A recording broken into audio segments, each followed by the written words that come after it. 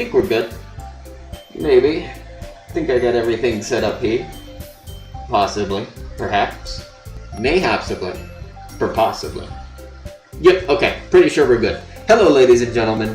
Me, Devmo7 again, and today we're back with another episode of October Horrorama. We're playing Doki Doki Literature Club this time, which is a horror game, somehow. I don't know how yet. We'll figure it out. Alright, let's see. Oh, hang on. Door's open. Give me a minute here.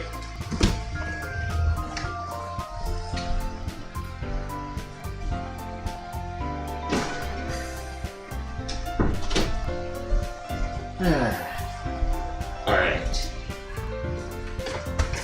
Very nice. Very cool. Let me make sure the volume's good. Good and proper.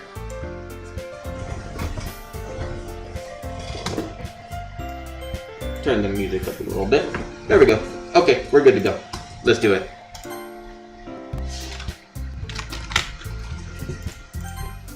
Gaming time. Alright. I see an annoying girl running toward me from the distance, waving her arms in the air like she's totally oblivious to any attention she might draw to herself. Me? That girl is Sayori, my neighbor and good friend since we were children.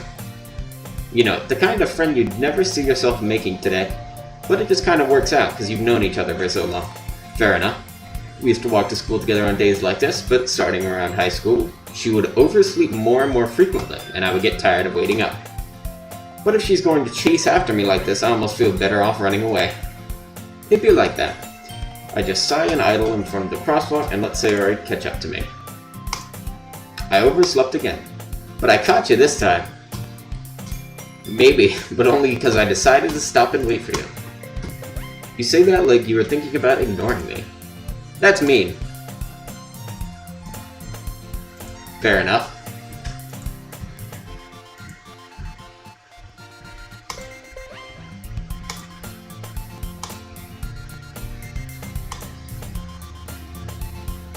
The streets became increasingly speckled with other students making their daily commute. By the way, have you decided on a club to join yet? Judging by the name of the game, I'd have to say... I don't know, that's a really difficult one. I think maybe, just maybe the wrestling club? I told you already, I'm really not interested in joining any clubs. I haven't been looking either. That's not true, you told me you would join a club this year. Fair enough.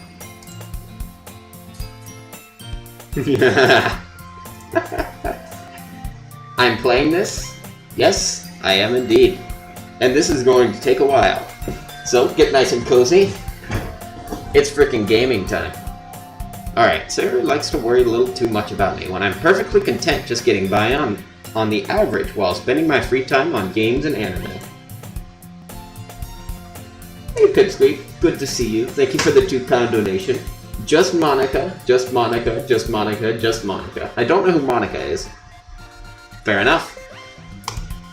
I was talking about how I'm worried that you won't learn how to socialize or have any skills before college. Your happiness is really important to me. And I know you're happy now, but I die at the thought of you becoming a NEET in a few years because you're not used to the real world. You trust me, right? Don't make me keep worrying about you. Alright. I'll look at a few clubs. No promises, though. Alright. It's time to find a club. Alright. Surprised I even let myself relent to her.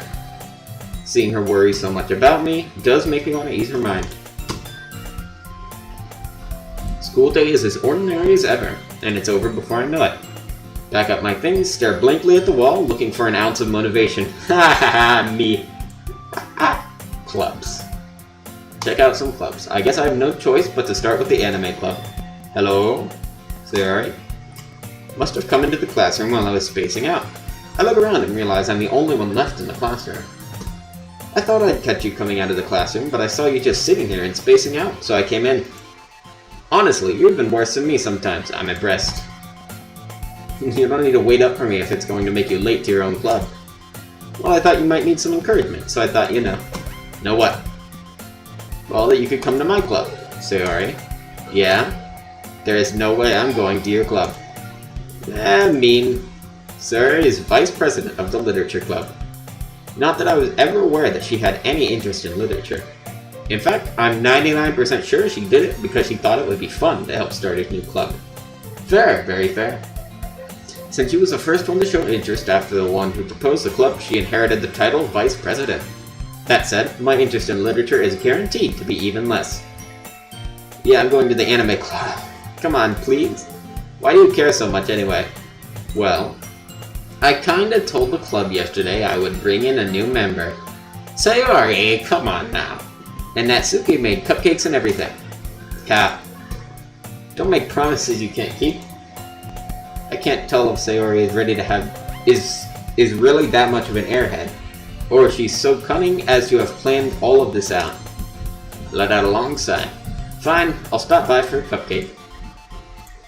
Alright, we're stopping by for a cupcake, nothing more. Pretty much today I sold my soul for a cupcake. I dejectedly followed Sayori across the school and upstairs, a section of the school I rarely visit, being generally used for third-year classes and activities.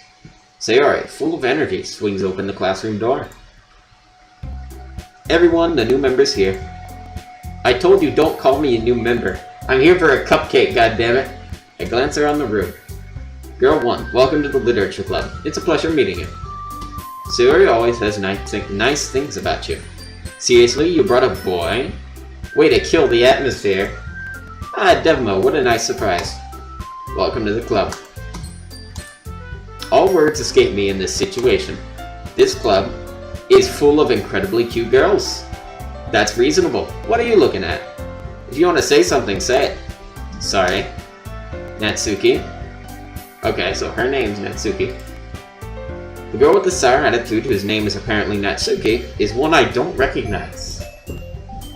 Her small figure makes me think she's probably a first year. She's also the one who made cupcakes, according to Sayori. You can just ignore her when she gets moody. Fair enough. Says that quietly into my ear and then turns back towards the other girls. All sneaky like. Anyway, this is Natsuki, always full of energy. And this is Yuri, the smartest in the club. Don't say things like that. I am playing the original. I might play the plus later down the line, if that's a thing. Yuri, who appears comparably more mature and timid, seems to have a hard time keeping up with people like Sayori or Natsuki. This is a lot of names to keep up with. I can only remember like 1 or 2 names at a time, and then it's just out the window. I'm glad they have their names over their chat bubbles here. Oh, well, it's nice to meet both of you. And it sounds like you already know Monica, is that right? That's right. It's great to see you again, Devma. Monica smiles sweetly. We do know each other. Well, we rarely talk, but we were in the same class last year. Monica was probably the most popular girl in class. Smart, beautiful, athletic. Basically, completely out of my league. So, having her smile at me so genuinely feels a little. You too, Monica. Come sit down, Devma. We made room for you at the table, so you can sit next to me or Monica. I'll get the cupcakes. Hey, I made them, I'll get them. Sorry, got a little too excited. Okay.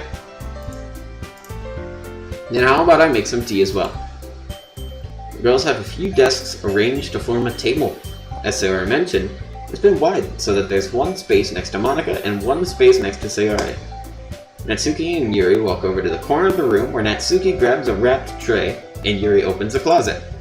Still feeling awkward, I take a seat next to Sayori. Natsuki proudly marches back to the table, tray in hand. I thought I would have to make a choice. God damn it. Okay, are you ready? Ta-da! Natsuki lifts the foil off the tray to reveal a dozen white, fluffy cupcakes, decorated to look like little cats. That's too much work, man. You know, if I was ever to make cupcakes, I would literally just bake it, cover it in like a spattering of frosting, and that'd be it. I'd be good. That's all. I wouldn't need no fancy cupcakes, but that's good. That's very nice. The whiskers are drawn with icing, and little pieces of chocolate were used to make ears. So cute. I had no idea you were so good at baking, Natsuki. Well, you know. Just hurry and take one. Sayori grabs one first, then Monica. I follow. It's delicious. Already managed to get icing on our face. Fair enough. Natsuki's quiet. I can't help but notice her sneaking glances. Blah, I can't words today. Sneaking glances in my direction. Is she waiting for me to take a bite? I finally bite down. The icing is sweet and full of flavor. I wonder if she made it herself. This is really good. Thank you, Natsuki. What are you thinking, May? It's not like haven't I heard this somewhere before? Made them for you or anything? I thought you technically did. Sayori said, well, maybe, but not for you, dummy. Alright. I give up on Natsuki's weird logic and dismiss the conversation. Understandable. Yuri returns to the table, carrying a tea set. She carefully places a teacup in front of each of us before setting down the teapot next to the cupcake tray.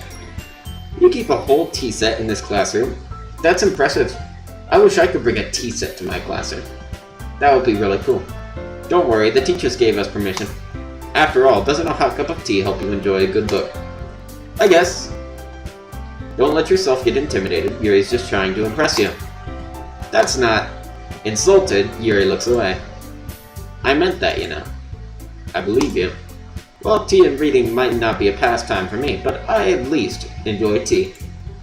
I'm glad. Yuri faintly smiles to herself in relief. Monika raises an eyebrow, then smiles at me.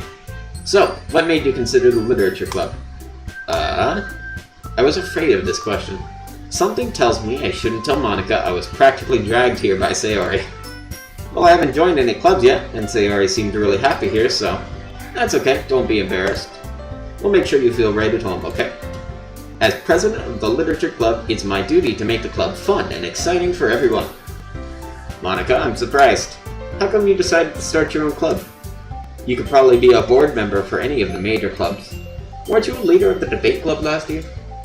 Well, To be honest, I can't stand all of the politics around the major clubs. It feels like nothing but arguing about the budget and publicity and how to prepare for events. That's true. I'd much rather take something I personally enjoy and make something special out of it. Also reasonable. And if it encourages others to get into literature, then I'm fulfilling that dream. Monika really is a great leader. Yuri also nods in agreement. Then I'm surprised there aren't more people in the club yet. It must be hard to start a new club. You could put it that way. Not many people are very interested in putting out all the effort to start something brand new. Especially when it's something that doesn't grab your attention like literature. You have to work hard to convince people that you're both fun and worthwhile. But it makes school events like the festival that much more important. I'm confident that we can all really grow this club before we graduate. Right, everyone? Yeah, we'll do our best. You know it. Everyone enthusiastically agrees. Such different girls, all interested in the same goal. Monika must have worked really hard just to find these three. Maybe that's why they were all so delighted by the idea of a new member joining. Though I still don't really know if I can keep up with their level of enthusiasm about literature. I can read a book!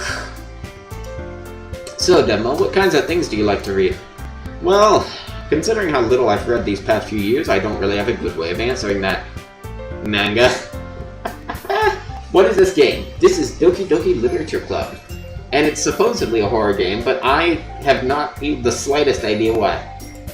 I mutter quietly to myself, half joking. Natsuki's head suddenly perks up. It looks like she wants to say something, but she keeps quiet. Not much of a reader, I guess. Well, that can change. What am I saying? I spoke without thinking after seeing Yuri's sad smile. Anyway, what about you, Yuri? Well, let's see. Yuri traces the rim of her teacup with her finger. My favorites are usually novels that build deep and complex fantasy worlds. The level of creativity and craftsmanship behind them is amazing to me. And telling a good story in such a foreign world is equally impressive. Yuri goes on, clearly passionate about her reading. She seemed so reserved and timid since the moment I walked in, but it's obvious by the way her eyes light up that she finds her comfort in the world of books, not people. Hang on, I'm gonna ping the Discord real quick, let him know we didn't type it. I should get used to doing that at the beginning of the stream. I can't, can't do it in the middle of my gameplay. That's not how it'll be. Alright.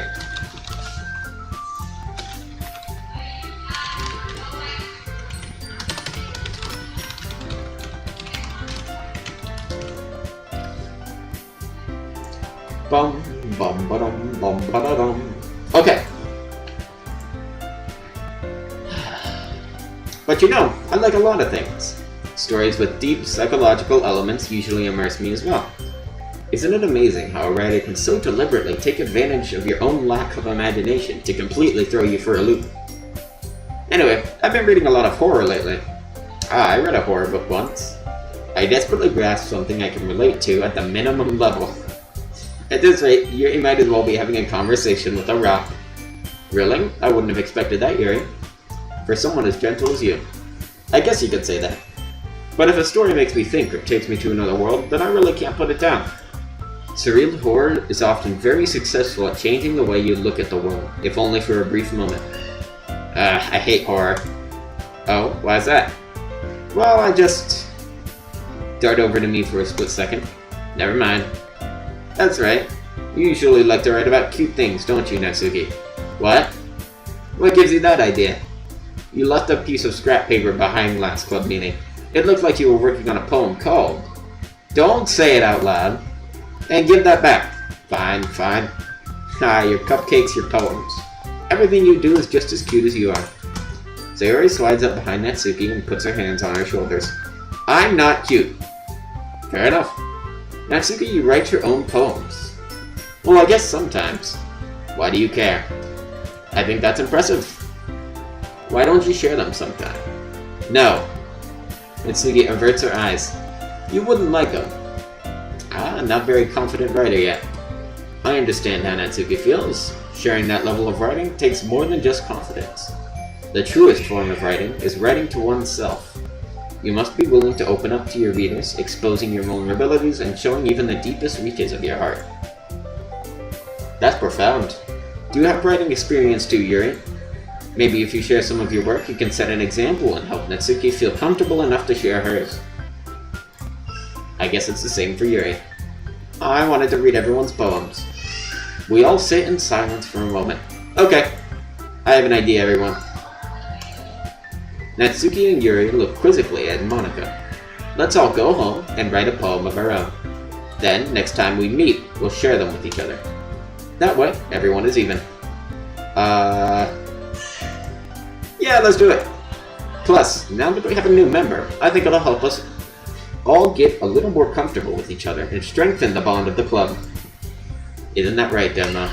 Monika smiles warmly at me once again. Hold on, there's still one problem. What's that? Now that we're back to the original topic of me joining the club, I bluntly come forth with what's been on my mind the entire time. I never said I would join this club. Sayori may have convinced me to stop by, but I never made any decision. I still have other clubs to look at, and I lose my train of thought.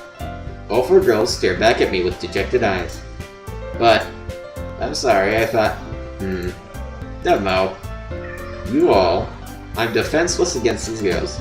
How am I supposed to make a clear-headed decision when it's like this? Yeah, that's not fair. That is, if writing poems is a price I need to pay in order to spend every day with these beautiful girls. Right. Okay, I've decided then. I'll join the literature club. One by one, the girls' eyes light up. Yay, I'm so happy. Wraps her arms around me, jumping up and down. Haha, you really did scare me for a moment. If you really just came for the cupcakes, I would be super pissed. Then it makes it official. Welcome to the literature club. Thanks, I guess. Okay, everyone. I think with that, we can officially end today's meeting on a good note. Everyone remember tonight's assignment.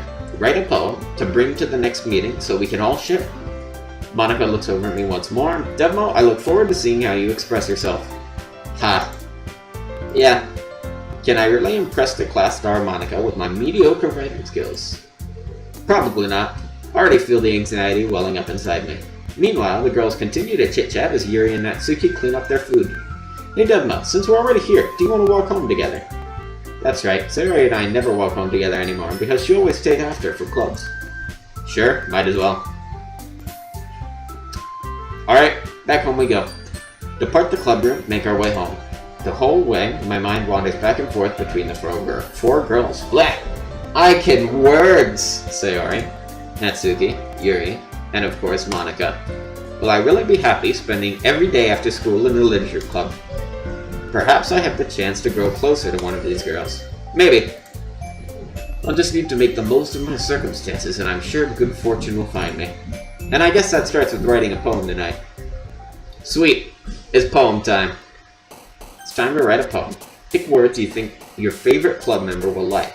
Something good might happen with whoever likes the poem the most.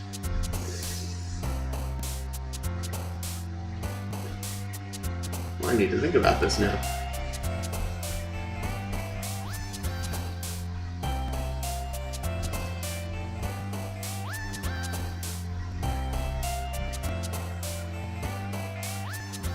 Why are like half of these words bad? Like these.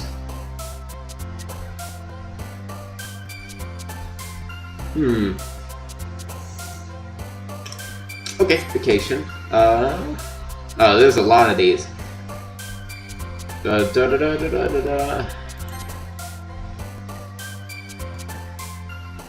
Awesome.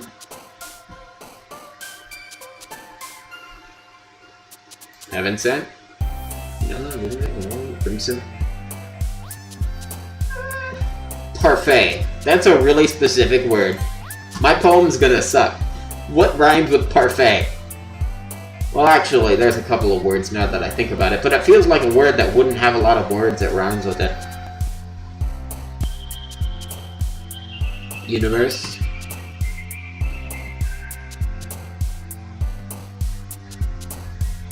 Clouds. Peaceful. I like fireworks.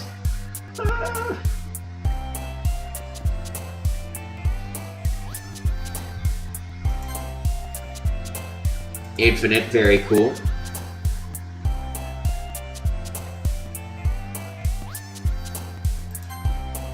Fear, infallible. That's bad. Raindrops, games. Games, yes, gaming! Yeah, gaming. Memories are nice. Lucky. Blanket. Electricity is cool. Rabbit. Cat. Candy is delicious. Okay, we're good. Hi again, Devmo. Glad to see you didn't run away on us. Haha. Nah, don't worry. This might be a little strange for me, but at least I kept my word. Well, I'm back at the Literature Club. I was the last to come in, so everyone else is already hanging out. Thanks for keeping your promise, Devmo. I hope this isn't too overwhelming of a commitment for you. Making you dive headfirst into literature when you're not accustomed to it. Oh, come on, like he deserves any slack. Sarah told me you didn't even want to join any clubs this year. And last year, too. I don't know if you plan to just come here and hang out or what. But if you don't take us seriously, then you won't see the end of it. Natsuki, you certainly have a big mouth for someone who keeps her manga collection in the club room. Haha. Finds herself stuck between saying Monica and manga. Manga is literature, or is it manga? Manga or manga? I've never known how to precisely pronounce that, so I'm just gonna say manga until further notice. Swiftly defeated, Natsuki plops back into her seat. Don't worry, guys. Devmo always gives his best as long as he's having fun. He helps me with busy work without me even asking. Like cooking, cleaning my room. How dependable. Sorry, that's because your room is so messy it's distracting. And you almost set your house on fire once. Ha! Me? Is that so? Haha. You two really are good friends, aren't you? I might be a little jealous. How come? You and Devmo can become good friends too. Sayori? As usual, Sayori seems oblivious to the weird situation she just put me into. Oh, Yuri even brought you something today, you know. Wait, Sayori. Me? Not really. Don't be shy. It's really nothing. What is it? Never mind. Sayori made it sound like a big deal when it's really not. Oh, what do I do? I'm sorry, Yuri. I wasn't thinking. Hello, Ola. Good to see you. Alright, I guess this means it's up to me to rescue this situation. Hey, don't worry about it. First of all, I wasn't expecting anything in the first place. So any nice gesture from you is a pleasant surprise. It'll make me happy no matter what. Is that so? Yeah, I won't make it into a big deal if you don't want it to be. Alright. Well, here. Yuri reaches into her bag and pulls out a book. I didn't want you to feel left out, so I picked a book I thought you might enjoy. It's a short read, so it should keep your attention, even if you don't usually read. And we could, discuss it if you wanted. This is... How is this girl accidentally being so cute? Magic! She even picked out a book she thinks I'll like, despite me not reading much. What's the book? Show me the book! Yuri, thank you, I'll definitely read this. I enthusiastically take the book. Phew. Well, you can read it at your own pace.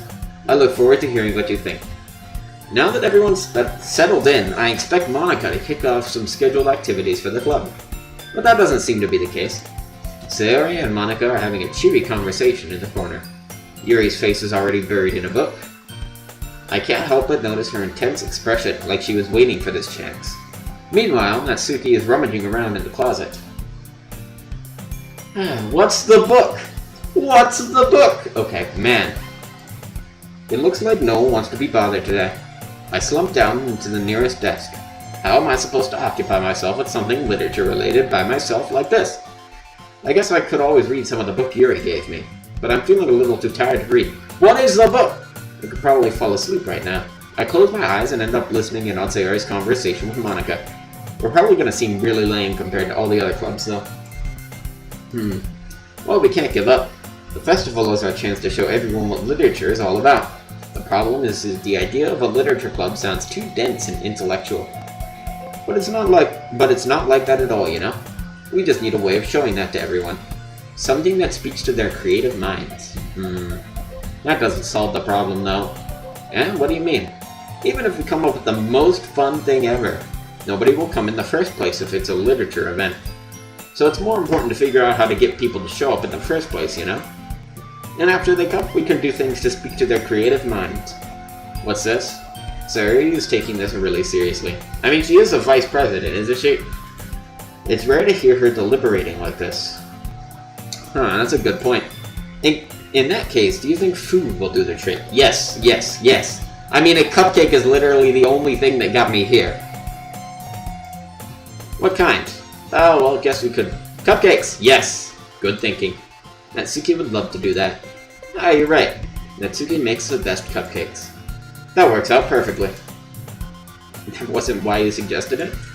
Cupcakes speak to my creative tummy. Cupcakes it is, then. Hello, Credit. Good to see you. I'm hungry. Anyway, we still need to work out the details of the event itself. I find myself smiling. In the end, Sayori is still her usual self. But therein lies the unexpected reason I admire her. Unlike me, who has trouble finding any motivation at all, Sayori can put her mind to things and make them come to life. I suppose that's why I end up letting her get on my case about things. I can't help but wonder what it would be like to see the world through her eyes. Ah! I open my eyes to find Sayori's face filling my vision. I nearly fall out of my chair. This is a horror game. She literally jump-scared us. I can't believe she'd do such a thing. Sorry. Wait, actually, I'm not sorry at all. It's your fault for sleeping like that. This isn't a napping club. Does our school have a napping club? You're staying up late again, aren't you? Now that you're in a club, you're gonna have less time for anime, You'll need to get used to it. Don't say that so loud. I glance over my shoulder to see if Monica overheard. It's true, though. Yeah, I know. You're always looking out for me, Sayori. It's what I do best. That's a problem. What about you? You look out for me better than you look out for yourself? You're still oversleeping every day, aren't you? Eh? Not every day. That's not very convincing. Hello, Booblocks. You're getting PTSD. Oh, that's lovely. Oh, that's wonderful.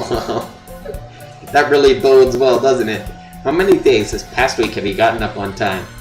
It's a secret. I knew it. Come on. At least give me the benefit of the doubt. I can't even do that. Look, Sayori, it's written all over you. Eh? Sayori glances around at herself. How is that written all over me? Yeah, it's not physically written all over me. What are you talking about? You were clearly in a rush this morning. Look, your hair is sticking out all around here. Ah! I run my fingertips down the side of Sayori's hair, trying to straighten it out. Man, you really need a brush for this. My hair is just really hard to get right. I won't fall for that. There's more than just your hair. Look, your bow isn't straight either. And there's a toothpaste stain on your collar right here. I tried to wipe off the stain with my finger, but nobody would ever notice that. Of course they would. Nobody's gonna tell you about it because they don't want to embarrass you. Fortunately, I don't really care about that. Hey, you meanie. And you don't even keep your blazer buttoned up. Seriously, Sayori. Why do you think you don't have a boyfriend yet? Eh? That's super mean. Sorry, but you'll thank me later. I start to button her blazer from the bottom. Once you see how much better it looks, you'll change your mind. This is so funny. What is? Well, I was just thinking how weird it was to have a friend who does these kinds of things. Eh? Don't say that. You'll make me feel weird about it, stupid. It's okay though. I'm happy we're like this. Aren't you? I guess. Hey, be careful. The button might come off. Why is this one so hard to close? I struggle to fully close the button near her chest. Does this thing even fit you properly? Probably not. How long is this stream gonna be? However long the game is, so... How long is the game? I'm not sure. My estimates from what I looked up, it's like 5 to 6 hours. But I could be wrong. It could be a lot longer, it could be a lot shorter, who knows? It did when I bought it. If you ever buttoned it, you would have noticed sooner it doesn't fit you anymore. What are you smiling about? It means my boobs got bigger again. Fair enough. Don't say that out loud. Ha. Anyway, you look much better now, so... How does it feel strange to see Sayori's blazer buttoned up like that? But it's so stuffy. It's not worth it at all. Sayori hastily unbuttons her blazer once more. Well, there goes all that hard work. Phew. That's so much better. Sayori puts her arms out and twirls around. So if I keep it unbuttoned, then I won't get a boyfriend, right? What kind of logic is that? Why are you saying it like it's a good thing? Because if I had a boyfriend, then he wouldn't even let you do things like this.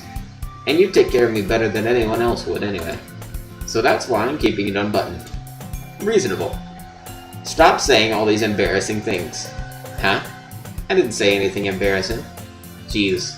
She's very oblivious. Well anyway, just focus on trying to wake up a little earlier. Only if you focus on going to bed earlier. Fine. It's a deal.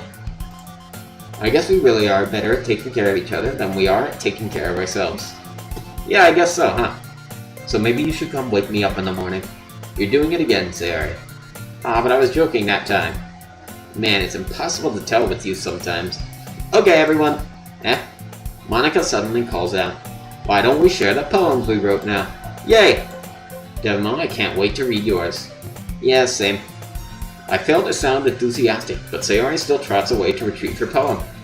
By the way, did you remember to write a poem last night? Yes! My relaxation ends. I can't believe I agreed to do something so embarrassing. I couldn't really find much inspiration, since I've never really done this before. Well, now that everyone's ready, why don't you find someone to share with? I can't wait. Sayori and Monika enthusiastically pull out their poems. Sayori's is on a wrinkled sheet of loose leaf torn from a spiral notebook. On the other hand, Monika wrote hers in a composition notebook. I can already see Monika's pristine handwriting from where I sit. Natsuki and Yuri reluctantly comply as well, reaching into their bags. I do the same myself. Okay, who should I show my poem to first? Is this an important decision? I feel like this is the first actual decision I've gotten. Natsuki and Yuri were both, not enthusiastic about it. Monika was slightly more so, but Sayori was the most, so I feel like it's only fair. I'm definitely most comfortable sharing it with Sayori first. She's my good friend after all. Oh my goodness. This is so good, Devmo. I love it! I had no idea you were such a good writer. Sayori, you must be seriously overreacting. I'm not a good writer at all. I honestly have no idea what I'm doing. Well, maybe that's why. Because I have no idea what I like either. Ha! Jeez. I'm sure Yuri's opinion has to be a little more constructive than this. Maybe even Natsuki's. Are you sure you don't like it just because I wrote it? Well, I'm sure that's part of it. I think I understand you better than a lot of other people you know. So, when I read your poem, it's not just a poem. It's a Devimo poem. And that makes it feel extra special. Fair enough. Like I can feel your feelings in it. It is radiating power! Sayori hugs the sheet against her chest. You're so weird, Sayori. I'm really happy just that you wrote one. It just reminds me of how you're really a part of the club now. Not to mention the fact that I'm standing in front of you in the club room. Oh, well, of course. I'm not really into it yet, but that doesn't mean I'll break my promise. See? It's like I said before, Devmo. Deep down, you're not selfish at all, you know. Trying new things like this for other people, that's something that only really good people do. Thanks, Sayori. I'm not sure if Sayori sees the full picture of my motive here. Cupcakes! Cupcakes! Give me more cupcakes! Okay, then again, I can't deny that she's part of the reason I joined. Knowing how much this means to her and all. Yeah, and I'm gonna make sure you have lots of fun here, okay? That will be my way of thanking you. Alright, I'm gonna hold you to that then. Yay! Now you'll read my poem too, right? Don't worry, I'm really bad at this. Ha! We'll see about that. Alright.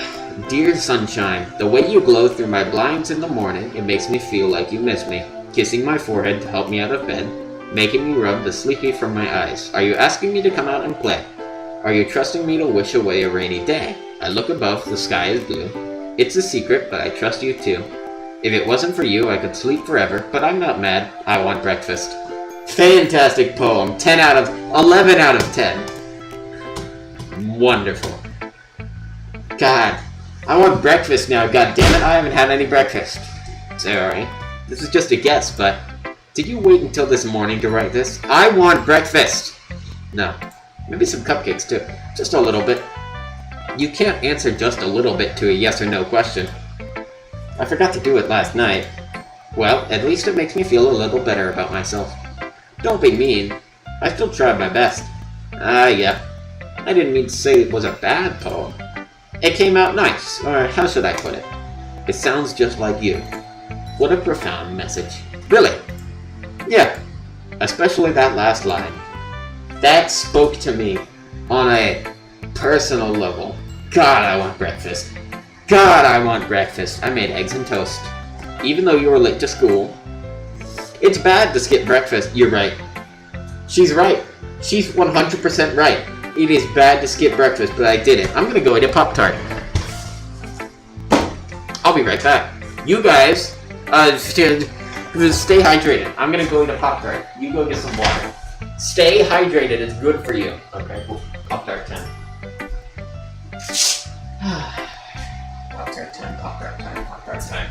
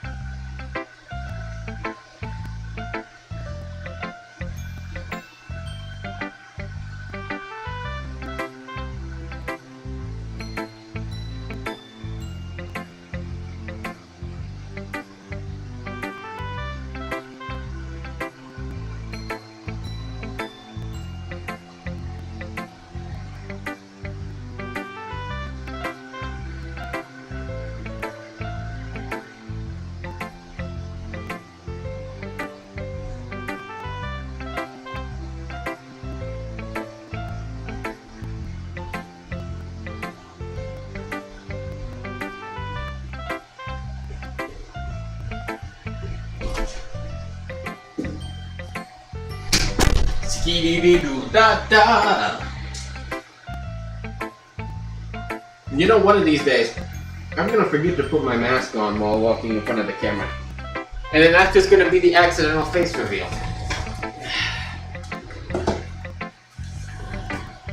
Not today, though. Not today. Alright, oh. Let me catch up on chat.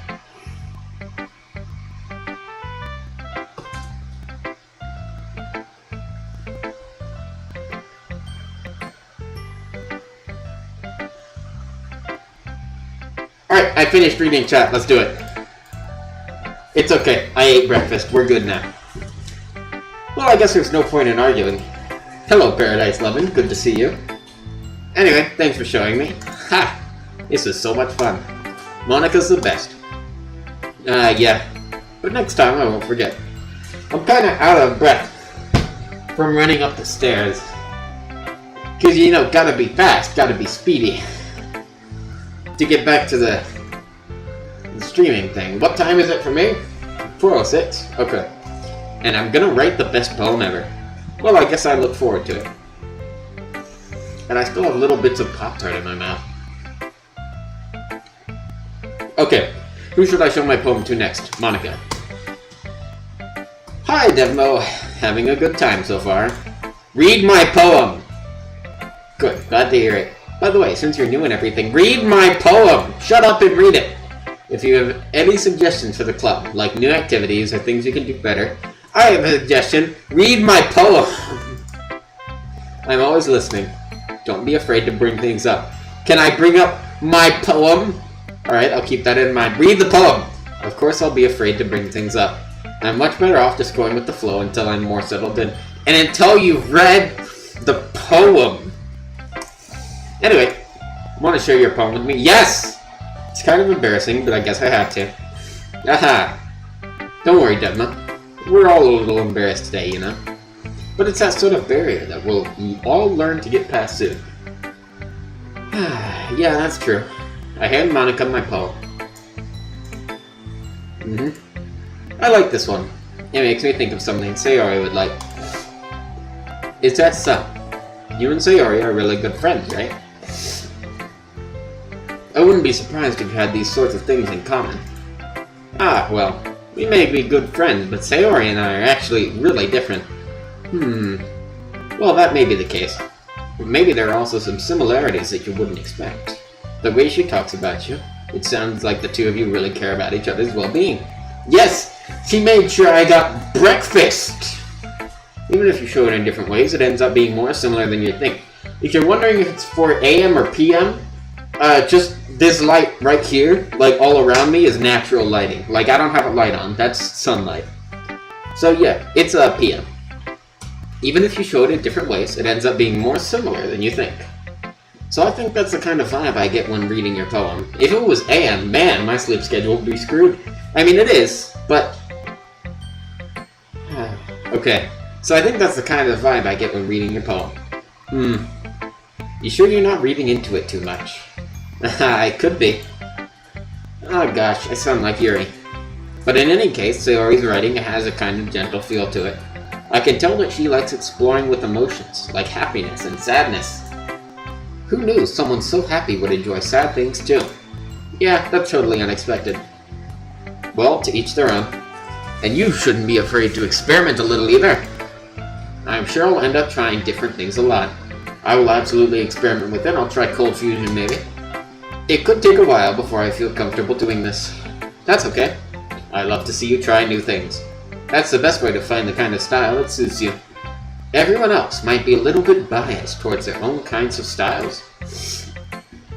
But I'll always help you find what suits you most. So don't force yourself to write the way everyone else wants you to write. I'm writing exactly how I would write. And that is hectically and at the last minute. It's not like you have to worry about impersonating them or anything. Impressing them, sorry. Aha. Ahaha. Anyway, do you want to read my poem now? Don't worry, I'm not very good. You sound pretty confident for someone who claims to not be very good. Well, that's because I have to sound confident. That doesn't mean I always feel that way, you know? I see. Well, let's read it then. Okay. I can scroll on a piece of paper. That's how paper works. Hole in wall.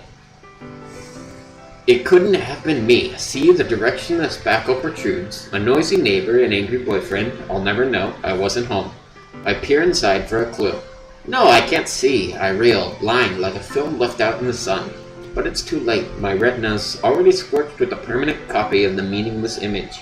It's just a little hole. It wasn't too bright. It was too deep, stretching forever into everything. A hole of infinite choices. I realize now that I wasn't looking in. I was looking out. And he, on the other side, was looking in.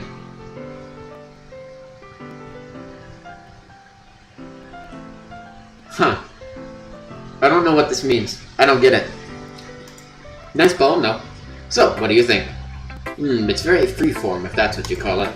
Sorry, I'm not really the right person to ask for feedback. It's okay. Yeah, that kind of style has gotten pretty popular nowadays. That is, a lot of poems have been putting emphasis on the timing between words and lines. When performed out loud, it can be really powerful. Like a punch. Strong and powerful. Okay, what was the inspiration behind this one? Well, I'm not sure if I know how to put it. I guess you could say I had some kind of epiphany recently. It's been influencing my poems a bit. An epiphany? Yeah, something like that. I'm kind of nervous to talk about deep stuff like that, because it's kind of coming on strongly. Maybe after everyone is better friends with each other. Anyway, here's Monica's writing tip of the day. Sometimes when you're writing a poem or a story, your brain gets too fixated on a specific point. If you try so hard to make it perfect, you'll never make any progress. That's a bit profound. Just force yourself to get something down on the paper and tidy it up later. That's a strategy. Another way to think about it is this. If you keep your pen in the same spot for too long, you'll just get a big dark puddle of ink. So just move your hand and go with the flow. That's my advice for today. Advice with Monica. Lovely. Thanks for listening. Okay. I said I'd get some, commentary on my poem if I went with Yuri, so we'll go with Yuri and then Natsuki last. Wow, very profound, Yuri. I frankly don't even know how I'm supposed to interpret this. This is incredibly deep. Like the amount of thought. This is deeply thought-provoking. This thing that she's saying right here. Man. Anyway, moving on. Yuri stares at the poem. A minute passes, more than enough time for her to finish reading. Yes! Yes, this is exactly what I need. I need them to read the poem immediately. No words, no conversation, just straight into it. Straight to business. That's what you'll love to see. Oh. Sorry. I forgot to start speaking. It's fine. Don't force yourself. I'm not. I just need to put my thoughts into words. Hold on. Okay. This is your first time writing a poem, right? Yeah. Why do you ask? I'm just making sure. I guess that it might be after reading through it. So it's that bad. No. Did I just raise my voice? I'm so sorry. Yuri buries her face in her hands. I couldn't help but notice it's been several minutes and we really haven't gotten anywhere. It might take Yuri a while to get used to new people. It's fine, I really didn't notice. What were you saying? Right, it's just that there are specific writing habits that are usually typical of new writers. And having been through that myself, I kind of learned to pick up on them. I think the most noticeable thing I recognize in new writers is that they try to make their style very deliberate. In other words, they tend to pick up a writing style separate from the topic matter, and they form-fit the two together. The end result is that both the style and the expressiveness are weakened. Once Yuri finds a train of thought, it's as if her demeanor totally changes. Her stammering is completely gone, and she sounds like an expert. Of course, that's not something you can be blamed for. There are so many different skills and techniques that go into writing even a simple poem. Not just finding them and building them, but getting them to work together is probably the most challenging part. It might take you some time, but it all comes with practice and learning by example, and trying new things. I also hope that everyone else in the club gives you valuable feedback. Natsuki can be a little bit biased, though. Biased? How? Well, never mind. I shouldn't be talking about people like that. Sorry.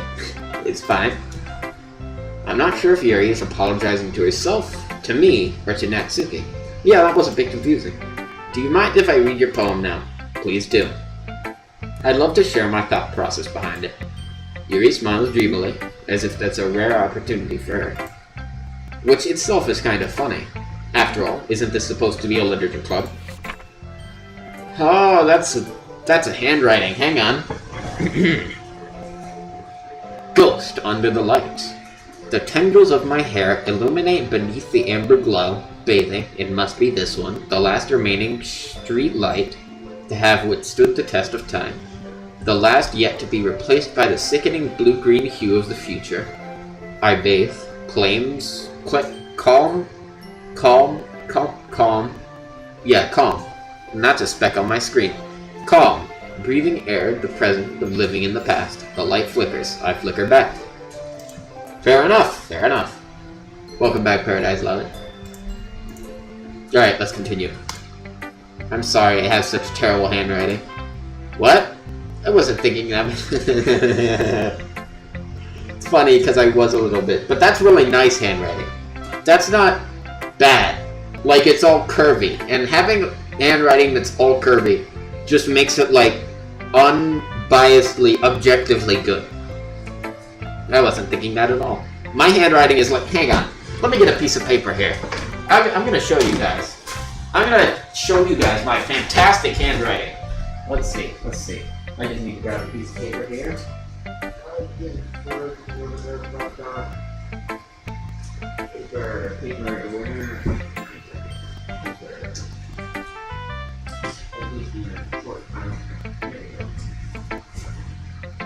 Get this. Get that over here. Is there paper in here? God damn it, there's no paper in here. Bloody hell. Hold on. Get a paper. Get a paper. Paper. Get a paper. Get a paper. Get a. Here we go. I have a piece of paper. I need to find a pen. Pen. I need a pen. It's a little long. I should have one right in here. Yes, I do.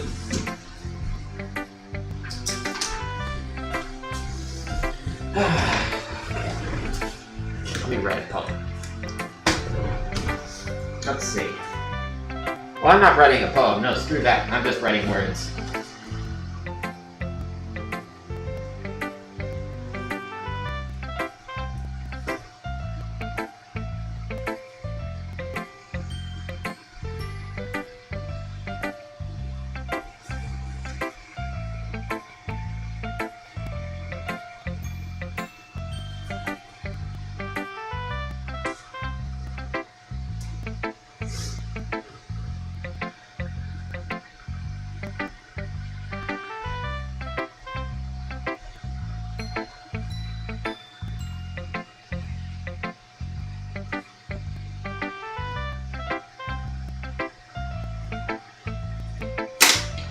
Here's my haiku.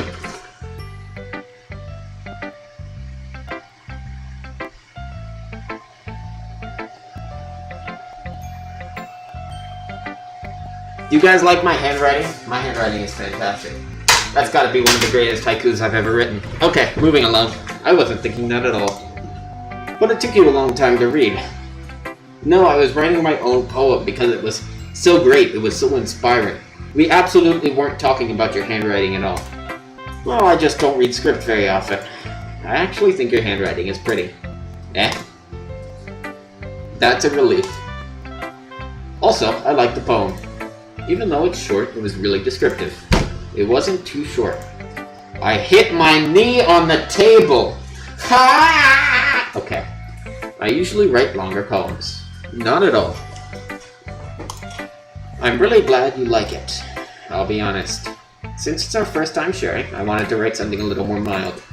Something easy to digest, I suppose. What type of paper is it written on? Because some types of paper I could eat pretty easily and I think I'd digest it just fine. But some types are like really thick or made out of some really difficult to consume material. and then it would like hurt all the way down, and I don't think it would digest well. Damn, the nuance of eating paper. Are you into ghosts, Yuri? Haha. Actually, the story isn't about a ghost at all. Really? I must have totally missed the point. Well, I suppose you did only glance over it after all. But remember that poets often express their own thoughts, feelings, and experiences in their work. They usually do more than tell a simple story or paint a picture. In this case, perhaps the subject of the poem is only being symbolically compared to a ghost. Lingering in our last remaining place of comfort, unable to let go of the past, and soon to be left with nothing. That's a lot more solemn, putting it that way. I hadn't even thought of that. That's impressive. It's nothing, really. Well, it makes me happy you think that. Just remember that it won't be long before you pick up on these things too. I can click words! Yeah, maybe you're right. I guess I'll have to keep trying. I'm counting on you. Who should I show my poem to next? I guess, there are some very interesting options here. I'm wondering who exactly I should go next, you know? There's a lot of thought that needs to go behind this decision.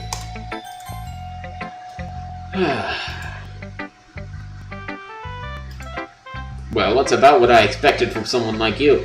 Oh yeah, exactly. Just straight into it. You love to see it. No words, no talking, just right into the poem. That's a little blunt. Well, excuse me. It's not like I said it was bad. It just didn't evoke any emotions. So basically, it's not cute enough for your tastes. Do you want to get smacked? I'll pass.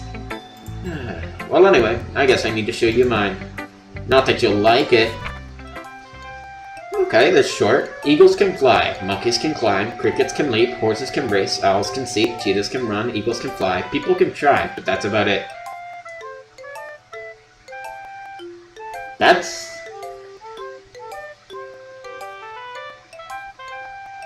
Yeah, I don't get it.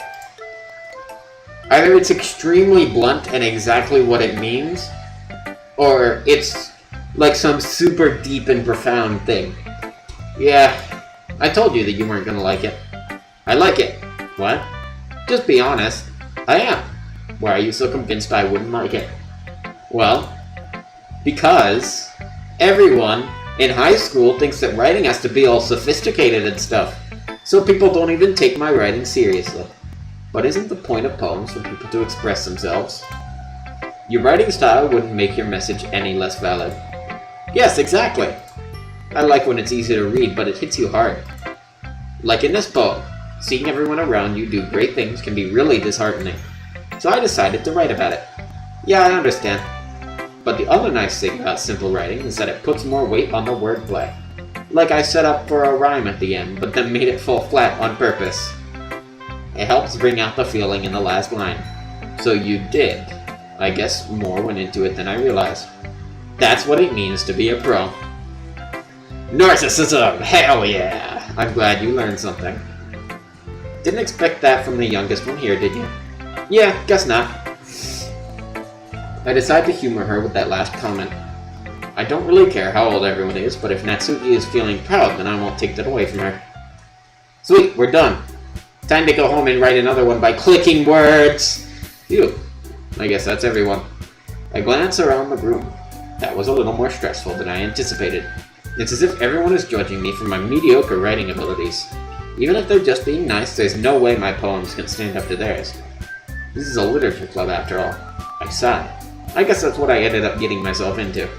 Across the room, Sayori and Monica are happily chatting. My eyes land on Yuri and Natsuki. They gingerly exchange sheets of paper, sharing their respective poems. What does gingerly mean? Is that like a good thing? Fair enough.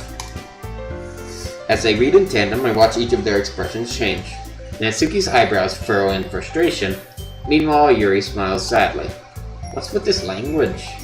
Did you say something? Oh, it's nothing. Natsuki dismissively returns the poem to the desk with one hand. I guess you could say it's fancy. Thanks. Yours is cute. Cute? Did you completely miss the symbolism or something? So they have such profound words to say to me. They're like, oh, there's this, and there's this, and there's that, and there's this over there, and there's that one right there, and there's symbolism, words, meaning, and then together, when they're going with each other, they're just like, yeah, that's cute. It's clearly about the feeling of giving up. How can that be cute? I know that. I just meant the language, I guess. I was trying to say something nice. Eh? You mean you have to try that hard to come up with something nice to say? Thanks, it really didn't come out nice at all. Well, I do have a couple of suggestions. If I was looking for suggestions, I would have asked someone who actually liked it. Which people did, by the way. Sayori liked it, and Demo did too. So based on that, I'll gladly give you some suggestions of my own. First of all, excuse me. I appreciate the offer, but I've spent a long time establishing my writing style. I don't expect it to change anytime soon, unless of course I come across something particularly inspiring. Which I haven't yet. And Devmo liked my poem too, you know. He even told me he was impressed by it. Natsuki suddenly stands up. Oh? I didn't realize you were so invested in trying to impress our new member, Yuri. The music stopped! Someone's gonna die! Oh, it changed. That's not death music, that's funny music.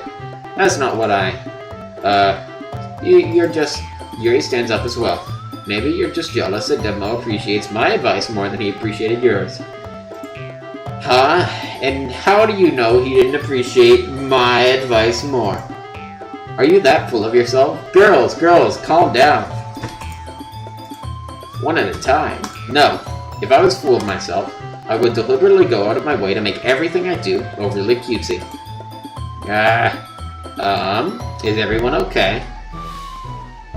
Hello, Osiris. Welcome to the stream. Well, you know what?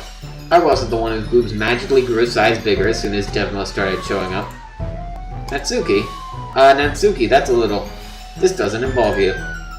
I don't like fighting, guys. Suddenly, both girls turned towards me as if they just noticed I was standing there.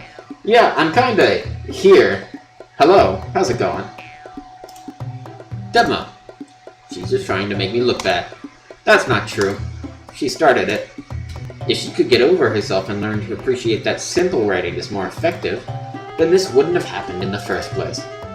What's the point in making your poems all convoluted for no reason? The meaning should jump out at the reader, not force them to have to figure it out. Help me explain that to her, Devmo. Wait, there's a reason we have so many deep and expressive words in our language. Like... what's a deep and expressive word? Booba! Okay. It's the only way to convey complex feelings and meaning the most effectively. Avoiding them is not only unnecessarily limiting yourself, it's also a waste. You understand that, right, Devmo? Well? How did I get dragged into this in the first place? It's not like I know anything about writing. But whomever I agree with, they'll probably think more highly of me. So, simple writing, or complex writing, or for the love of God, help me, Sayori, please, just get me out of this situation. Do you have a grappling hook? I could really go for a grappling hook right about now. Grappling hook. Natsuki. Natsuki glares at me, drying up any words I had in my mouth. So instead, I turn to Yuri. Yuri. But Yuri's expression is so defenseless, I can't bring myself to say anything to her. Sayori! Yeah. Everyone's fighting is making Sayori uncomfortable. How can the two of you keep fighting when you're making your friend feel like this? Devmo. Well, that's her problem. This isn't about her. I agree. It's unfair for others to interject their own feelings into our conflict. Yeah, unless Sayori wants to tell Yuri what a stuck-up jerk she's being. She would never. It's your immaturity that's made her upset in the first place. Excuse me. Are you listening to yourself? This is exactly why. Exactly why nobody likes... Stop! Natsuki, Yuri, you guys are my friends. I just want everyone to get along and be happy. My friends are wonderful people. And I love them because of their differences. Natsuki's poems, they're amazing because they give you so many feelings with just a few words.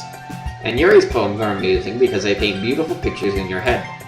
Everyone's so talented. So why are we fighting? Because, well, also, Natsuki's cute and there's nothing wrong with that. And Yuri's boobs are the same as they always were. Big and... Fair enough. Sayori. Sayori stands triumphantly. Monika stands behind her with a bewildered expression. I'll make some tea. Yuri rushes off. Natsuki sits down with a blank expression on her face, staring at nothing. Nice! I pissed everyone off! So this is why Sayori is vice president. I whisper to Monika.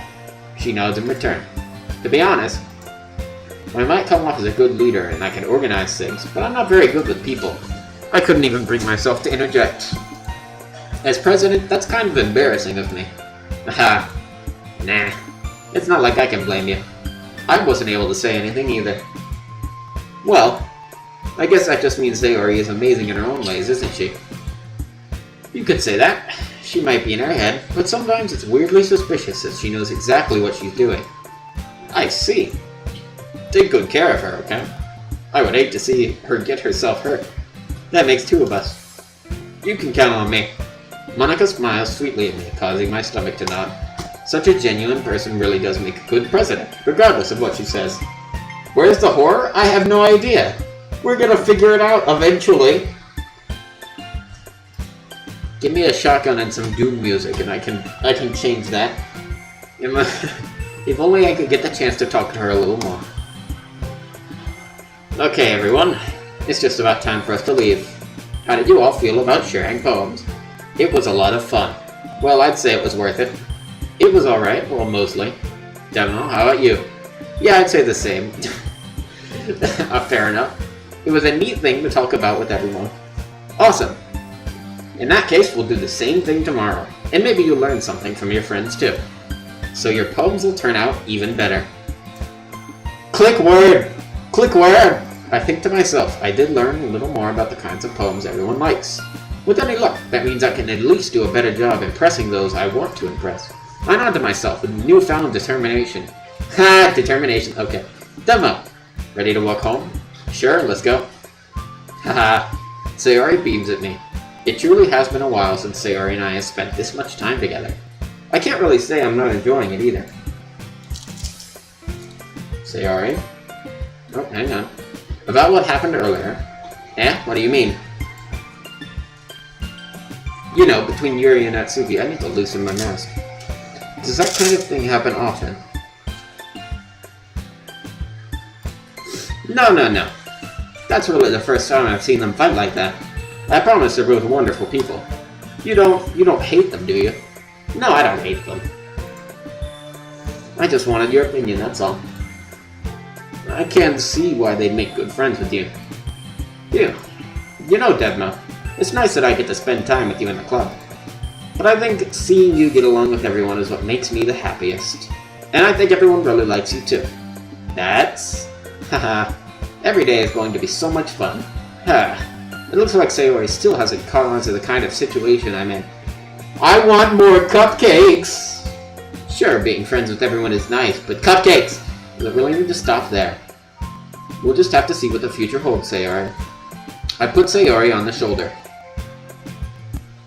I said that more to myself than to her, but it's easy to use Sayori as an internal monologue sometimes. Okay. Yeah.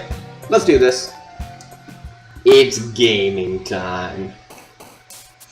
Ladies and gentlemen, we're clicking words. Let's save. Okay. Let's continue. Okay, it's time to click words. It's time to click words. It's time to click words. We're clicking words. We're clicking words. Word. Ha. Raindrop. Play. Gaming. Special.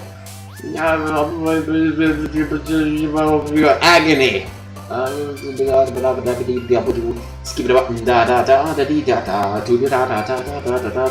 Existing. Anime.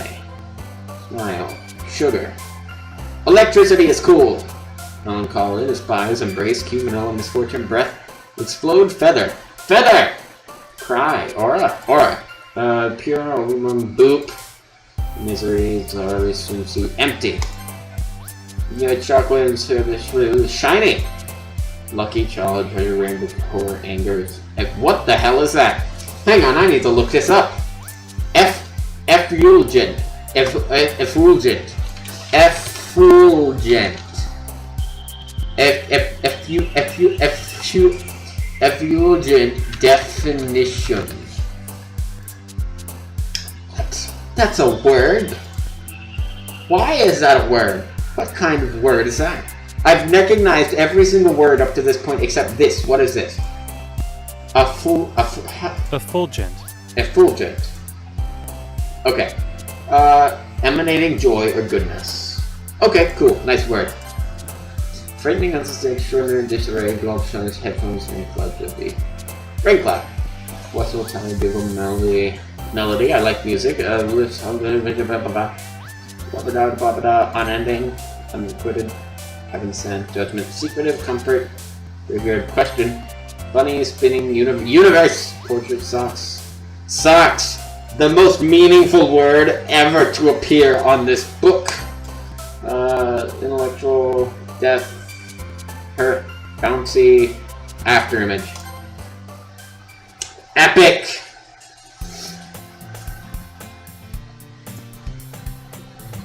I've gotten a little more comfortable here over the past few days. Entering the club room, the usual scene greets me. Hi, Devmo. Yo, Sayori. Looks like you're in a good mood today. Haha. I'm just still not used to you being in the club, that's all. I see. It's a pretty simple thing to get you in a good mood. But I guess it's always the simple things with you anyway. Speaking of which...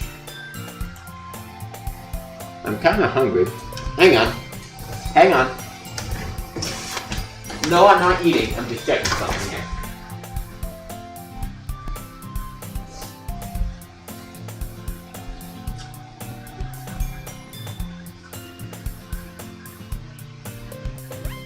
Well, that's very nice.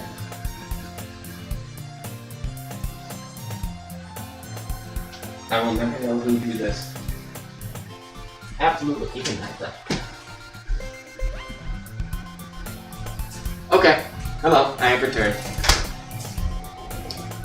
I'm kinda hungry.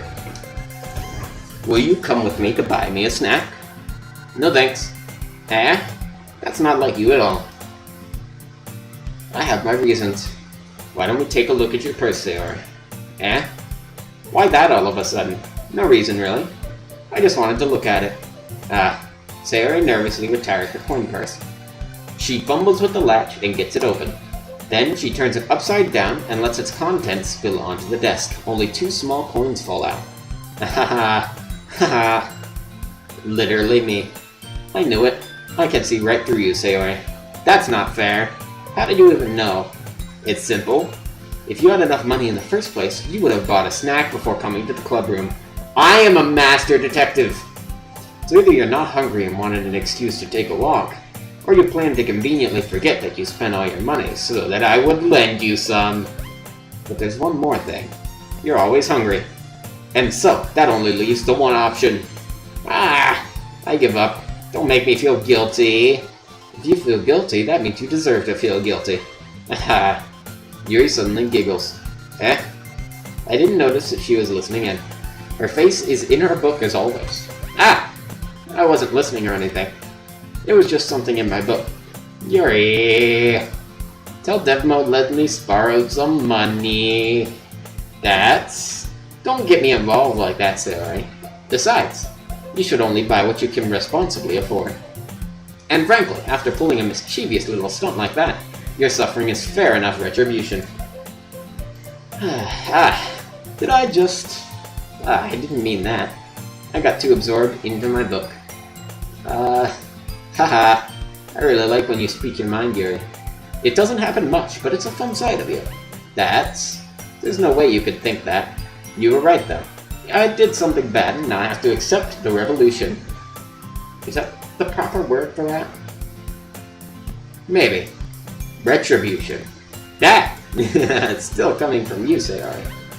I guess there's a little devil inside all of us, isn't there? Haha. Don't let her fool you. Sayori knows exactly what she's doing. After all, she told you guys she was bringing me to the club before she even told me. But you wouldn't have come if it weren't for the cupcakes. That's true. Can you give me more cupcakes? Give me more cupcakes. Give me more cupcakes. Give me more cupcakes. So I had to trick Natsuki into making them. Come on, give me more credit than that, Sayori. Quack. What's that? Out of nowhere, something smacks Sayori in the face and tumbles onto the desk. Ow! What was... A cookie! I would love to be slapped in the face with a cookie that came out of nowhere. Oh my lord, imagine if you just had the ability to, like... To just materialize objects whenever you wanted. But the downside to it, the one thing that would cause, that one bad thing about that ability would be that it came and hit you in the face. It didn't just appear in front of you. That would be hilarious. I would really love to have that ability. Sure enough, it's a giant cookie wrapped in plastic. Sayori glances around. Is this a miracle? It's because I paid my restitution. Retribution. Actually, that one almost worked. Aha! I was just gonna give it to you, but then I heard you blab about the cupcakes. It's totally worth seeing your reaction though, haha! Natsuki, that's so nice of you. I'm so happy. Sayori hugs the cookie. How do you hug a cookie? Like my arm, like if I wrap, like a cookie's small, even if it's a large cookie. I need to like, how do I, what? Like, let's take this calculator for example. How do I hug this? How do I mean, I guess I could kinda do that, but I don't know. It doesn't make sense. Don't hug cookies. Eat cookies. They're edible. They're for eating. Sayori hugs a cookie. Geez, just eat it. Sayori rapidly tears open the wrapper and takes a big bite. So good. Sayori suddenly claps her hands over her mouth. I bit my tongue! Haha, you're going through a lot over just one cookie. Natsuki takes a bite of her own cookie. Ah, yours looks really good too, Natsuki. Can I try? Geez, bakers can't be choosers. But yours is chocolate. Don't eat chocolate! Why do you think I gave you that one? Fine. Still, I'm really happy you shared this one with me. Haha. Sayori gets out of her seat and goes behind Natsuki, then wraps her arms around her. Ah, jeez. I get it. Cookie still in hand, Natsuki reaches up to nudge Sayori off her. Sayori suddenly leans down and takes a bite out of Natsuki's cookie. Deceit! Deception! Lies! She was only going in for the cookie. Did you seriously just do that? Mouth full, Sayori trots away to safety. Yuri and I laugh as well. Geez, you're such a kid sometimes. Monika, can you tell Sayori... Natsuki glances around. Monika isn't in the club room. She's late! Did I still know I'm there? Who knows? I think I have magical invisibility powers. Where's Monika anyway? Good question. Have any of you heard anything about her being late today? Not me. Yeah, I haven't either. That's a bit unusual. I hope she's okay. Of course she's okay. She probably just had something to do today. She's pretty popular after all. You don't think she has a... I wouldn't be surprised. She's probably more desirable than all of us combined. Yeah, that's true. Excuse me. Suddenly the door swings open. Sorry, I'm super sorry. Ah, there you are. I didn't mean to be late. I hope you guys weren't worried or anything. We were super worried. I can't believe you'd do such a thing. Monika chose the club over her boyfriend after all. You're so strong-willed. Boyfriend? What on earth are you talking about? Monika quizzically glances at me. Never mind that. What held you up anyway? Well, my last period today was study hall. To be honest, I kind of just lost track of time. That makes no sense though. You would have heard the bell ring at least. I must not have heard it since I was practicing piano. Piano? I wasn't aware you played music as well, Monika. Need to adjust my mask again. Because now it's too loose. There we go. I kind of just started recently. I've always wanted to learn piano. That's so cool. You should play something for us, Monika. Monika looks at me. Maybe once I get a little bit better, I will. Yay! That sounds cool. I'd also look forward to it. Is that so? In that case, I won't let you down, Denmo. Monica smiles sweetly. I didn't mean any pressure or anything like that. Don't worry. I've been practicing a whole lot recently. And I'd really love the chance to share once I'm ready. I see. In that case, best of luck. Thanks! So I didn't miss anything, did I? Not really. I chose to leave out Sayori's mischievous escapade. I'm sure Natsuki will end up complaining to her anyway. It looks like everyone has already settled down. Sayori somehow already finished her entire cookie. I would shove that right into my mouth. It would be fantastic. Yuri is back to her book and Natsuki disappeared into the closet. Interesting place to go. Devmo! Sayori suddenly comes up to me. I'm gonna get some supplies from another classroom. Wanna come with me? Supplies? What for? Well, you know how the festival's coming up.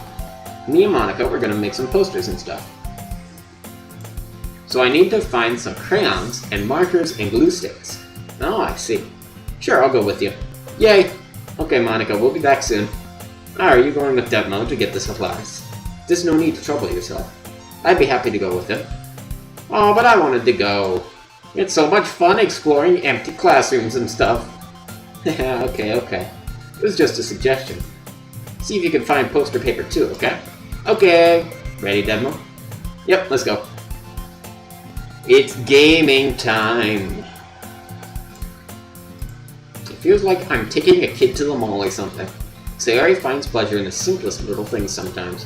Hey Sayori, what exactly are we doing for the festival anyway? I'm not sure how you would make an event out of literature. Me and Monica have it all planned out. Don't you worry. Is that so? Yep. We're gonna do a poetry performance. A performance? Of what kind?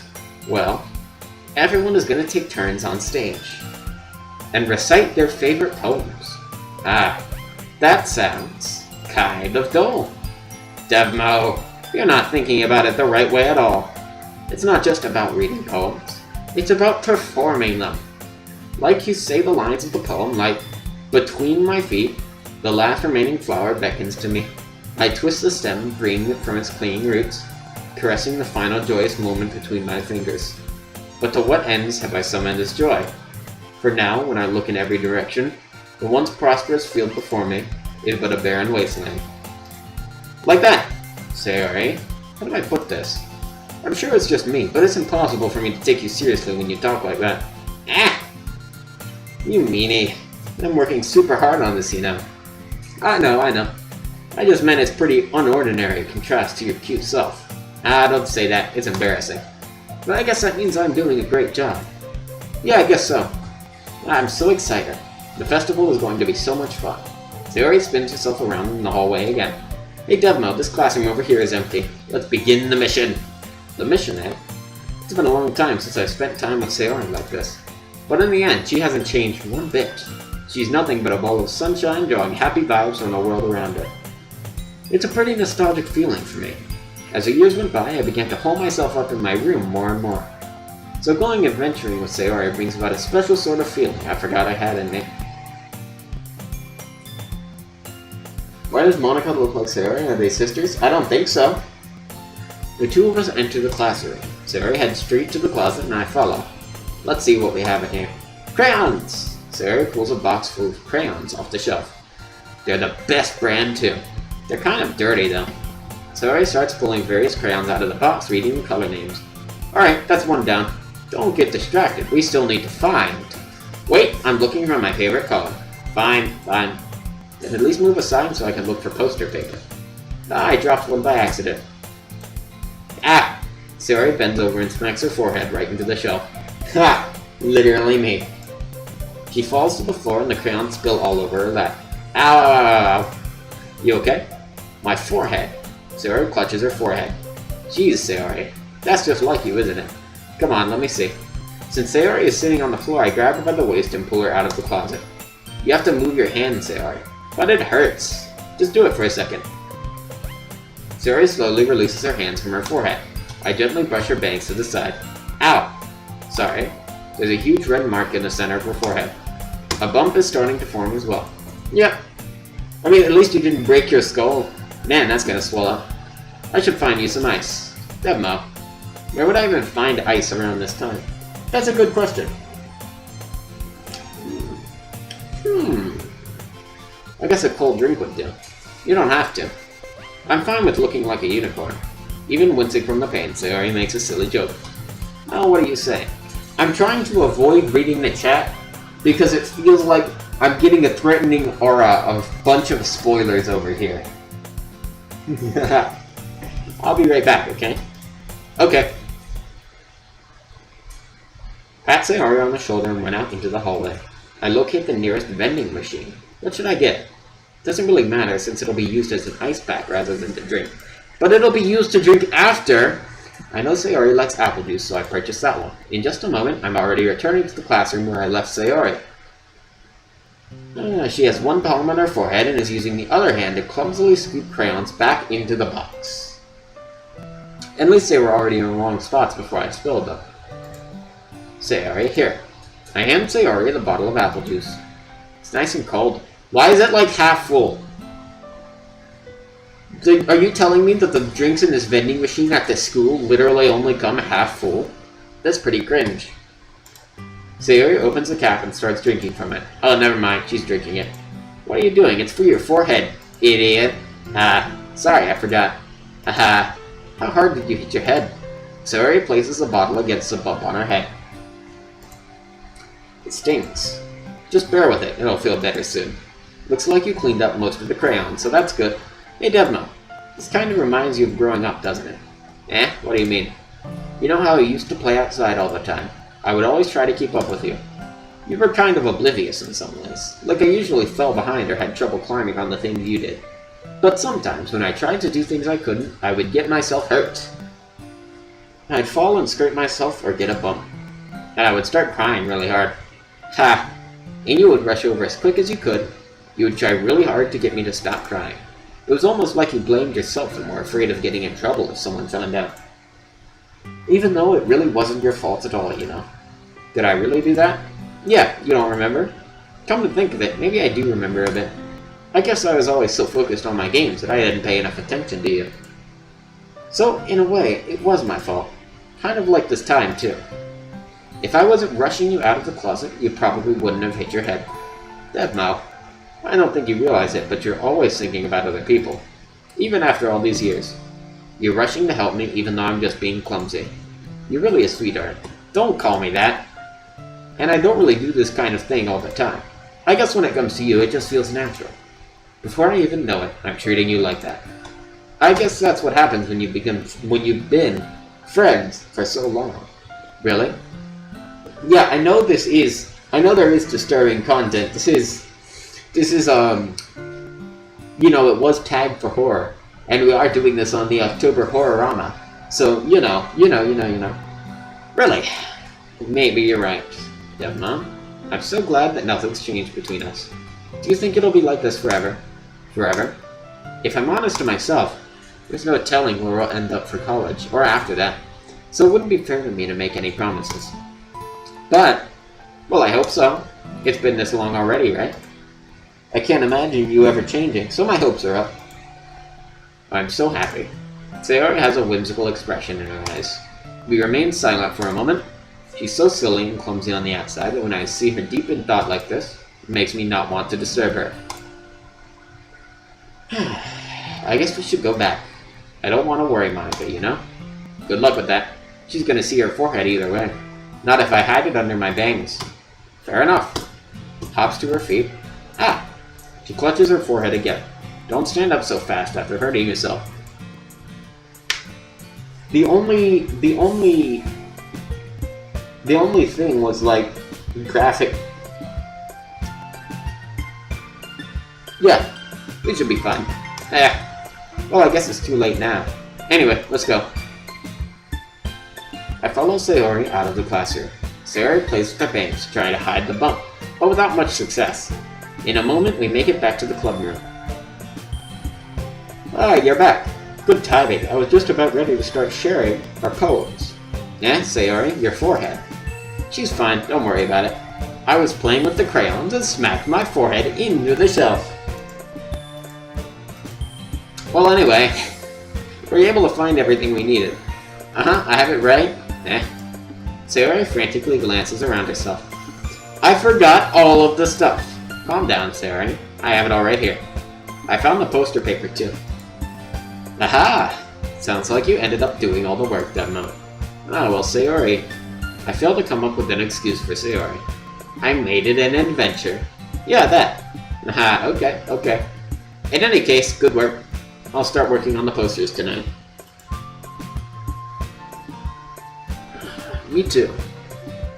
Alright. Okay, everyone.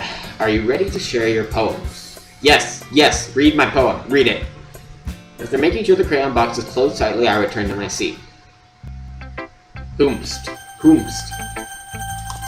I just clicked. Okay, Sayori first. Devmo, I really love your poems. I can't believe you've been hiding these from me. I'm not hiding anything. But, your poems are so good. Yesterday's and this one's too. You can't tell me you haven't done this before. I mean, you're really the only one who feels that way, so... no way. Not even Natsuki? Well, I guess Natsuki is the least likely to admit how much she likes something. But I don't think it's that. What do you mean? Well, I guess I'll be honest about it. It's a lot easier to write poems when I'm thinking about you. Click words! Wah. Stop thinking weird things, idiot. I just mean that you're a really expressive person, I guess. How am I supposed to write poems about my own stupid life? But you somehow make everything in your life an adventure. Even the little things. Like cooking. Let's not talk about that. So yeah. I guess what I'm saying is I can feel more feelings through you than I can through myself. We have that kind of weird connection. It's your fault for getting in my business all the time. I don't know if I understand. You never understand when I try to explain things to you, do you, Sayori? I pat Sayori's head. Hey. I'm not a kid, you know. Are you sure about that? Maybe. Starts fiddling with her pencil between her hands. Hey, Devmo. Will you give me your poem? Yes! Wait, hang on, I gotta show it to everyone else first. This is Doki Doki Literature Club. It's a psychological horror. We just haven't gotten to that part yet. I don't know when that part is going to be coming up. I'm frankly scared it's going to be starting soon. Because they got a lot of setup here. Alright. Huh? Why? Because, well, it's the first time you've written something for me. Sayori, you completely misunderstood. I didn't write this for you. Are you even listening anymore? Well, whatever. I'll give this to you when we get home. Really? Snap. I broke my pencil. Sayori hastily bends down to pick up the piece she dropped. But being inattentive of her surroundings, she bumps right into me. Sorry. It's fine. I'll get it for you. I bend down and pick up the broken pencil. Sayori clutches the desk beside her to support herself, knees shaking. I'm a little clumsy today. Fair enough. Let's sit down. Yep. I grab Sayori's arm and help her sit at the desk. Anyway, I still haven't read your poem. Sorry, I forgot about that. But it's not as good as yours. Geez, don't worry. I'm sure I'll like it. Okay, this is a long one. Oh no, this is a long one. Oh no! Okay, let's read it. Bottles. I pop out of my scalp like the lid of a cookie jar. It's a secret place where I keep all my dreams. Little balls of sunshine, all rubbing together like a bundle of kittens. I reach inside with my thumb and forefinger and pluck one out. It's warm and tingly, but there's no time to waste. I put it in a bottle to keep it safe, and I put the bottle on the shelf with all the other bottles. Happy thoughts and bottles all in a row. My collection makes me lots of friends. Each bottle a starlight to make amends. Sometimes my friend feels a certain way. Down comes a bottle to save the day. Night after night, more dreams. Friend after friend, more bottles. Deeper and deeper my fingers go, like exploring a dark cave, discovering the secrets hiding in nooks and crannies. I blow dust off my bottle caps. It doesn't feel like time elapsed. My empty shelf could use some more. My friends look through my locked front door. Finally all done, I open up. In come my friends. In they come in such a hurry. Do they want my bottles that much? I frantically pull up from the shelf, one after the other, holding them out to each and every friend. Each and every bottle, but every time you let me go, it shatters against the tile between my feet. Happy thoughts, happy thoughts, happy thoughts in shards all over the floor. They were supposed to be for my friends who aren't smiling. They're all shouting, pleading, something, but all I hear is echo inside my head. Understandable. Holy crap. Sayori, did you really write this? Of course I did. Didn't I tell you yesterday I was going to write the best poem ever? Yeah, but I didn't expect something like this coming from you. Monica taught me a whole lot, and I've really been in touch with my feelings recently. I see that. It's almost kind of creepy. Creepy? Well, not exactly. Maybe because I'm so used to you being cheerful. Oh, never mind. I'm thinking too hard about it. The point is, it came out good, so you should be proud of it. Ah, thanks. I feel like I was meant to express myself this way. It even helps me understand my own feelings a little better. Writing is like magic. You've gotten pretty passionate about this, huh? I hope you keep it up. Yeah, writing's the best. I'm gonna keep writing until I die. Don't get ahead of yourself. Sayori's always had a habit of getting obsessed with something before dropping it no more than a week later. I wonder if this is one of those times. But seeing the passion in her eyes makes it hard for me to be pessimistic. Alright, who's next? I honestly do not care, so I will just run it up and down and then quit. Natsuki first, okay. Well, it's not really any worse than your last one. But I can't really say it's any better either. Phew. Huh? Phew what?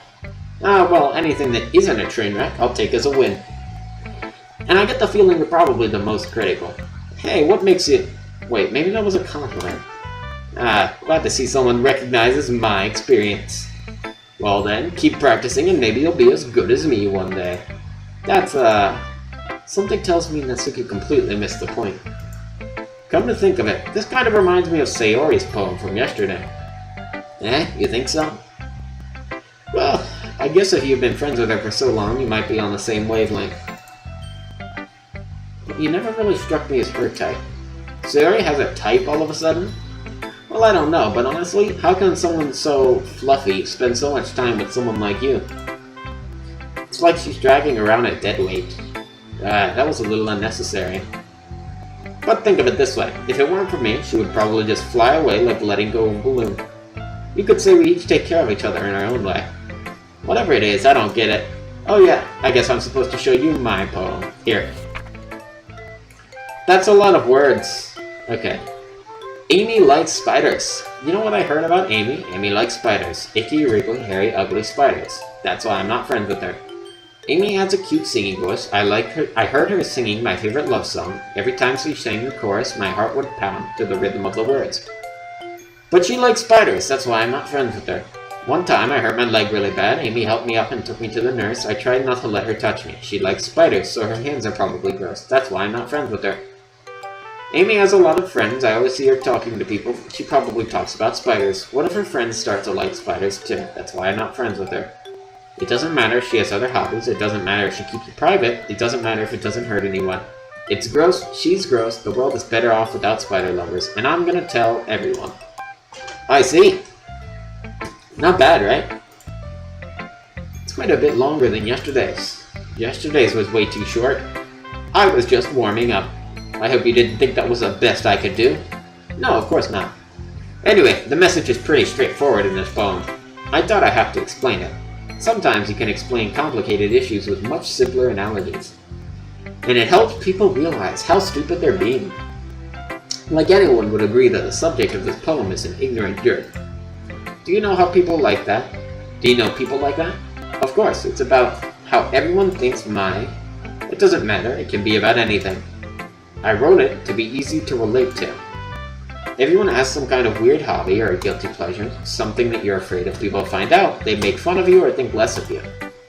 But that just makes people stupid. Who cares what someone likes as long as they're not hurting anyone and it makes them happy? I think people really need to learn to respect others for liking weird things. Well, you're definitely right. At least I can relate to that. And I'm sure a lot of other people can too. It's what I do best after all. I don't like writing unless there's a good message to take away from it. Like conveying emotions is important. Welcome back, Lakin. Good to see you. But I want to make people think, not just feel. Remember that. I'm going to write a good one for tomorrow too, so look forward to it. Okay, I clicked your A first. Let's see what you've written for today. Well done, Demo. Your skills are already improving. I clicked words! Really? Thanks, Yuri. Coming from you, that means a lot. My proficiency at clicking words has improved. It's nothing. I'm just happy to help inspire fellow writers. I know you're new to this, so don't worry so much if it seems like you can't get your poem to feel perfect. You don't need to be afraid of to be a little more daring. Metaphors can go a long way. Don't feel like you need to work your brain like turning a bunch of gears. Try letting your mind wander through your feelings, and write down the things you see and hear. Click words! That's one way to truly enable your reader to see into your mind. It's a very intimate exercise. I see. That's a certainly interesting technique. Thanks for sharing. I have, an example of that if you'd like to read it. Of course. Is this a poem you wrote for today?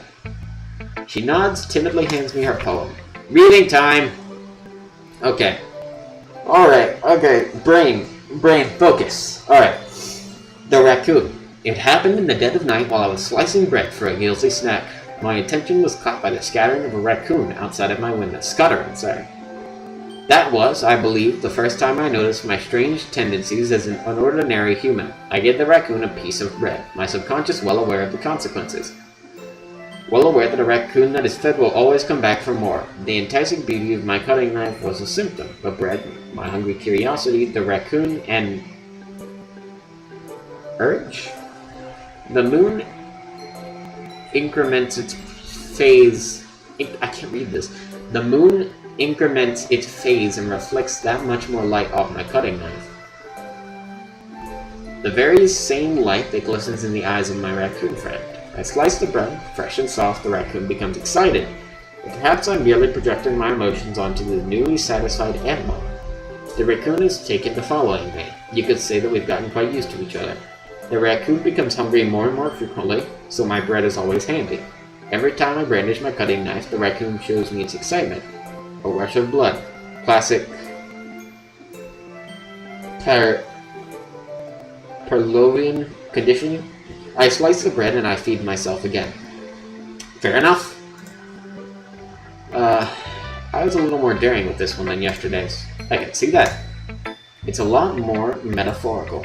I don't know if it's my fault, but I can't begin to imagine what this poem is about. That's right. It's a bit closer to my preferred writing style.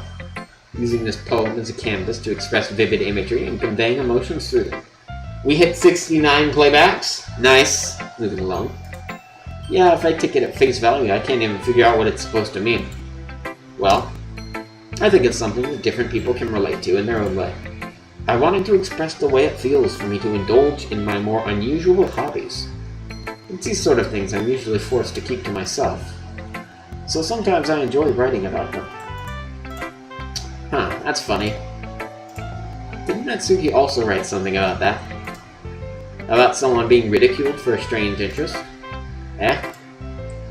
She did? Yeah. She was talking about how it doesn't matter what you're into as long as you're not hurting anybody. She's right. I mean, does she really feel that way? Yeah. Sounds like you two have that in common. That's interesting.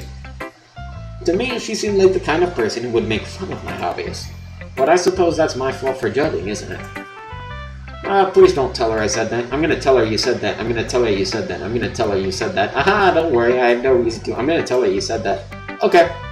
Well, thank you for sharing it with me.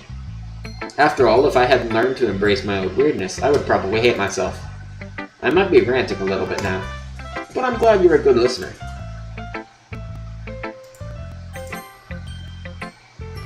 Hi again, Devmo. How's the writing going? Alright, I guess.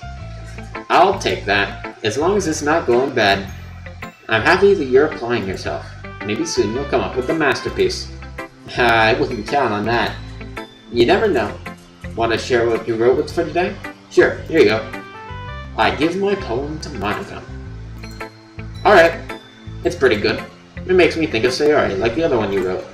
You two are like the dynamic duo. Aha, that's kind of exaggerating it. Yeah, probably. But you do spend a lot of time with her even in this club, don't you? Then again, I don't blame you for being a little shy.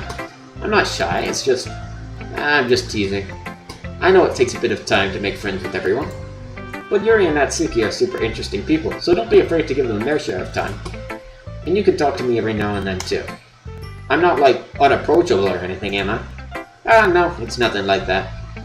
I'm just still getting used to being here, that's all. Yeah, I'm sorry if I was putting pressure on you or something. I really didn't mean it like that. No, don't worry. I get what you're saying. Well, alright. But anyway, you want to read my poem now? I like the way this one turned out, so I hope you do too. Alright, let's take a look. It's hot in here, I should turn the fan up. Save me!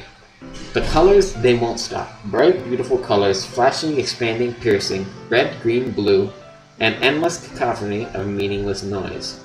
The noise, it won't stop, violent, grating waveforms, squeaking, screeching, piercing, sine, cosine, tangent, like playing a chalkboard on a turntable, like playing a vinyl on a pizza crust, an endless poem of meaningless.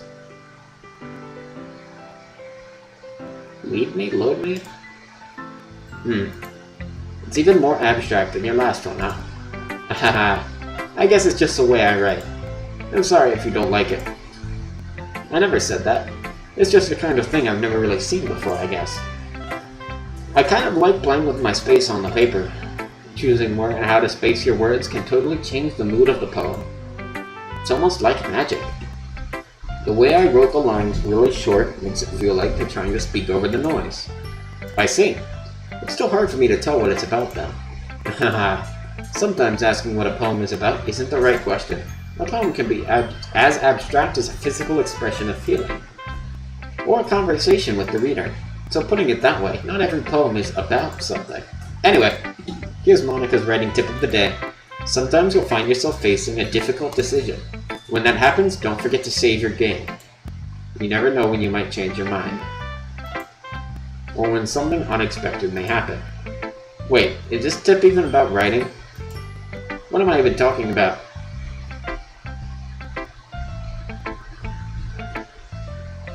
That's the first time anyone has mentioned a game mechanic. Okay. Haha, that's my advice for today. Thanks for listening. Okay everyone. We're all done reading each other's poems, right? I have something extra planned today, so if everyone can come sit at the front of the room. Is this about the festival?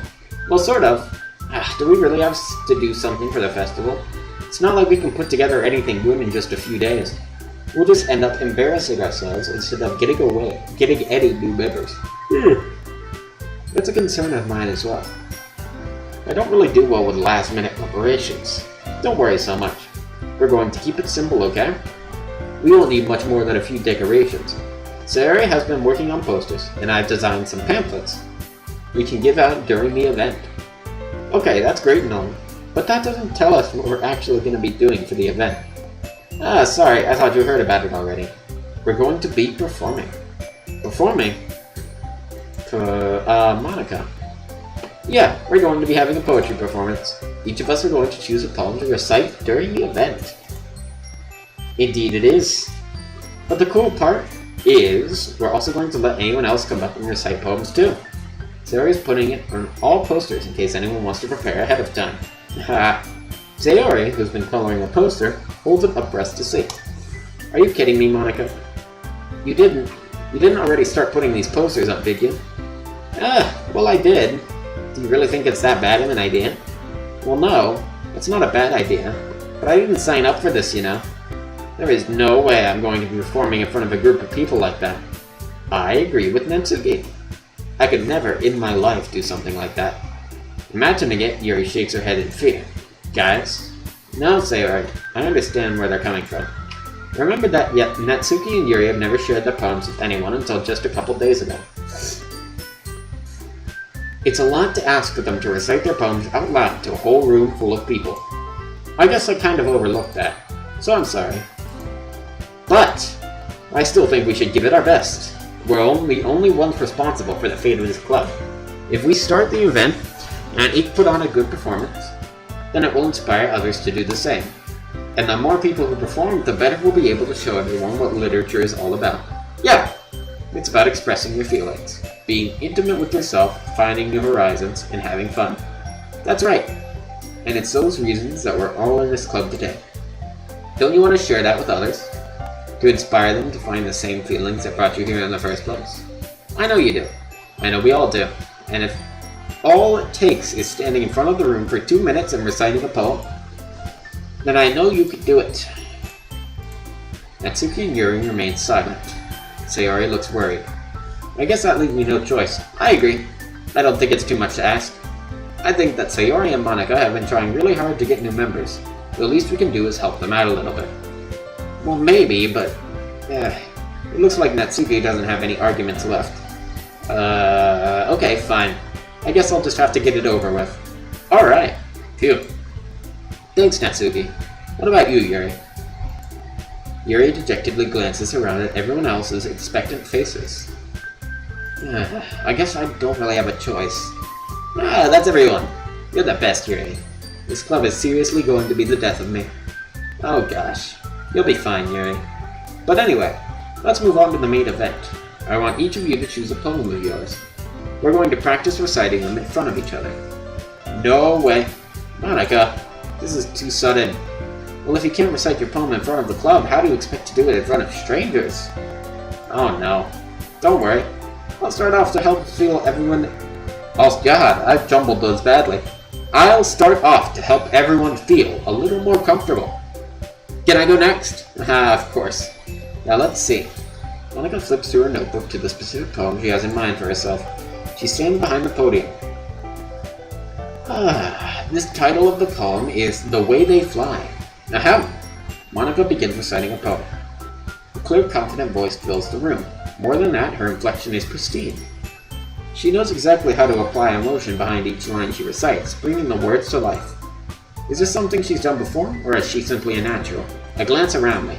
Everyone has their eyes on Monika. Sayori looks amazed. Yuri has an intense expression on her face that I don't understand. Finally, Monika finished the recitation. The four of us applaud. Monika takes a breath and smiles. That was so good, Monika. Thank you very much. I was just hoping to set a good example. Are you ready to go next, Sayori? I'll go next. Yuri's fired up all of a sudden. Yuri clutches a sheet of paper between her hands and stands up. Keeping her head down, she walks quickly over to the podium. This poem is called... Glances at each of us. You can do it, Yuri. It's called After Image of a Crimson Eye. Yuri's voice shakes as she starts reading the poem.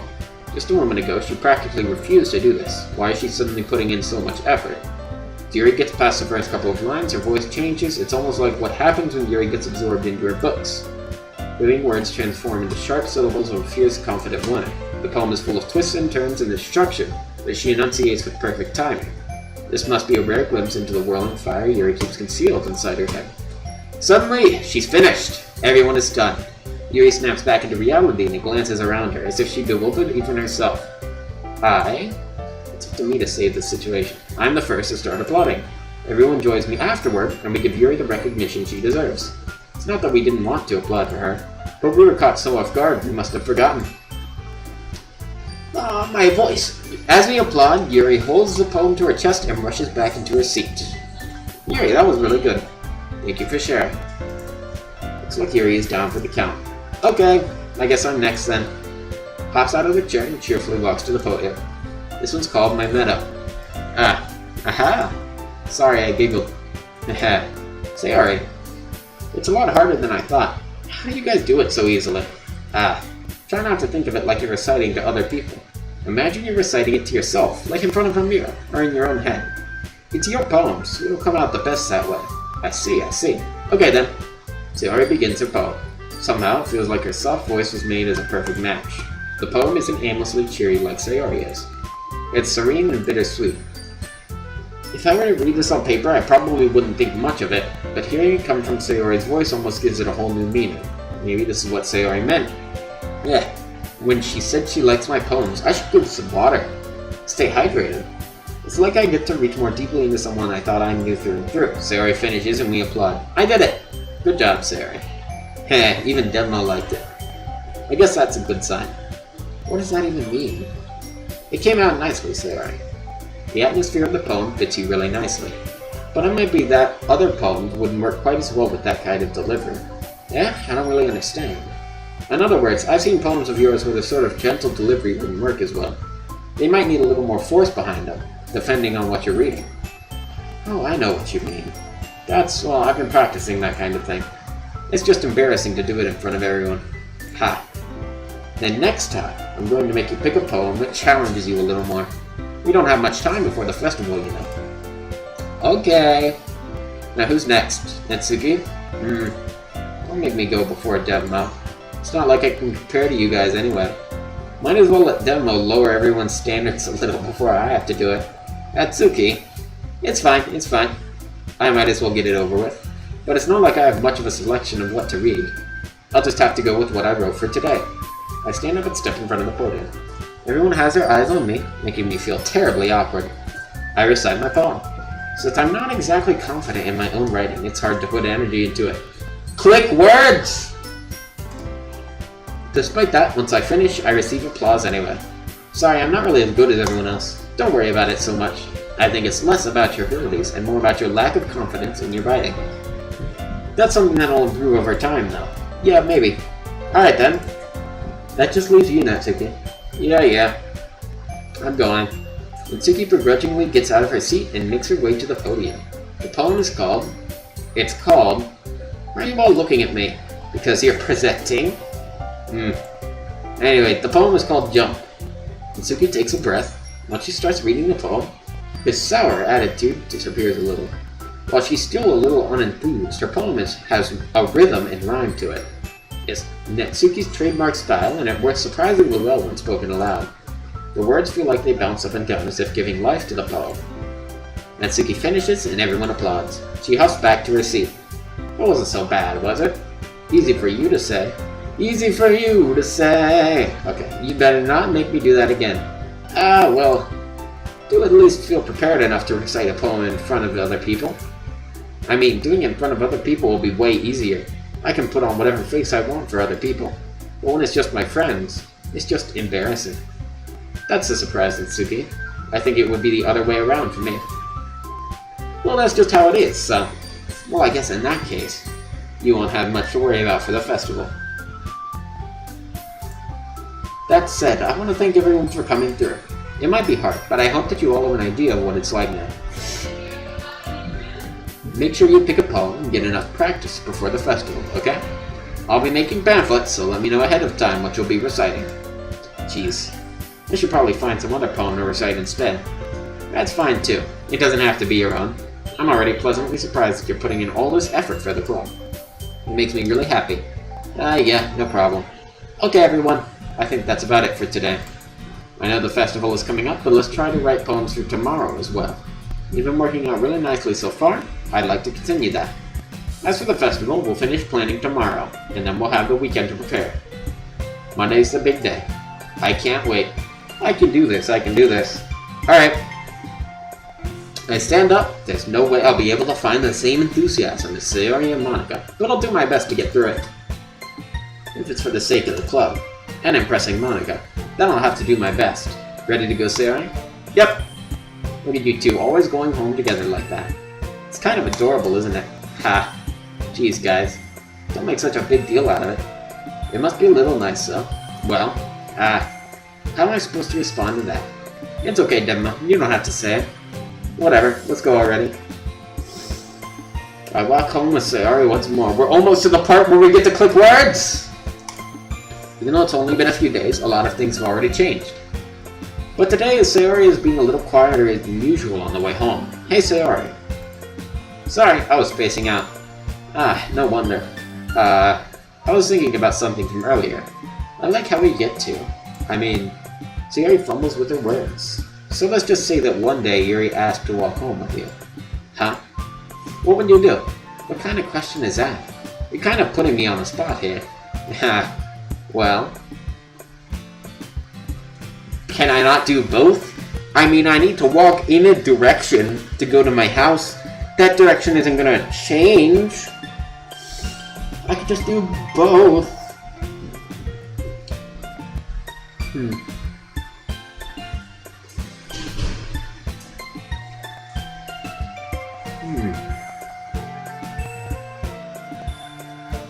Now this feels like an important decision that will impact the future of the gameplay. God. Okay.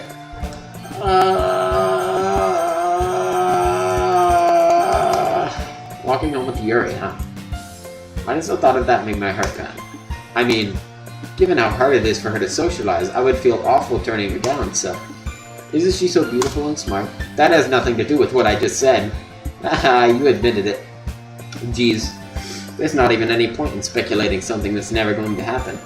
Well, maybe, but I'd just like to think about it. It's not long before you won't need me anymore, you know? Need you? Sorry. I can't figure out how you're seeing things in your head right now. Sorry.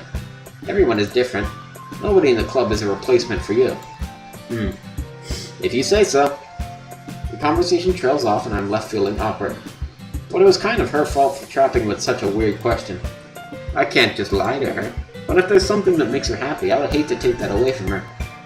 That's why I said there's no point in speculating. Then again, the festival is only a few days away. Who knows what will happen in that time. Alright, time to click words. It's word clicking hours. Let's do it. Ambient.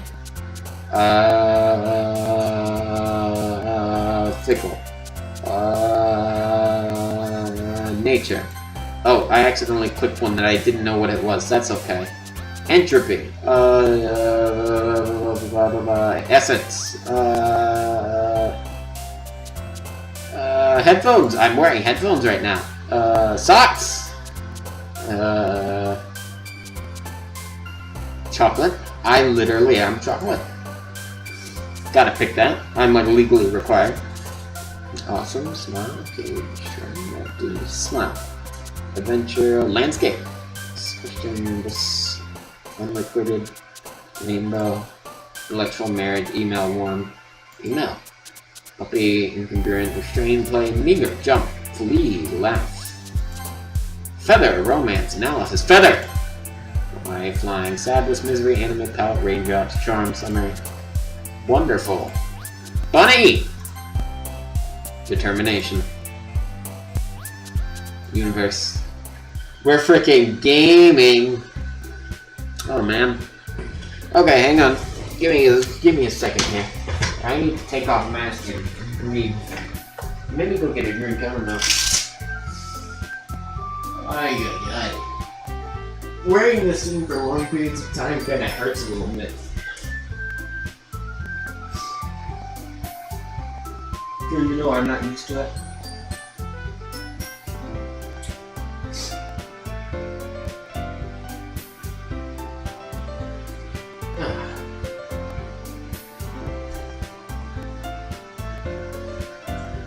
You know what? I'll go get a drink.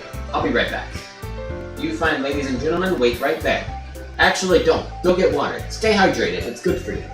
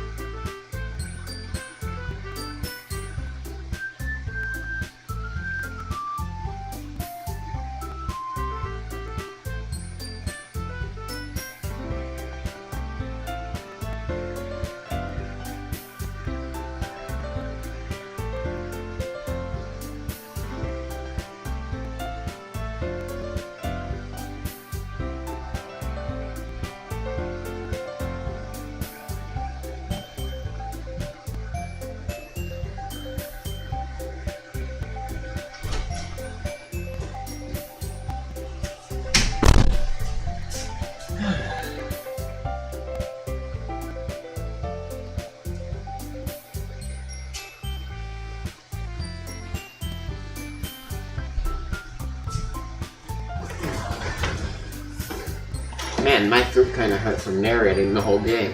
Anyway, on an unrelated note, let's get back to narrating the whole game. Oh man, I'm the last one here again. Don't worry, I just walked in too. Were you practicing piano again? Yeah. Haha, you must have a lot of determination. Starting this club and now picking up piano. Well, maybe not determination, but I guess passion. Why do I wear a mask? So that you guys can't see all of my face. The full face reveal is for 69K. Alright, okay, remember the club wouldn't be here if it wasn't for all of you. And I'm super happy that you all are willing to help out for the festival too. Get cozy. I can't wait for the festival. It's gonna be great. You hydrated? Very nice, Becken. Eh? Weren't you complaining about it just yesterday, Natsuki?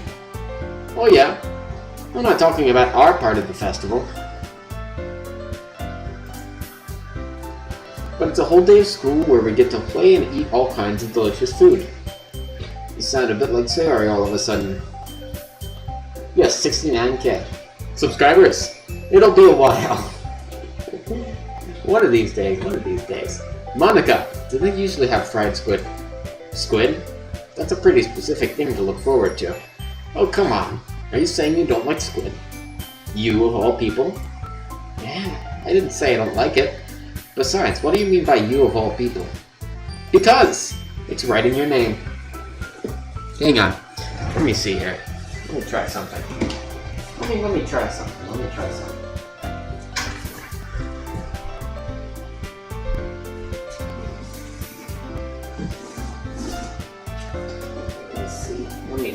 me see. Oh, never mind, it's broken. Fair enough.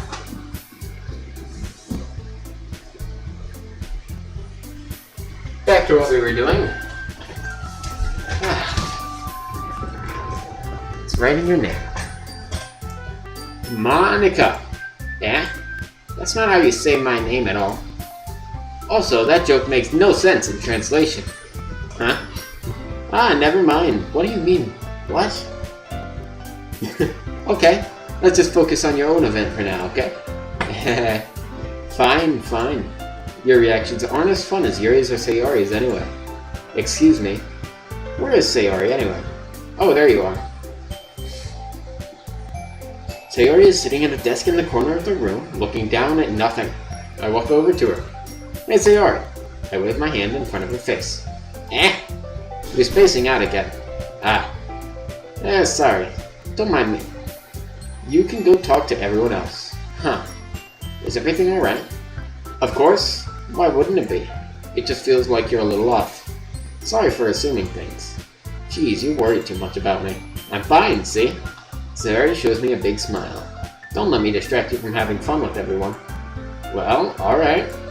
If you say so. I worriedly glance at Sayori before turning back towards everyone else. But the conversation has already dispersed, with everyone back at their usual activities. Maybe I should ask Monica if she's noticed anything about Sayori recently.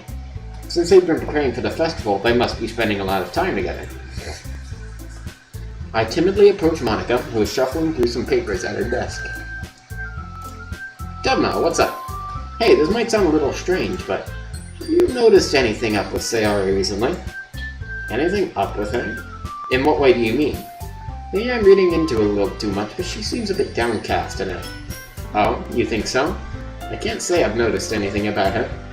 Monica peers across the room at Sayori, who is idly dragging a rubber eraser up and down her desk. Maybe there is something on her mind, but I'm surprised I'm not the one asking you, Debma. You certainly know her a lot better than I do. Yeah, but she's never really like this.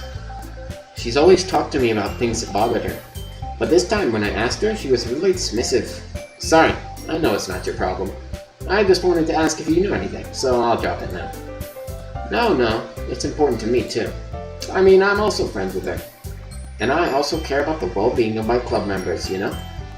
Maybe I'll try talking to her myself. Are you sure about that? She seemed like she wanted to be left alone. Are you sure? Maybe she just has a hard time bringing it up with a person of interest. Person of interest. What do you mean by that? I'm saying that maybe the thing on her mind is you, Debma. Me? How on earth would you come to that conclusion? Well, I probably shouldn't say too much, but Sayori talks about you more than anything else, you know? Yeah? She's been so much happier ever since you joined the club. It's like an extra light was turned on inside of her. What? No way. Sayori is always like that. She's always been full of sunshine. It's not any different now than it always has been. It's so funny, Devma. Have you thought that maybe you've always seen her as cheerful? Because that's just how she is when she's around you? I said too much. I'm sorry, what do I know anyway? I didn't mean to jump to conclusions, so you should just forget about what I said. I'll try to talk to her, so try not to think about it for now. Alright. Monika smiles meaningfully. I know she said to forget about it, but I already know that I won't be able to get her words out of my head. Monika stands up from her desk and walks across the room to where Sayori is sitting. I watch her kneel down next to Sayori and gently talk to her, but she's keeping her voice so quiet that I can't hear from here. I sigh and sit down myself. I know Sayori told me not to worry about her and to have fun with everyone else. But that's impossible to do when she's behaving like this. Exactly how much do I care about her that I'm letting this weigh me down so much? Now it feels like I'm the one behaving out of the ordinary. But there's nothing I can do besides wait for Monika. Let me save. Okay, everyone. After some time passes, Monika calls out to the club room. Why don't we share our poems now? Before I know it, everything is back to normal. Everyone goes to retrieve their poems, and I do the same. I make eye contact with Monika, and she smiles at me. I wonder what she was talking about with Sayori. Click. Okay. This is your best one so far. It's really, really nice, definitely. Thanks. Sayori, you've been a little quiet today. Is everything alright? Of course. Everything is fine. Maybe I'm just a little tired today. Do you want a nap or something? No, that's silly. Don't worry about me, okay? I only want to see smiles on your face. HBK, telling the important information. Very nice. Thank you for this pertinent and important information. I will take it to heart. Alright, okay. Well, alright. Hey, Devma. I'm still a little surprised. I really thought that you would try writing your poems like the way Yuri does. Or even Natsuki. But in the end, yeah, I guess you're the one who likes this one the most. Yeah, I know, this isn't horror yet. Why? You don't want to get closer with everyone else? Wait, of course I do. But that doesn't mean I needed to try so hard to impress them. I still understand you the most, Sayori. I know you have to sometimes put up with me. And I have to sometimes put up with you. But we have a wavelength or something. And this is how the poem came out. Sometimes it feels like you're the only exciting thing in my life. So sometimes it's just easier to write when thinking about you. Sayori? No. Devma. I don't deserve this. You're too nice to me. Why are you doing this? I click words! Sayori has trouble keeping her voice steady all of a sudden. If you had fun with everyone else instead, this will be so much easier. Sayori. I glance around the room to make sure nobody has noticed this. Sayori.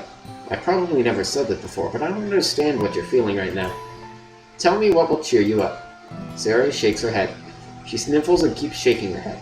Finally, she gathers herself and puts on a smile. It's nothing, Devma. Just a little rain cloud. I'm sorry you had to see that, haha. I promise it won't happen again. Just smiles from everyone, okay? That's all that matters. Go play with everyone else. I'm gonna go home a little early today. Sayori, tell Monika I wasn't feeling well, okay? I'll see you tomorrow. Before I can say anything else, Sayori cheerfully walks out of the classroom, humming to herself. Okay? Monika. Hi, Devma. Have you thought about what you want to submit to perform at the festival? Well, being in this club is one thing, but performing in front of a bunch of people... I'll have to give it some more thought. Okay, no pressure. But whatever you do, I'm sure it'll turn out great. It would also make me happy to see. Haha. Anyway, let's take a look at today's poem. Sure. I let Monica take the poem I'm holding in my hands. Haha. It's kind of funny. How so? No, not the poem. I mean, it's funny how your poems and Sayori's poems have been getting more and more similar to each other every day. I'm surprised you're so in sync with her. Then again, you've been spending a lot of time together lately, haven't you? I guess you could say that. Although we kind of grew up as best friends, I haven't been seeing her as much of her this past year. But since I joined the club, we've been spending a lot of time together again. I see. That reminds me. About how Sayori's been a little off today. Yeah? Did she tell you something? Well... Devmo, you haven't been flirting with her, have you? Probably not. Of course not. I've been treating her like I always do. Alright. Just making sure. I know how much you care about her. It would be terrible if something bad happened to her, so keep an eye on her. Sayori's been acting so much happier ever since you joined the club. What could have happened all of a sudden? Well, never mind. This really isn't the time to be talking about this. Anyway, I'll share my poem with you now, alright? Alright. The Lady Who Knows Everything. An old tale tells of a lady who wanders Earth, the lady who knows everything. A beautiful lady who has found every answer, all meaning, all purpose, in all that was ever sought, and here I am, a feather. Lost adrift the sky, victim of the currents of the wind. Day after day I search with little hope, knowing legends don't exist. But when all else has failed me, when others have turned away, the legend is all that remains. The last dim star glimmering in the something sky. Until one day the wind ceases to blow. I fall, and I fall, and fall, and fall even more, gentle as a feather, a dry quill, expressionless. But a hand catches me between the thumb and forefinger, the hand of a beautiful lady. I look at her eyes and find no end to her gaze. The lady who knows everything knows what I am thinking. Before I can speak, she responds in a hollow voice. I have found every answer, all of which amount to nothing. There is no meaning, there is no purpose, and we seek only the impossible. I am not your legend does not exist. And with a breath, she blows me back afloat, and I pick up a gust of wind. Huh. You know, I feel like learning and looking for answers are the sorts of things that give life meaning. Not to get too philosophical or anything, but it was kind of on my mind, so that's what I wrote about. I say, I never really put much thought into it. In a way, it's almost paradoxical, because if we all had all the answers, wouldn't the world start to lose its meaning? You know, there's one thing I noticed. It seems like everyone in the club prefers writing about things that are more sad than happy. Are you surprised? I mean, if everything was okay, we wouldn't really have anything to write about, would we? Humans aren't two-dimensional creatures. I think you know that better than anyone. You mean one-dimensional? Yeah, that. Anyway, here's Monica's writing tip of the day. Are you ever too shy to share your writing because you're afraid it's not that good? It can be really disheartening to get a lukewarm response to something you put so much into. But if you find other people who enjoy writing, then sharing becomes a lot easier, because instead of just telling you that your writing is good, or okay, or bad, they want to focus more on everything that went into it, and the things you can work on. It's much more encouraging that way, and it'll make you want to continue improving. It's almost like having your own little literature club, don't you think? That's my advice for today. Thanks for listening. Okay.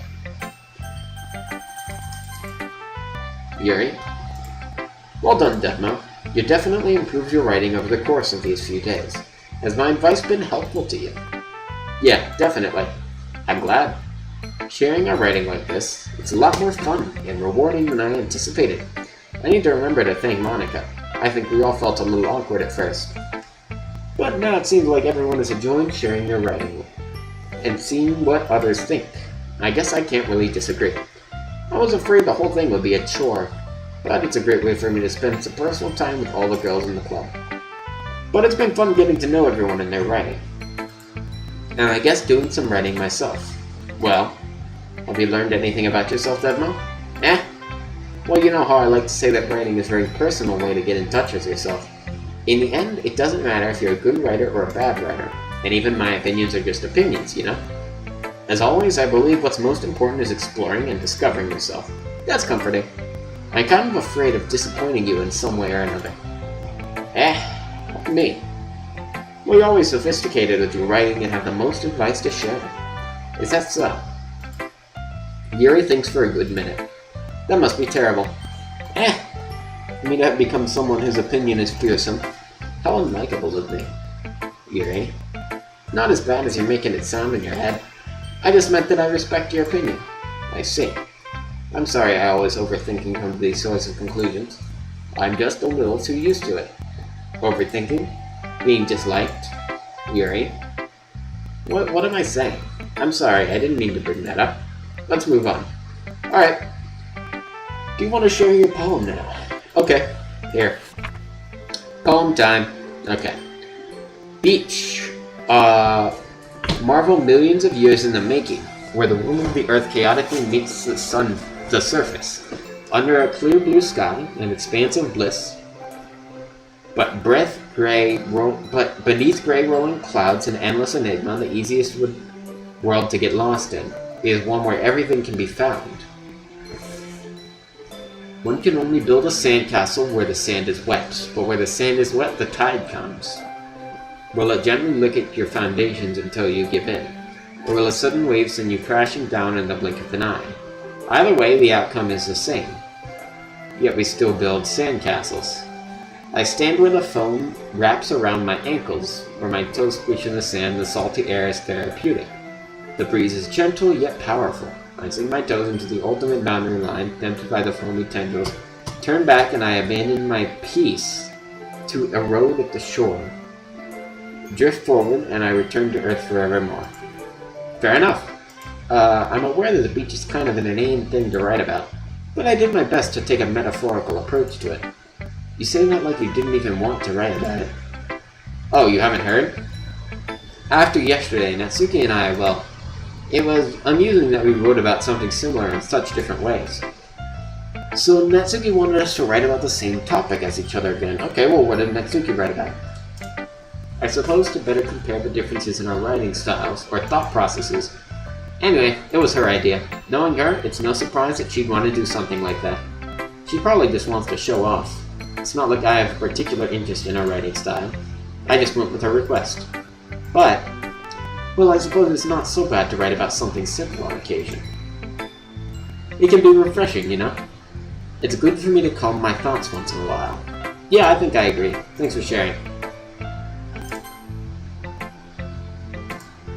This one's alright. Alright. Well, yeah. About as good as yesterday's anyway. I see what you're going for, but it's just not really my style. I mean, that's fine. I'm mostly just glad that you're trying a little bit. Well, of course I'm at least trying. Why are you so emotionally invested in my poems anyway? Isn't that more of a compliment to me? No, gross. It's not like I care. It's just that one of us in the club has to make sure you're not slacking off. Really? Well, what if you just ended up scaring me away? It's not like you would actually do that. Yeah, you're right. It's kind of fun to hang out here, even if I have to put up with you. Natsuki elbow connects with my stomach. Oh, maybe I won't mind scaring you away after all. I was just joking. Oh, I know. Don't worry, I was too. Haha. How the hell do you call that a joke? That seriously hurt. Well, maybe it was funny to her. I guess that's kind of the point. I should really just watch my mouth around Natsuki. Anyway, holds her poem out to me like nothing even happened. I'll be your beach. Your mind is so full of troubles and fears that diminished your wonder over the years, but today I have a special place, a beach for us to go. A shore reaching beyond your sight, a sea that sparkles with brilliant light, the walls in your mind will melt away before the sun and glow. I'll be the beach that watches your worries away. I'll be the beach you daydream about each day. I'll be the beach that makes your heart leap in a way you thought had left you long ago. Let's bury your heavy thoughts in a pile of sand, bathe in the sunbeam and hold my hand. Wash your insecurities in the salty sea, and let me see you shine. Let's leave your memories in a footprint trail, set you free on my windy sail, and remember the reasons you're wonderful when you press your lips to mine. I'll be the beach that washes your worries away. Be the beach that you daydream about each day. I'll be the beach that makes your heart leap in the way you thought left you long ago. It's not scary yet. This isn't horror yet. It's gonna get to that. You gotta be patient. I hope it gets to that. I hope this isn't some epic prank. But if you let me by your side, your own beach, your own escape, this is like critically acclaimed. To be really good at that. The whole scary thing. You'll need to learn to love yourself again. Yeah, I felt like if I kept writing about negative things, so I wanted to write something with a nice message for once. Besides, the beach is awesome. Kinda hard to write anything negative about the beach. Well, Yuri's take on it was a little more solo. Well geez, she better not have said anything bad about mine. After all, she was the one who wanted us to write about the same topic, wasn't it you? You can really see her doing that too. Making us write about a simple topic, then trying to impress me by coming up with something all fancy. Well, it's not like I care. I just did it anyway. I mean, I guess mine ended up being kind of metaphorical too. But there's nothing wrong with doing that once in a while. At the very least, it was good practice. Okay. We're all done sharing poems, right? Why don't we start figuring out... Hold on a second. Is it just me, or did you say something strange just now? Eh? Something did sound a bit unusual. That's right. You deviated from your usual catchphrase when addressing the club. Catchphrase? I don't have a catchphrase. Jeez. Why is the mood so weird today? Look, even Yuri isn't immune to it. Stagnating air is common foreshadowing that something terrible is about to happen. In your books, maybe. Look, the only thing different is that Sayori isn't here. It seems you're right. Sayori always helps lighten the mood a little bit, doesn't she? It's almost like everyone's balance is thrown off, a little when she's not around. Where the heck did she run off to, anyway? I thought she just went to pee. Natsuki, please show some decency. Oh, come on. She actually wasn't feeling too well and went home early. Is that so? I hope she's alright. Seriously? Of all the times to not go home with her, you picked the time she's not feeling well? So much for you two being all lovey-dovey. No. First of all, stop misunderstanding my friendship with Sayori. And second, she's kind of been avoiding me today, so I don't want to force it. Uh-oh. That curious expression coming from Yuri of all people. Calm down, guys. I talked to her earlier and everything's fine. What did she say? Anyway, we need to figure out the rest of the festival preparations, so... She's not gonna tell me! Okay, alright, fair enough. Let's decide what everyone will be doing this weekend. I already know what I'm doing. That's right, Natsuki will be making cupcakes. Yes! Yes! Yes! Cupcakes! Okay, but we might need a lot of them, and different flavors. Can you handle all that by yourself, Natsuki? Challenge accepted. As for myself, I'm going to be printing and assembling all the poetry pamphlets. Sayori will be helping me design them. And as for Yuri... Yuri, you can. Guys, can you help me come up with something for Yuri? I'm useless. No, that's not it at all. You're the most talented person here, you know. Now Natsuki's pouting too. Geez, even I can tell now. I guess I never gave Sayori enough credit, but I can tell things are even harder on you when she's not around. That may be the case. But if I can't also be a leader on my own, then I won't grow as a person. So Yuri, you have beautiful handwriting, you know? So you should make some banners and decorations to help set the atmosphere. Atmosphere? About that. I love atmosphere. Yuri's expression suddenly changes, as she stares at her desk in focus and starts nodding to herself. Your mind is already racing, I say. That's great! You'll be a wonderful help, Yuri. But anyway, that just leaves you, Defno. The one who is truly useless. I can click words! I can click words! Don't say that. In fact, both Natsuki and Yuri have some pretty heavy tasks to handle. It would probably go a long way to give one of them a hand. You could always help me out as well. I'd be really appreciative of that, but you already have frickin' that's... Monika's suggesting I spend the weekend with one of my club members. How on earth are they going to respond to a suggestion like that? I suppose I wouldn't mind a bit of help. Well, even if you don't know how to bake, there's always some dirty work I could give you. It's not like Monika's going to give me a toast, and you shouldn't be sitting on your butt anyway. Tries to mumble a bunch of excuses like that. If I recall, Natsuki, you mentioned that you would like to handle the baking on your own. Devmo may not like to be around if you only make him out to be a nuisance. So therefore, he may be more suited to assisting with the decorations. Hold on, I never said that. Choice upcoming. How hard could it be to make a few decorations anyway? Sounds more like you're just making excuses for demo to... What are you saying? It'll be extremely meticulous work. And baking isn't? Just what do you think? Guys, let's settle down for a moment. In the end, I think it's up for Devmo to decide how he'd like to contribute. Besides, he hasn't really gotten a chance to spend any time with me yet, you know. So I'm sure he's interested in... You literally just said... I'm surprised as well. Sorry. I was just saying that. This is a word salad. We just settled this already. Yeah, Devmo, you're okay with this, right? In the end, it's up to you. Of course. Very well. In that case, everyone look straight at me. But of course, I'm going to go with...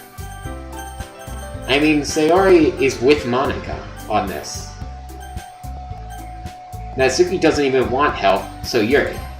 Well, I'll probably be most useful helping out Yuri. Me? Are you serious? Why would you... Natsuki, I can already tell you're about to say something mean. No, I was just saying... So you'll be helping Yuri then, Demo. Yep, that's what I'm gonna do. I'm glad. I have a bad habit of overthinking these sorts of things, so I think your assistance will be very useful. That's great to hear. Natsuki, will you be able to handle the baking yourself? I mean, yeah, I already said I would be fine. Exactly. Okay. Everyone can tell that Natsuki is feeling a little sour. So, is that everything we needed to go over? Yeah, that should be about it. Are you guys excited? Well, excited may not be the right word, but I suppose I'm looking forward to it a little bit. Do you feel the same way, Devno? Yep. That's good enough for me. What about you, Natsuki? Yeah. Natsuki. What? Why is everyone yelling at me? I didn't even do anything. No, that's not what I meant at all. Your anxiously glances between everyone in the room. I'm sorry for this. I don't really know why Devno picked me. And also, your cupcakes are the best cupcakes I ever had. I had a logical flow of reasoning. I picked what logic told me to pick. Your cupcakes are the best cupcakes I ever had. They really go well with my tea. And nothing that I do for the event will compare to that, so... I get it. I'm kinda surprised, though. Why? Well, I'm the one acting immature. I already know that. But you're trying to cheer me up all of a sudden. I know I'm not very good at it. I'm sorry if I said something bad. Natsuki isn't the only one surprised. Monica and I are also taken aback by Yuri's words. When she already has trouble with words, trying to cheer someone up must be far out of her own comfort zone. But I begin to understand. Yuri was trying to sound like Sayori. Even if it didn't work perfectly, I can tell that she tried to say something Sayori would say at a time like this. Because Sayori always helps everyone smile and feel good about themselves. I'm gonna pull up my seat a bit. There we go. No, I kinda appreciated it. I'm sorry for making a big deal out of nothing. But I'm gonna say this. You better bet that my cupcakes are gonna be the best part of the whole event. Absolutely. Cupcakes! Yes! I hope to see everyone do their best. But with that, there's nothing more for today, so I guess it's time for us to head out. Alright, let's get out of here then. Everyone packs up their things. I start to follow Monica and Natsuki out the door as they chat between each other. I turn around. Sorry, I realize that I don't have any way of contacting you this weekend. Oh, you're right. I can't believe that slipped my mind. Should I give you my phone number? I think that would be the best way, yes. Alright then. You and I exchange phone numbers. Okay. Then I'll be stopping by your house on Sunday. My house? Is that a problem? No, not at all. I just thought that I would be the one going to your house, since I'm the one helping you. I suppose that makes sense. But if you don't mind, I think I would prefer going to your house. Alright. In that case, it won't be a problem. I decide not to press Yuri for a reason. It's not like it should matter much either way, so I'll just need to make sure my room is clean. I hope I manage to make myself useful in some way. I'm not nearly as creative as you are. Don't underestimate yourself, Demo. I think we'll make a very productive team. Even if you only chose me because you felt bad or something. Wait, you don't actually think that, do you? I don't know. It's difficult to come up with any other reason you may have chosen me. Logic! You're forgetting the one reason with the most common sense. I chose to help you because that's what I want to do. But Yuri thinks to herself with an extremely tense expression. You're overthinking this. You wanted me to point out when you're overthinking, right? Yeah? I didn't realize. I'm telling you I want to. That's all there is to it. Do you believe me? Things really hard again. Straightened my eyes for a long while. I believe you. As if it took her tremendous effort, Yuri finally says that and relaxes her expression. And I'm really looking forward to Sunday. Yeah, I am too. After that exchange, I make my way out the door and Yuri follows. Can't believe this. Yuri's going to be coming to my house on Sunday. My anxiety shoots through the roof. Even though I've gotten pretty used to handling her at this point, there's no telling what might end up happening when we're outside of school. More than that, she told me she was looking forward to it. Is this the chance I have to make something happen between us? Or is it too early for that? Only time will tell.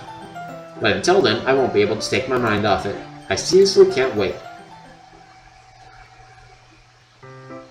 It's already Sunday. I've been getting increasingly anxious about Yuri's upcoming visit. I keep telling myself there's no reason to be nervous, but it doesn't help much. Yuri is clearly an introvert and also an intimate person in general. There's no doubt that she'll open up a little bit when it's just the two of us. Meanwhile, we've even been texting occasionally. She was extremely apprehensive at first, but it wasn't long before I was already learning more about her. But putting Yuri aside, I haven't heard a thing from Sayori since she left the club early the other day. It's not like we text each other all the time or anything, but I've been worried about her in the back of my mind.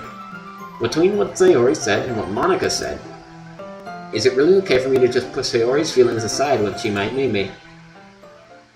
I decide to visit Sayori before Yuri comes over. Rather than asking, I simply tell her I'm coming over, much like we've done in the past. Once I reach Sayori's house, I knock on the door before entering it myself. Again, we used to play so often we made a habit of simply entering each other's houses like we're family. The house is quiet. Sayori isn't anywhere on the first floor, so I assume she's up in her room. It's already strange for her not to run down and greet me. I head up to her bedroom, where I finally find her. Sayori. Hi, Devmo. I sit down in her room. Sayori forces a smile, but it's easy to tell that she's different. There's a minute of silence between us. You haven't come over like this in a long time, have you? I guess you're right. It has been a long time. Not much has really changed, has it? Sayori's room is as messy as it's always been. I also recognize the same stuffed animals, wall decorations that she's had for years now. If you came over more often, it wouldn't be such a mess. That's because I ended up cleaning it for you. How come you suddenly wanted to come over today? Aren't you supposed to see Yuri today? How did you know that? Yeah, but... Wait, how did you know that? Sayori had already left by the time we decided the last meeting. Monica told me. It's only natural for her to keep me informed about the festival preparations, right? Yeah, fair enough. But what about you? Aren't you going to be helping Monica today? Of course, but I'm just helping her online. We didn't plan to meet up or anything. So it's just me and Yuri then. Yep. There's more silence between us. Sayori stares in a random direction. Everything about her behavior is really uncharacteristic. I finally get to the point. I just wanted to see how you were doing. After you left on Friday. When something's wrong, you can't hide it from me. I know you too well. So? She smiles, shaking her head. That's no good. Why can't it just be like it's always been? This is all my fault.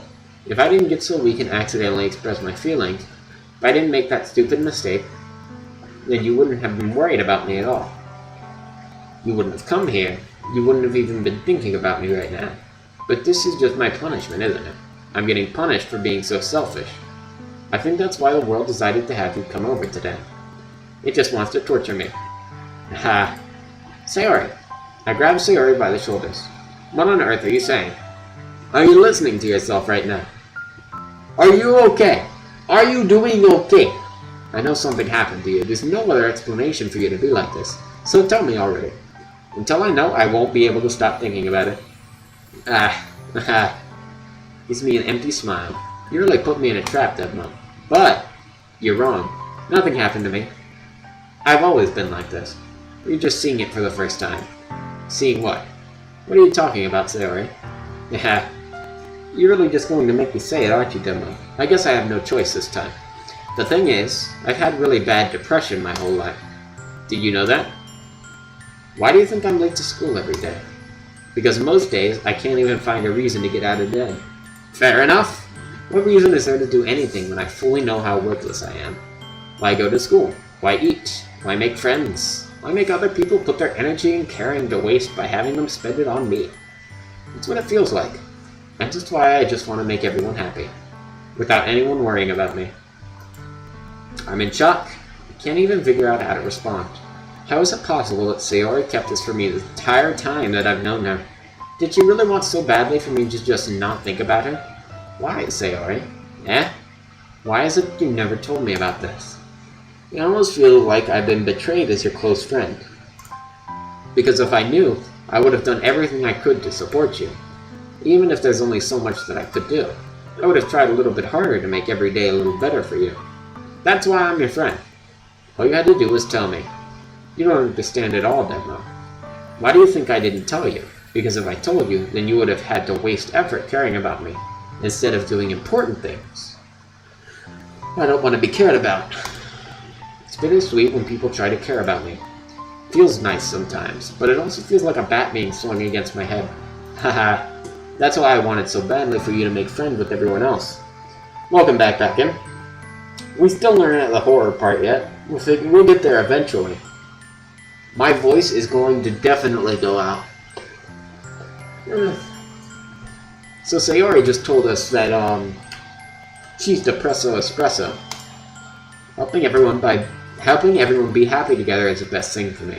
But then I discovered something else too. Seeing you make friends and get closer with everyone in the club, it feels like a spear going through my heart.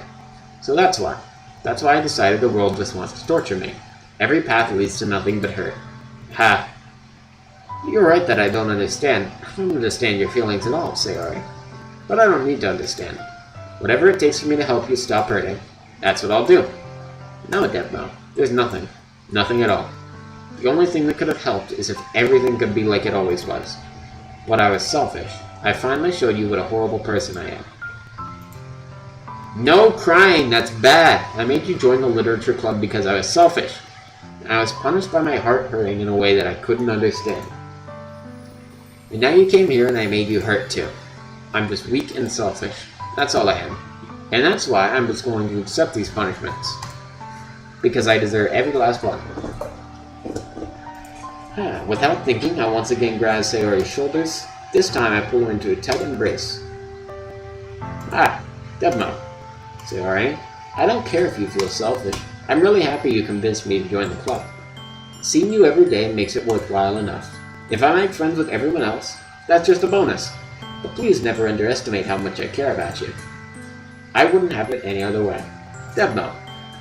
Sayori isn't hugging me back. Despite my arms being wrapped around her, Sayori's arms remain at her sides. She starts sobbing next to my ear. No, don't do this to me. Please don't do this. Debmo. I barely manages to speak. I don't know if I'm doing the right thing. If you have it in you to call yourself selfish, then you have to let me be selfish too. No matter what it takes, I'll figure out what needs to change. I'll make these feelings go away. And if there's anything that you need me to do, then you better tell me. I'll get mad if you don't. I don't know. Puts her arms around me in return. I don't know anything. It's all really scary. I don't understand any of my feelings, Debmo. The only time I'm not feeling nothing is when I'm feeling pain. But your hugs are so warm. And that's really scary too. Sayori lets me go. As she does so, I let her go as well. The festival is tomorrow. Yeah, it's going to be fun, right? Yep. How would you like for me to spend it all with you? It's what I want, I promise. I think that would be nice then. Yeah. Wipes her eyes. Oh, my voice! Oh, my vocal cords! If I could spend the whole day here, I would. Of all days, this has to be the one where I have other plans. Maybe I should cancel. No, don't. Please don't. If you did that, then I really wouldn't forgive you. But it's almost time for Yuri to meet me at my house. At the very least, do you want to come along and help out? It would be fun. To my surprise, Sayori shakes her head. I'm sorry. I don't know if that would be very good for me today. You understand, right? It's kind of hard for me to fully understand.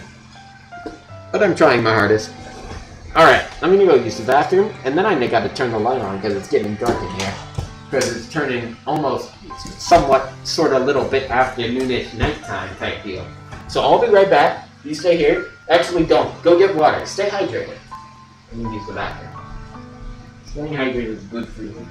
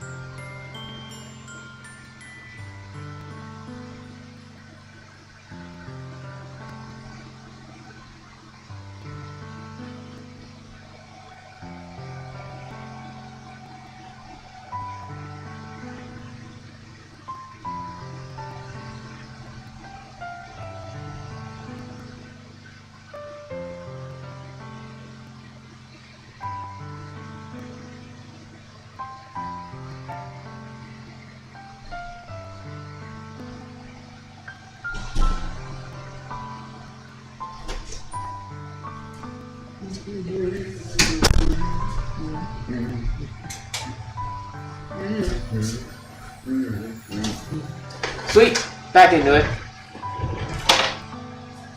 But I'm trying my hardest. It's okay. Don't worry too much about it. I'll see you tomorrow, okay? Alright. I look forward to it. I say goodbye to Sayori and exit her house. On the way home, I find myself still feeling uneasy. But it's hard for me to keep thinking about it when Yuri is about to come over too. I think Sayori is right. I shouldn't be worrying too much, and we're definitely going to have a great time tomorrow. I should just focus on what's ahead of me. Okay. As I approach my house, I see something that makes me feel a moment of panic. Yuri? Ah! Thank goodness. You're a little early. I'm sorry, I wasn't home yet. Were you waiting for a long time? No, I just got here. But I started to get really nervous when nobody answered the doorbell. You always could have texted me. If I had known, I would have reassured you and hurried more on my way home. I suppose that's true. I didn't think of that for some reason. It should be common sense to do that, but I decided to ignore it. Anyway, let's go inside. I see you brought a lot of stuff with you. That's right. And did you manage to find everything I asked you to buy as well? Yeah, pretty much. At least I hope I got everything right. I'm sure it'll be fun. Take Yuri to my room. The first thing she does is glance around curiously, which makes me feel anxious. It's so clean. I cleaned it before you came over, so that's very considerate of you. No. I would be really embarrassed for my room to be a mess while you were here. Well, I do enjoy cleaning. I would have gladly helped you clean. That would be even more embarrassing. Wait, don't look in there. I snatch Yuri's wrist, which is in the process of opening a desk drawer of mine. I'm sorry. I wasn't thinking for some reason. I was just spacing out. It's fine, it's fine.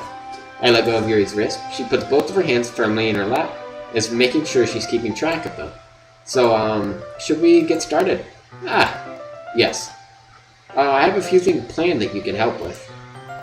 Decorations and other atmospheric enhancements. Atmospheric enhancements? You know, mood lighting, aromatherapy candles. Oh, wow. I didn't know you planned on taking it that far. Of course. I want to help take our guests to a faraway place. Although many will stop by just out of curiosity. And for cupcakes, I guess. I'm determined to provide an experience that will leave them wanting more. Alright. Sunglasses. Why? Because I feel like it. That's great. It's easy to forget that you're a pretty intense person. Intense? I guess that's the best way to put it. Is that a bad thing? No, not at all. It's something that I like about you, actually. Is that so? That makes me feel relieved. I'm kind of happy. Yeah, no need to be so anxious. You can relax a little. Relax. I brought some things for relaxation. I was going to use them during the poetry event. Oh yeah? Like what? Let's see. Yuri rummages through her bag. She pulls out a few candles and a wooden cylinder-shaped object. I did some shopping on the way here, so I happen to have these in my bag. I plan to cover the windows in black paper and use the candles to light the room. I think that would be amazing, don't you? Yeah, that would be really neat. What's a wooden thing, though? Oh, this? It's a diffuser for essential oils. How familiar are you with aromatherapy? Not familiar at all. Ah, is that so? It's one of my favorite contributors to a positive atmosphere. Depending on the oils or herbs you choose, you can change the mood of the air itself. You can even feel it permeate through your body. Relaxation, positive energy, romance, reflection. It's almost like magic. Yuri takes the cylinder and pushes a switch on the bottom. In just a moment, a thin ray of vapor begins to spout from a small hole on top. Wow, that smells wonderful. What kind of mood is that one for? This is a jasmine essential oil. It smells a little sweet and flowery, right? Yeah, that's a good way to describe it. I chose jasmine for the event because it provides more than relaxation. Jasmine enhances your emotions and helps you feel them flow through your body. You feel warmer and your heart pounds more heavily. Don't you think that will be perfect for sharing your poems? It does sound suitable. But you seem to know a lot about this, so I'll trust your opinion with anything. Yes. Yuri smiles gently, clearly enjoying herself. She again reaches into her bag and pulls out several spools of thin ribbon. What are those for? Well, did you purchase the origami paper I asked you to get? Yeah, I have it over here. We won't be using the paper for folding origami. God damn it! What I'd like to do is write a different word on each paper. We'll need about 100 of them. Oh yeah? What will those be used for? Well, I'm going to cut pieces of ribbon to hang from the door of the classroom. Then we can fasten the paper onto the ribbons to create a doorway curtain. Wouldn't that be beautiful? It would also catch the eye of those passing by the room. It may attract some to peek inside. That's really creative. I had no idea you'd be so good at this, Yuri. Is that so? Well, I suppose I do get a little intense, as you put it. Giggles with red cheeks. Is it just me, or is she more relaxed when it's just the two of us? Or maybe it's just the excitement she feels from sharing something that she enjoys. Here's a marker. You can write any characters you want. I'll help you once I finish cutting the ribbons. Alright! Sitting on the floor together, two of us get to work. I carefully draw a different character on each paper, doing my best to manage my bad handwriting. Unravels a long strand of red ribbon to her desired length. Then she reaches into her bag once more and pulls out a pocket knife. The knife is strangely beautiful. The silver handle has an intricate pattern of waves etched into it. The blade itself is gently tinted blue. That's no ordinary pocket knife. It looks really fancy. Ah! Well... Embarrassed, Yuri looks away. What is it? You're going to think it's weird. Whatever it is, I have no reason to judge. To each their own, you know. If you promise you won't be weirded out. Yeah, I promise. Alright. The thing is, I'm kind of into knives. Ha! Cool. They're just so pretty. I can't help it. I don't know what it is. A combination of craftsmanship and feeling of danger, maybe. Oh, what am I saying? Please don't think I'm weird for this. No, that's really cool. You're laughing at me. No, I'm not laughing at you. It's just funny how nervous you got about sharing. It's an interesting thing to be into, I guess. But I think it kind of suits you. Suits me.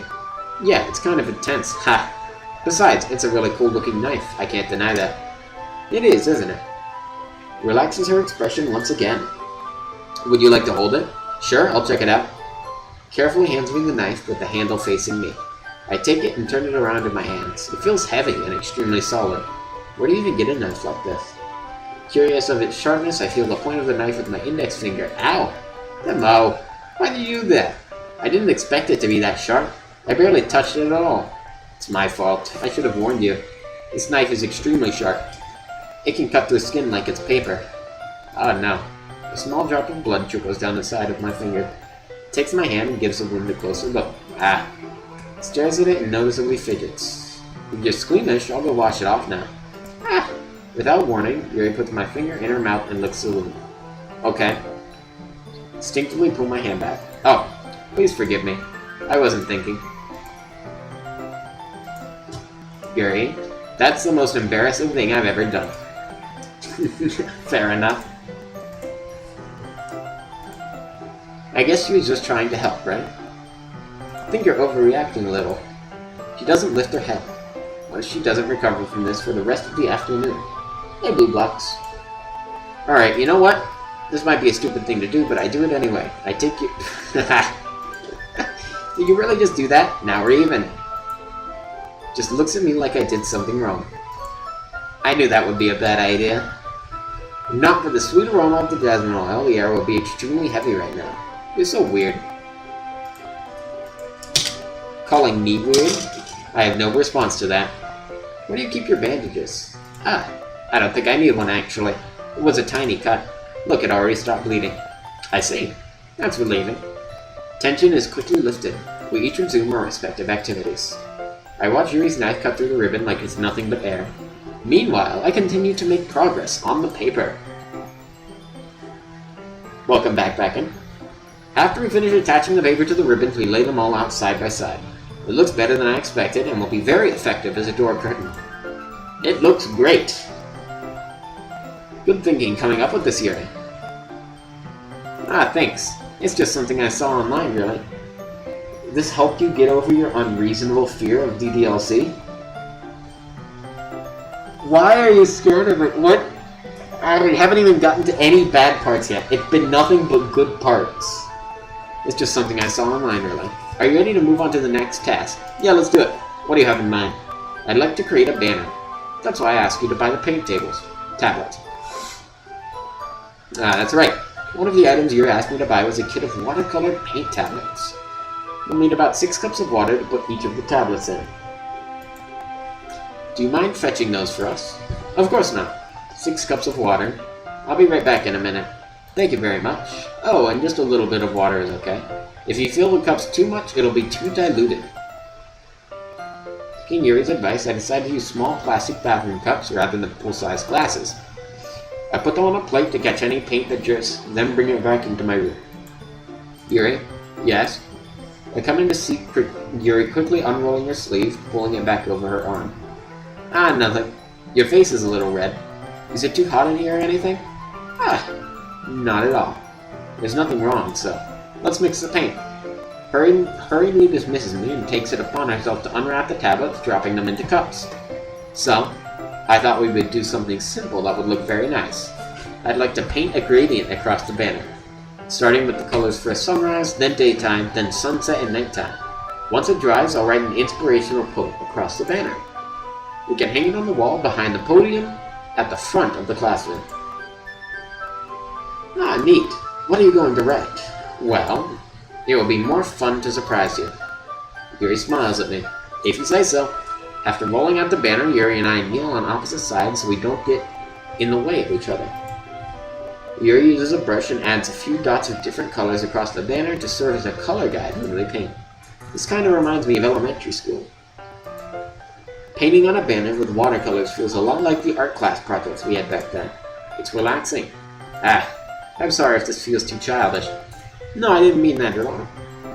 It's kind of fun, you know? Yeah, it is fun. I'm glad you feel that way too.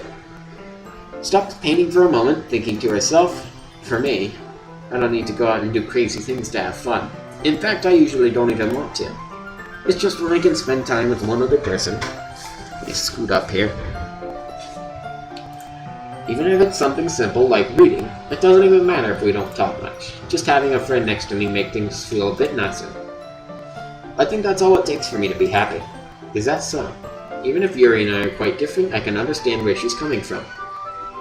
I feel that way about things like anime and games, where simply sharing an experience with someone can make me happy. I think I feel the same way. Smiles gently. I knew you'd understand. Leans over the banner to grab an unused paintbrush, but I move at the same time, causing my head to bump into hers. Ow. Sorry. Reels back, lift my hands in surprise. Are you hurt? No, I'm not hurt. Just startled me, that's all. Sorry, I should have asked you to get it for me. It's not your fault. Ah, your face. There are droplets of paint on Yuri's face and neck. Is there something on my face? Yeah, I accidentally got paint on you. Sorry, it's totally my fault. I'll get a towel. Fetch a small towel, dampen it with hot water. I return to my room and kneel back down in front of her. Here. I pat down Yuri's face. Ah, is something wrong? It's hot, I just didn't expect it. Yeah, fair enough. I didn't want to use cold water. Having finished, I start to retract my hand, hold my wrist. Wait. Just for a little longer. Hot towels are very nice.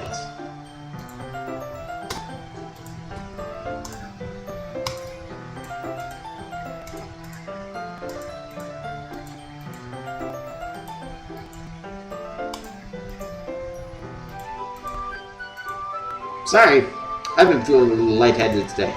I didn't mean to space out. Fair enough. It's fine. The moment is over as soon as it began. Yuri picks up her brush again, but her movements seem clumsier, like she's unable to focus. I remain silent, forced to ignore the event that just transpired. Fair enough. I hesitantly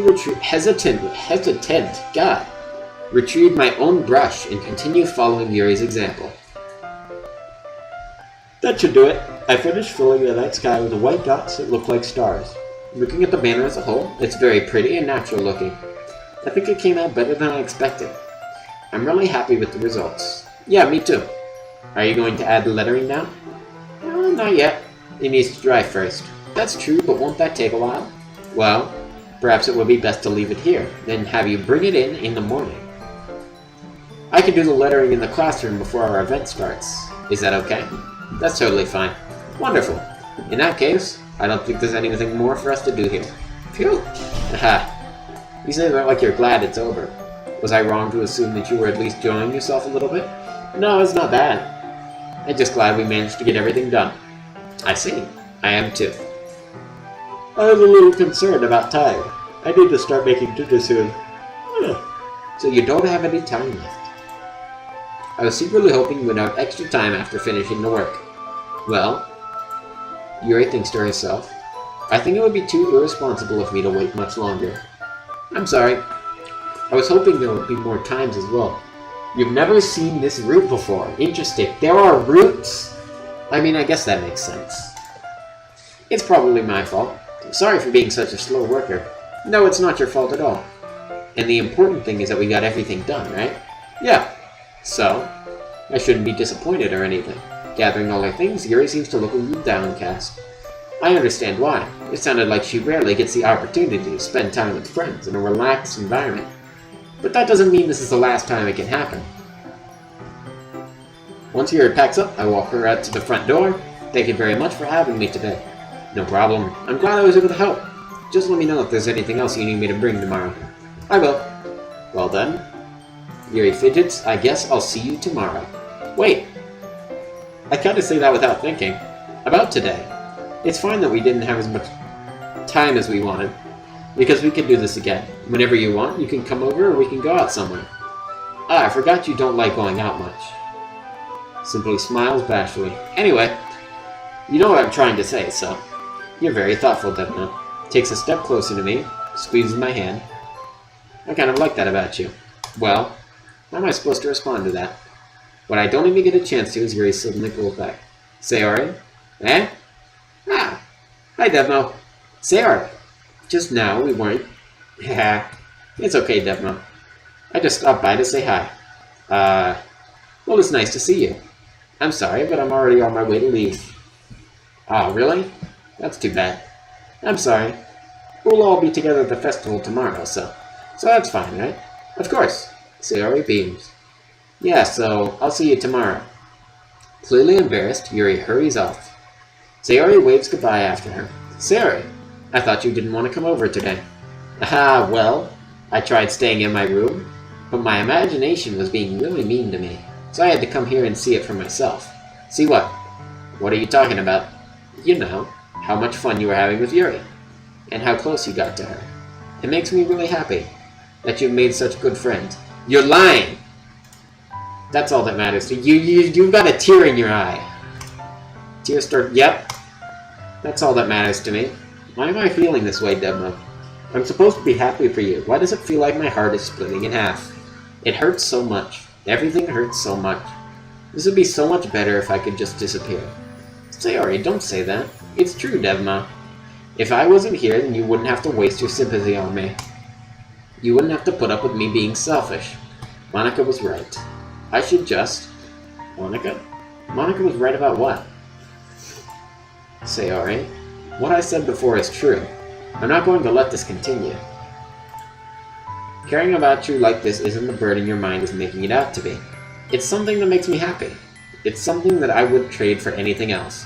So even if it takes an entire lifetime, I'm going to be by your side until you don't feel any more pain. Watch out for tomorrow. Seriously, bad part incoming, you think? Alright, okay. But Sayori looks away. I put a hand on her shoulder to reassure her. I'm scared, Devna. I'm really scared. What are you scared of, Sayori? I'm scared that I might like you more than you like me. Sayori, it's true, isn't it? I was weak and started to like you too much. I did this to myself. Devna, I like you so much that I want to die. Fair enough. That's how I feel. And that's enough, Sayori. I don't want you to hurt anymore. Squeeze her hand in my own. Do you remember how I said I always know what's best for you? Do you still believe me? Wordlessly, Sayori nods. Even if you don't understand all of your own feelings, I know what you need the most right now. And that's what I'm going to give you.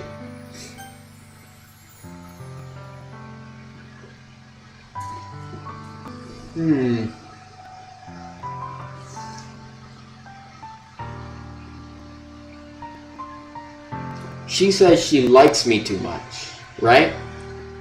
But we are already very close friends. So I think there is love here that I need to reciprocate to make her not be depressed. Okay, alright. I love you. Yeah? Those are my true feelings. So there's no way you could like me more than I like you. Ha! Ha ha! I should have realized it sooner. But spending time with everyone else at the club, making new friends, and having fun with you every day, it helped me realize that you truly are the most important to me. That's why I'll accept any of your burdens. As long as we continue like this every day, with you by my side, then I know we'll both be happy. Devna. Ha! Hug. Devna, is this really okay? Yeah. Oh, I've got black hair. I can see myself. Very nice. You'll never have to let go of me again. Very nice. What is this, Sayori? I'm supposed to be happy right now. I always thought this would be the happiest moment for me. But why? Even now, why won't the rain clouds go away? It's okay. They're not going away at all, Devna. It's okay, Sayori. It might take some time for things to get better again. But no matter how long it takes, I'll be there every step of the way. That's all that matters right now. Okay. I trust you. Sayori and I slowly release each other. So, I guess that makes the festival tomorrow our first date, huh? What are you saying? I don't want to think about those things, you know? I want everything to be the same as it always has been. Even if we really are a couple. I don't know if I could handle anything more right now. It's really new and scary to me. I understand. We'll go at whatever pace suits you best. Hey, Devna. Gazes at me once again, smiling sadly. Even if I get really, really sad, this is the best thing for me, right? I don't really understand what Sayori means by that. Are you saying that this is making you feel sad, Sayori? I don't know. I don't understand what I'm feeling. It felt like a bunch of thorns when you told me you loved me. But that's why I want to trust you. You know what's best for me. Yeah, I do. That's my promise. I've never felt more uncertain when it comes to Sayori. I know that I love her and she loves me, but I'm having as much trouble understanding her feelings as she is. Even though I can comfort her, I keep wondering if I should be doing something more or something different. I'm doing as much as I can. I know these thoughts will continue to plague me until things are back to the way they were. Is that what Sayori meant by not wanting anything to change? I don't know. But I know that I'll give everything I got. Sayori is the most important person to me, and I'll do whatever it takes to have a happy future with her. Nice! Day of the festival. Of all days, I expected this to be the one where I'd walk into school with Sayori. Not answering her phone. I considered going to her house to wake her up, but decided that's a little too much. Meanwhile, the preparations for the event should be nearly complete. The banner Yuri and I painted is dry, and I gently rolled it up to take with me. She sent me a pleasant text reminding me not to forget anything, and I reassured her. Funnily enough, I probably feel the same way as Natsuki about the event. Natsuki. I'm more excited for it to be over so I can spend time with Sayori and Yuri at the festival. But knowing Monica, I'm sure the event will be great too. Demo, you're the first one here. Thanks for being early. That's funny, I thought at least Yuri would be here by now. Monica is placing little booklets on each of the desks in the classroom. They must be the ones she prepared that have all the poems we're performing. In the end, I found a random poem online that I thought Monica would like and submitted it. So that's the one I'll be performing. I'm surprised you didn't bring Sayori with you. Yeah, she overslept again. That dummy idiot head. You'd think on days this important she'd try a little harder. I say that, but I suddenly remember what Sayori told me yesterday, and I suddenly feel awful, knowing it's not nearly that simple for her. I only said it because it's the way I'm used to thinking. But maybe I should have gone to wake her up after all. Ha! You should take a little responsibility for her, Demo. I mean, especially after your exchange with her yesterday. You kind of left her hanging this morning, you know? How do you know about that? Of course I do. I'm the club president after all. But did Sayori really tell her about it that quickly? That we're a couple now? I didn't really plan on bringing it up with anyone yet. Jeez. You don't know the full story at all, so don't worry. I probably know a lot more than you think. Monica is being as friendly as usual, but for some reason I felt a chill down my spine after hearing that. Hey, do you want to check out the pamphlets? They came out really nice. Yeah, sure. I grabbed one of the pamphlets laid out at the desk. Oh yeah, they really did. Something like this will definitely help people take the club more seriously. Yeah, I thought so too. I flipped through the pages. Each member's poem is neatly printed on its own page, giving it an almost professional feel. I recognized Natsuki's and Yuri's poems from the ones they performed during our practice. What's this? I flipped to Sayori's poem. It's different from the one she practiced. It's one that I haven't read before.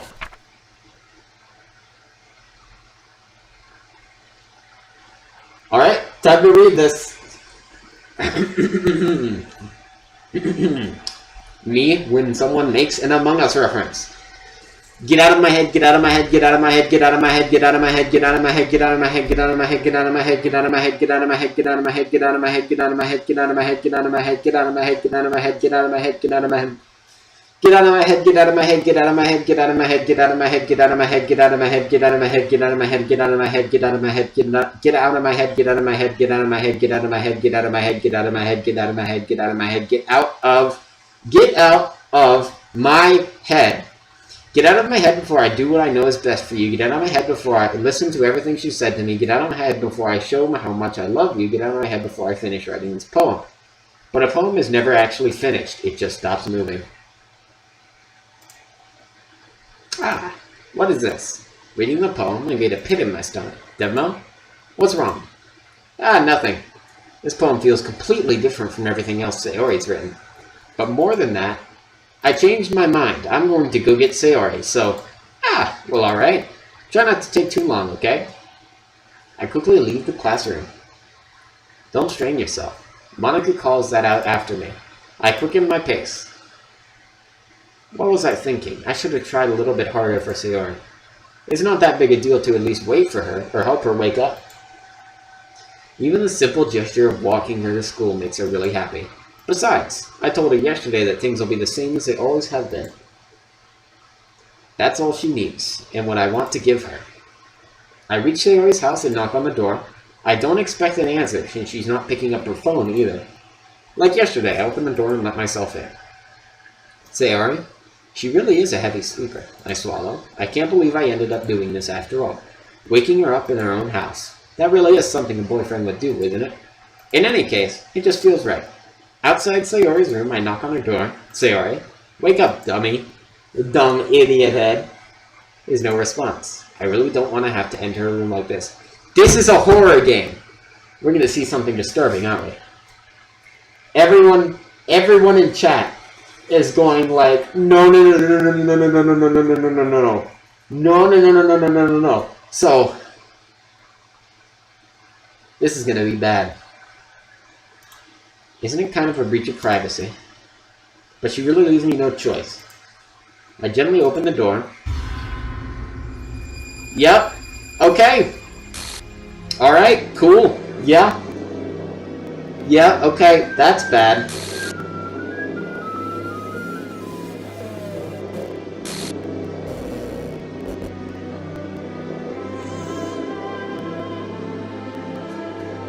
God damn it!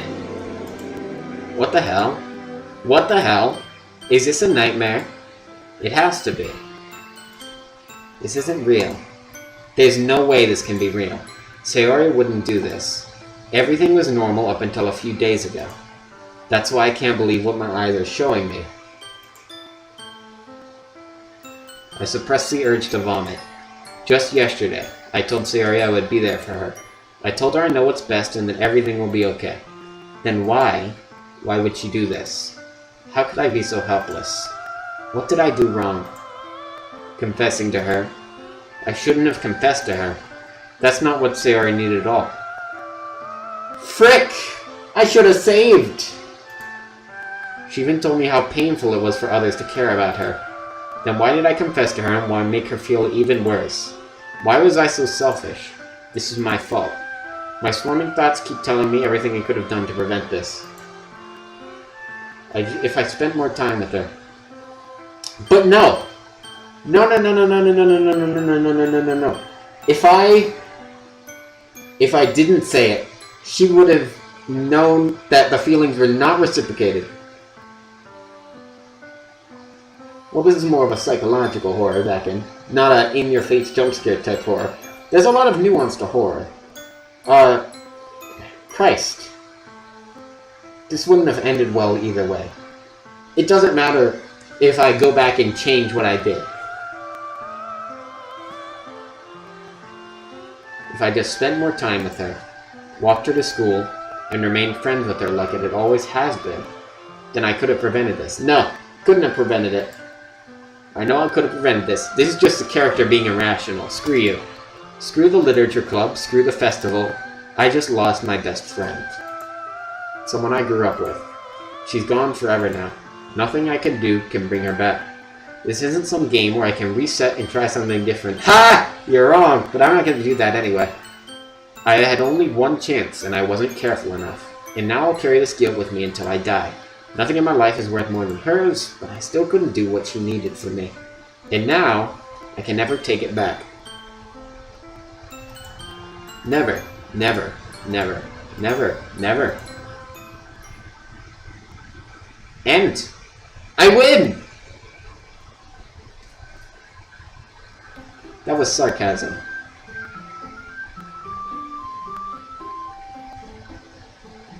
Okay. That's not right. That's not right at all. What's this?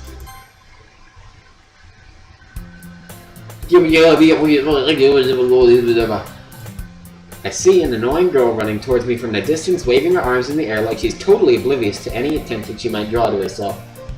This girl is my neighbor and good friend since we were children. You know, the kind of friend you'd never see yourself making today.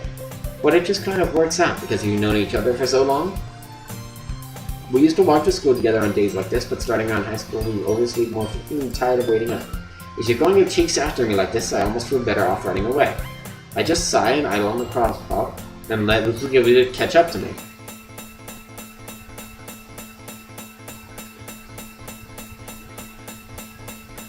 Okay.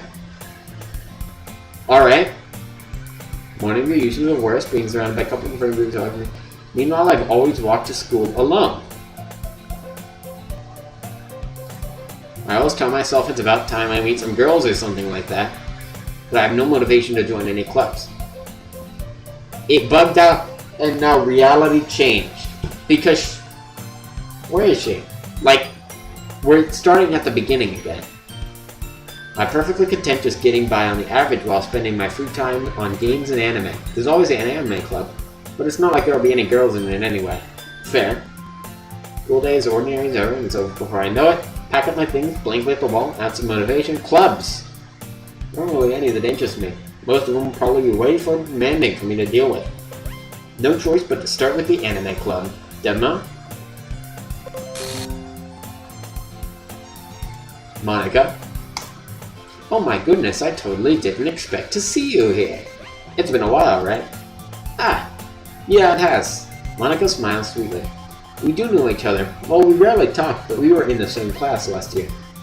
Monica was probably the most popular girl in class. smart, beautiful, athletic. Basically completely out of my league. So, having her smile at me so genuinely feels a little... What did you come in here for anyway? Oh, I've just been looking for some supplies to use for my club. Do you know if there's any construction paper in here? Or markers? I guess you could check the closet. You're in the debate club, right? Haha, about that. I actually quit the debate club. Really? You quit? Yeah. To be honest, I can't stand all of the politics around the major clubs. It feels like nothing but arguing about the budget and publicity and how to prepare for events. I'd much rather take something I personally enjoy and make something special out of it. In that case, what club did you decide to join? Actually, I'm starting a new one. A literature club. Literature? That sounds kind of dull. How many members do you have so far? It's kind of embarrassing, but only 3 of us so far. It's really hard to find new members for something that sounds so boring. Well, I can see that. But it's really not boring at all, you know. Literature can be anything, reading, writing, poetry. I mean, one of my members even keeps her manga collection in the club room. Wait, really? Yeah, it's funny, right? She always insists that manga is literature too. I mean, she's not wrong, I guess. And besides, a member's a member, right? Did Monica say she? Hey, Deadma. By any chance, are you still looking for a club to join? I mean, I guess so, but... In that case, is there any chance you could do me a big favor? I won't ask you to join, but if you could at the very least visit my club, it would make me really happy. Please? Well, I guess I have no reason to refuse. Besides, how could I ever refuse someone like Monica? Sure, I guess I could check it out. Alright, okay. Awesome. You're really sweet, Dubmo, you know that? It's nothing, really. Shall we go then? I'll look for the materials another time. You're more important. And thus, today marks the day I sold my soul to Monica and her irresistible smile. Wasn't it cupcakes last time? Do I not get any cupcakes out of this? God damn it. Frick. Heck. I timidly follow Monica across the school and upstairs, a section of school I rarely visit. There are only 3. Sayori does not exist anymore. Because I have not walked with anyone the rest of my entire life. So she just stopped existing. Or maybe I just don't know her anymore. So this is not new. It is new. It's something different.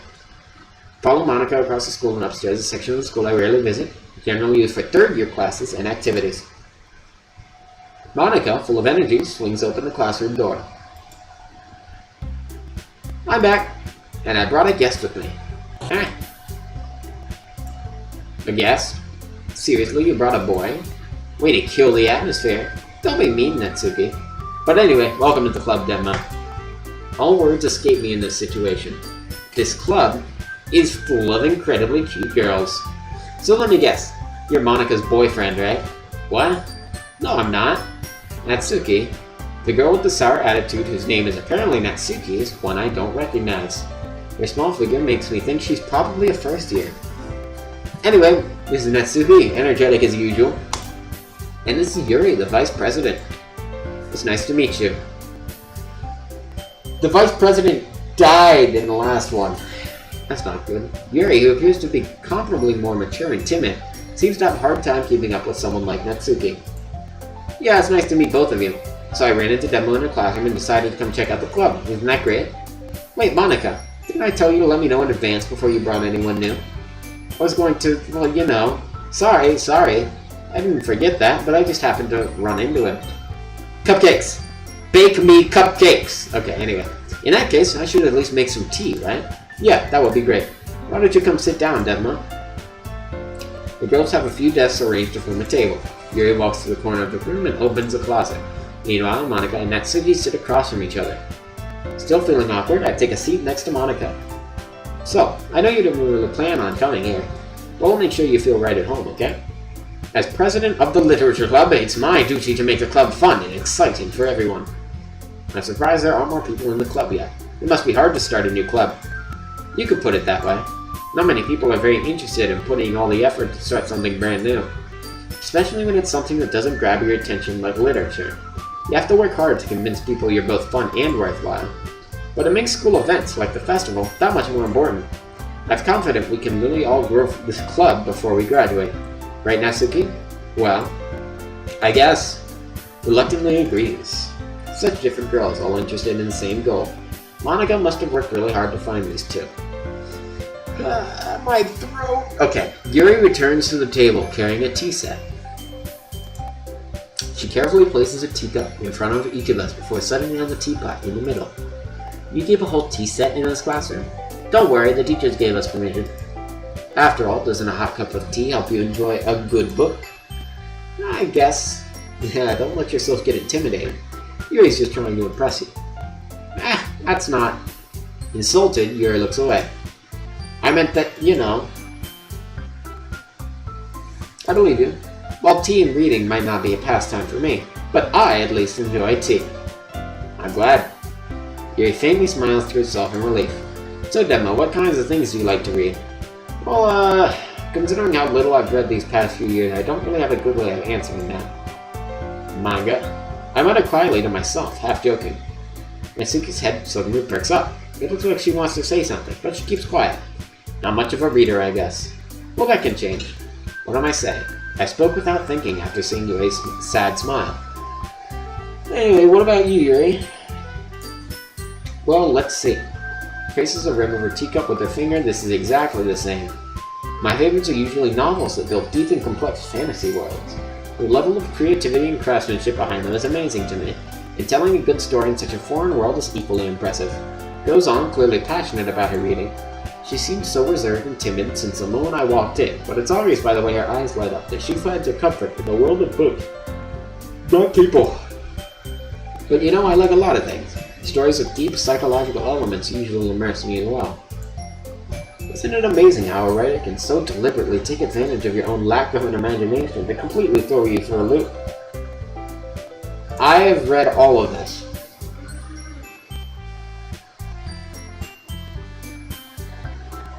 Auto's too slow, forget it.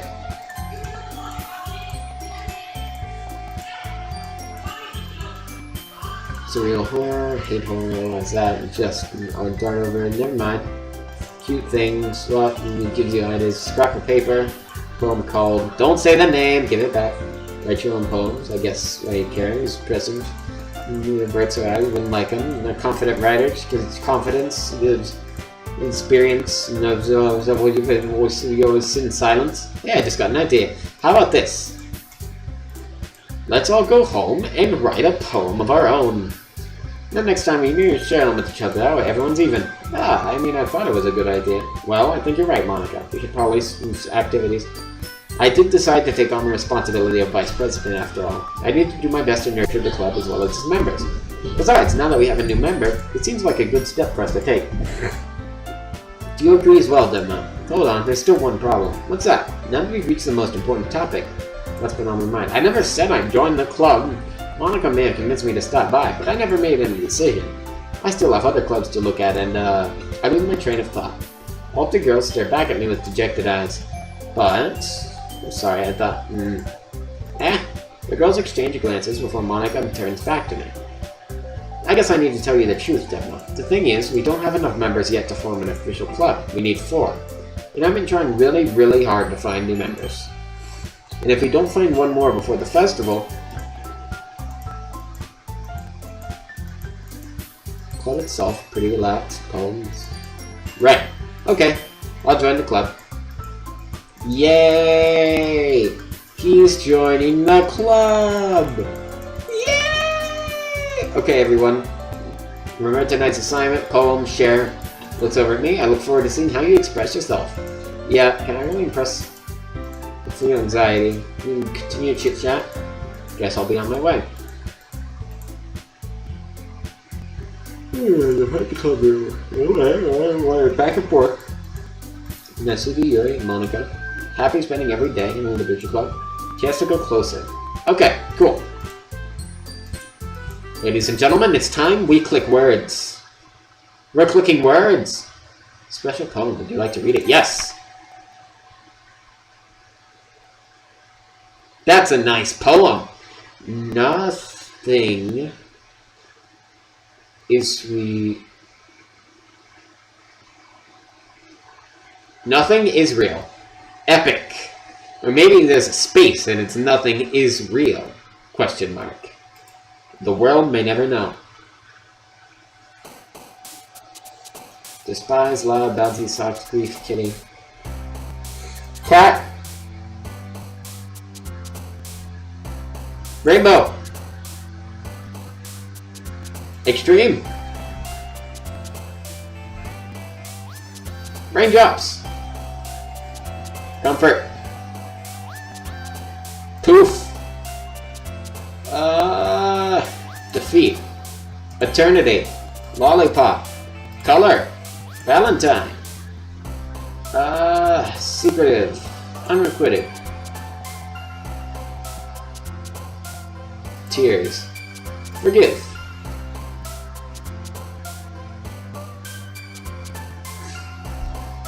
Playground. Graveyard. Explode. Candy.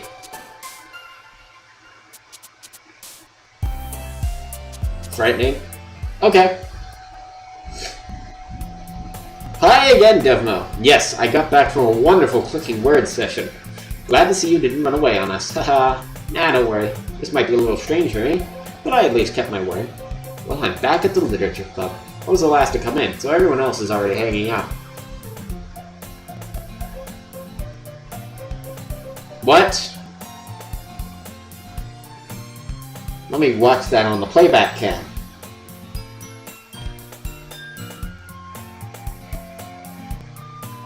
What? Don't do that. That's not... No. Stop it. Okay. Thanks for keeping your promise, Devmo. I hope this isn't too overwhelming of a commitment for you. Making you dive headfirst into literature when you're not accustomed to. Stop glitching! Stop it! Oh, come on. Like he deserves any slack. You already had to be dragged here by Monica. I don't know if you plan to just come here and hang out or what. But if you don't take us seriously, you won't hear the end of it. See the end of it. You're in front of the text box, you idiot! Step behind the text box! This kid certainly had a big mouth for someone who keeps a manga collection in the club room. Nizuki finds himself stuck between saying Monica and manga. Manga is literature. Swiftly defeated, plops back into her seat. I'm sorry, Devmo. We'll make sure to put your comfort first, okay? She's Natsuki with a disappointed glance. Anyway, now that you're in the club and all, perhaps you might have interest in picking up a book to read. Well, you can't really say no either way. Like you said, I'm in this club now. Wait a second!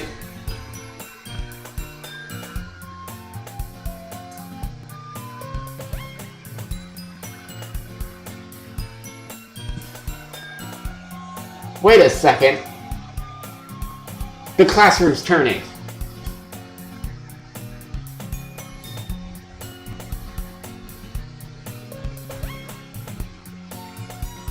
The goddamn classroom is turning!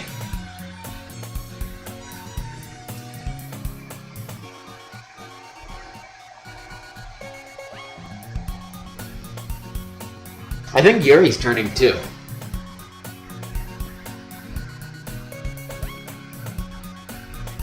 Definitely feels closer. Like you said, I'm in this club now, so it only feels right for me to do something like that if you ask. Wait, I didn't mean it like that.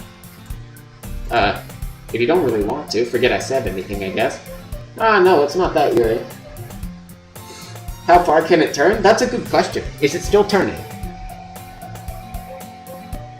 Yeah, it's definitely still turning.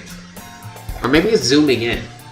Well, it's definitely turned, but it's also zooming in.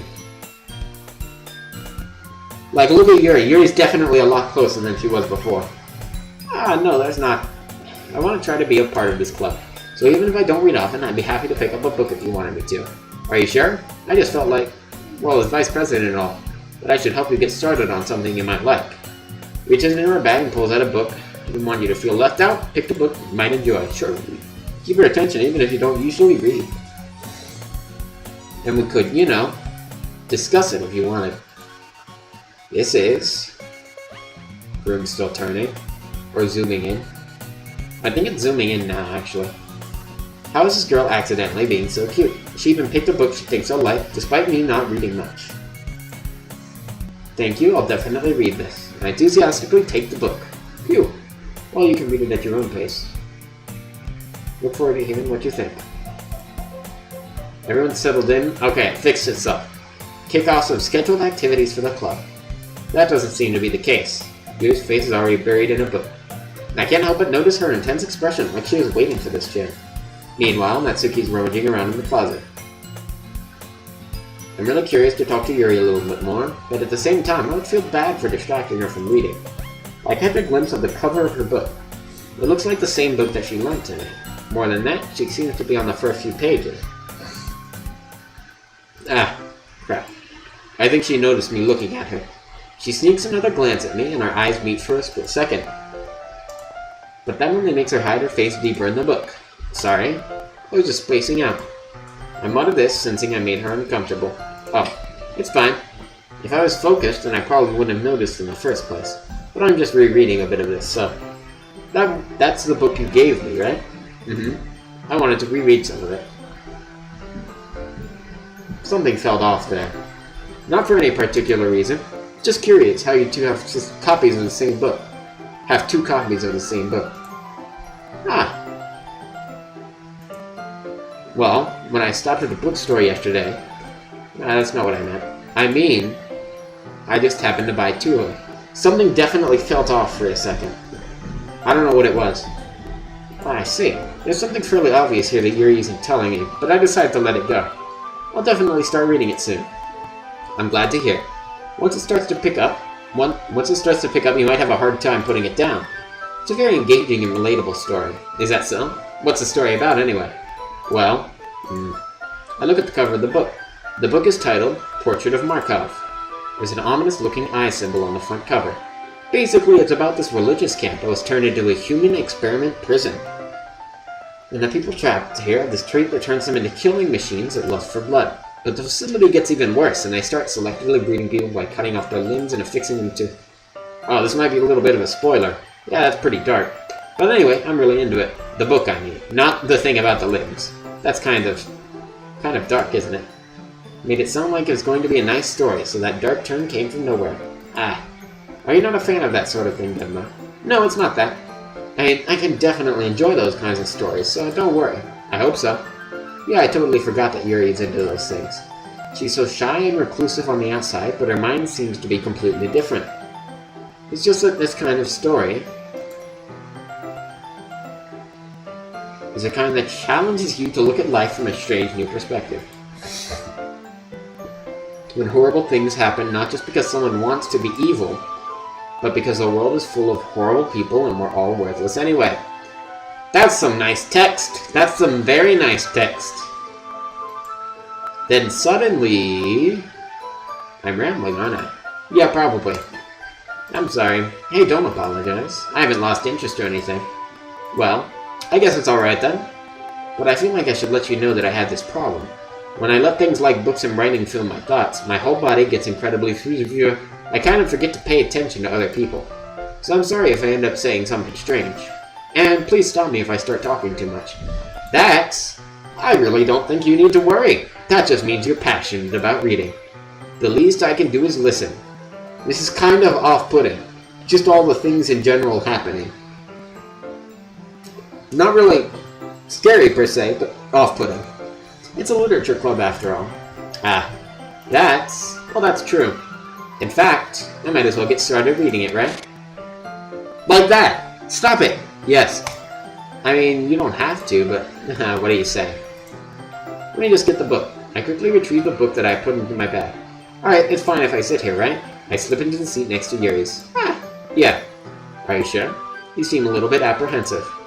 I'm sorry. It's not that I don't want you to. It's just something I'm not very used to. That is, reading in company with someone. I see. Well, just tell me if I end up distracting you or anything. Alright.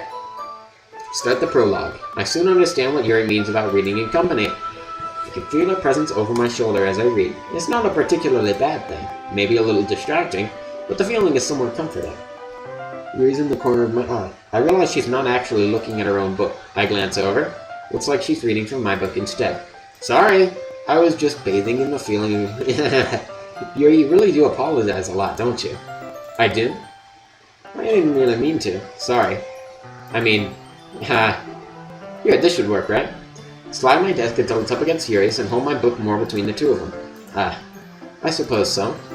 Timidly closes her own copy. Once we each lean in a little bit, our shoulders are almost touching. Feels like my left arm is in the way, so I use my right hand to hold the book open. I guess that makes it kind of difficult to turn the page. Here. Takes her left arm and holds the side of the book between her thumbs and forefinger. I do the same, with my right arm on the side of the book. That way I turn a page, slides it under her thumb, and flips it to the side. Holding it like this, huddle even closer together. Kind of distracting, eh? Feel the warmth of her face, she's in the corner of your vision. Are you ready? To turn the page? Oh, sorry. Got a bit distracted for a second. I don't know how I'll be able to keep up with her. That's okay. You're not as used to reading, right? I don't mind being patient if it takes you a bit longer. It's probably the least I can do, since you've been so patient with me. Yeah. Thanks. We continue reading. No longer ask me if I'm ready to turn the page. Instead, I just assume that she finishes the page before me, so I turn it by my own volition. We continue the first chapter in silence. Even so, turning each page almost feels like an intimate exchange. Let go of the page, letting it flutter over to the side, catches it on their own thumb. Hey Yuri, this might be a silly thought, but the main character kind of reminds me of you a little bit. No, I don't relate to this character at all. Definitely not. Really? I was just thinking the way she second guesses things she says and all. That's what you were talking about. Sorry. I thought you meant something else about it. Something else? Never mind. We didn't even get that far yet. So I don't know why that came into my head. Yuri, you're feeling alright. Yuri's been a little fidgety ever since we started reading. You can rest if you're feeling sick or something. Your breathing is a little... My breathing? Puts her hands on her chest as if to feel her heartbeat. I didn't even notice. Anyway, I'm fine. I just need some water. Alright, don't push yourself. Yuri stands up and practically rushes out of the classroom. What on earth was that about? Devma? Did something happen just now? I have no idea. Acting a little strange, I guess. So you don't know anything. Sorry, I can't say I do. Are you worried about her? Oh, no, not really. I was just making sure that you didn't do anything to her. No, nothing. Don't worry. I believe you, silly. Yuri just does this sometimes, so it's nothing alarming. Alright, if you say so. Anyway, why don't we start sharing our poems with each other? Shouldn't we wait for Yuri? Well, she might be a while, so I figured we'd just get started without her. Is that okay? Yeah, I was just asking. I stand up. I make a mental note of where I left off in the book. Slip it back into my bag. Yasuki and Monica. I clicked. Start with Monica. Yesterday she seemed eager to read my poem, and I want her to know I'm putting in effort. Hi, Devmo. Having a good time so far? Yeah. Good. Glad to hear it. By the way, since you're new and everything, if you ever have any suggestions for the club, like new activities or things we can do better, read the poem! Read it! Read it! Read the poem! Read the poem! Read the poem! Shut, just read. Yes, read it. Yes. How? Don't worry, Devmo. We're all a little embarrassed today. Sort of buried. Yeah, shut up, read it. Read the poem. Yes, read it. Great job, Devmo. I was going, ooh, in my head while reading it. It's really metaphorical. I'm not sure why, but I didn't expect you to go for something so deep. I guess I underestimated you. It's easiest for me to keep everyone's expectations low. That way, it always counts when I put in some effort. Haha, that's not very fair. Well, I guess it worked anyway. You know that Yuri likes this kind of writing, right? Writing that's full of imagery and symbolism. Sometimes I feel like Yuri's mind is just totally detached from reality. I don't mean like that's a bad thing, though. But sometimes I get the impression that she's just totally given up on people. She spends so much of her time in her own head that is probably a much more interesting place for her. But that's why she gets so happy when you treat her with a lot of kindness. I don't think she's used to being indulged like that. She must be really starved for social interaction, so don't blame her for coming on a little strongly. Like earlier. I think if she gets too stimulated, she ends up withdrawing and looking for alone time. The door opens. Yuri! I'm back. Did I miss anything? Not really. Well, we all started sharing our poems with each other. Already? I'm sorry for being late. No need to apologize. We still have plenty of time, so I'm more glad that you took all the time you needed. Alright. Thanks, Monica. I suppose I should go get my poem now. Anyway, do you want to read my poem then? Don't worry, I'm not very good. You sound pretty confident for someone... Yeah, okay. Doesn't mean I always feel that way, you know? Let's read it then. Is it the same? Yeah. Hole in wall. But he wasn't looking at me. Confused, I frantically glance around my surroundings. But my burned eyes can no longer see color. Are there others in this room? Are they talking? Or are they simply poems on flat sheets of paper? The sound of frantic scrawling, playing tricks on my ears. The room begins to crinkle, closing in on me. The air I breathe dissipates before it reaches my lungs. I panic, there must be a way out. It's right there, he's right there. Swallowing my fears, I brandish my pen. That's different from last time. The title's the same, but it's different. So, what do you think? It's very freeform. Not really the right person to ask for feedback. Yeah, it's kind of style, popular, emphasis, timing, powerful, inspiration. Guess you could say epiphany, yeah, influencing, epiphany, yeah, nervous, everyone better. Monica's writing tip of the day. Sometimes when you're writing a poem or a story, your brain gets too fixated. This is the same one. Just force yourself to get something down on paper and tidy it up later. Another way to think about it is this. If you keep your pen in the same spot, you'll get a big dark puddle of ink. So just move your hand and go with the flow. That's my advice for today. Thanks for listening. Natsuki. Well, it's about what I expected from someone like you. That's a little blunt. Well, excuse me. It's not like I said it was bad. I just didn't evoke any emotions. So basically, it's not cute enough for your tastes? Do you want to get smacked? I'll pass. Sigh. Well, anyway, I guess I need to show you mine. Okay, I'm gonna stop doing that. Not that you'll like it. Eagles can fly, monkeys can climb, crickets can leap, horses can race, owls can see, cheetahs can run, people can travel. This is the same. Monica did not have the same one. Interesting. Yeah, I told you that you weren't gonna like it. I like it. What? Just be honest. I am. Why are you so convinced that I wouldn't like it? Well, because everyone in high school thinks that writing has to be all sophisticated and stuff. So people don't even take my writing seriously. But isn't the point of poems for people to express themselves? Your writing style wouldn't make your message any less valid. Yes, exactly. I like it when it's easy to read, but it hits you hard. Like in this poem, like a rock. Seeing everyone around you do great things can be really disheartening, so I decided to write about it. Yeah, I understand. But the other nice thing about simple writing is that it puts more weight on the wordplay. Like I set up for a rhyme at the end, but then made it fall flat on purpose. It helps bring out the feeling in the last line. That's what it means to be a pro. Humor her with that last comment. Alright, you're next. As Yuri reads the poem, I notice her eyes lighten. Exceptional! Yeah, what was that? Did I say that out loud? Covers her mouth, covering her whole face. He's going to hate me. You really didn't do anything wrong, Yuri. Yeah? I guess you're right. What am I getting so nervous for? Yuri takes a breath. So, what kind of writing experience do you have? Your use of imagery and metaphors indicates you've written a lot of poetry before. Really? Wow, that's a huge compliment coming from you. This is actually my first time, really. Huh? Yuri stares at me blankly, then looks at my poem again. Well, I know that. I just meant, trails off, unable to find an excuse. She traces her finger along the words of the poem as if breaking it down more thoroughly. Yeah, okay. This is a reason I was able to tell. It's just that there are specific writing habits that are usually typical of new writers. And having been through that myself, I kind of learned to pick up on them. I think the most noticeable thing I recognize in new writers is that they try to make their style very deliberate. Pick up a writing style, top runner, end result, style, weekend. Once you have finds a train of thought, it totally changes. Completely gone? Sounds like an expert.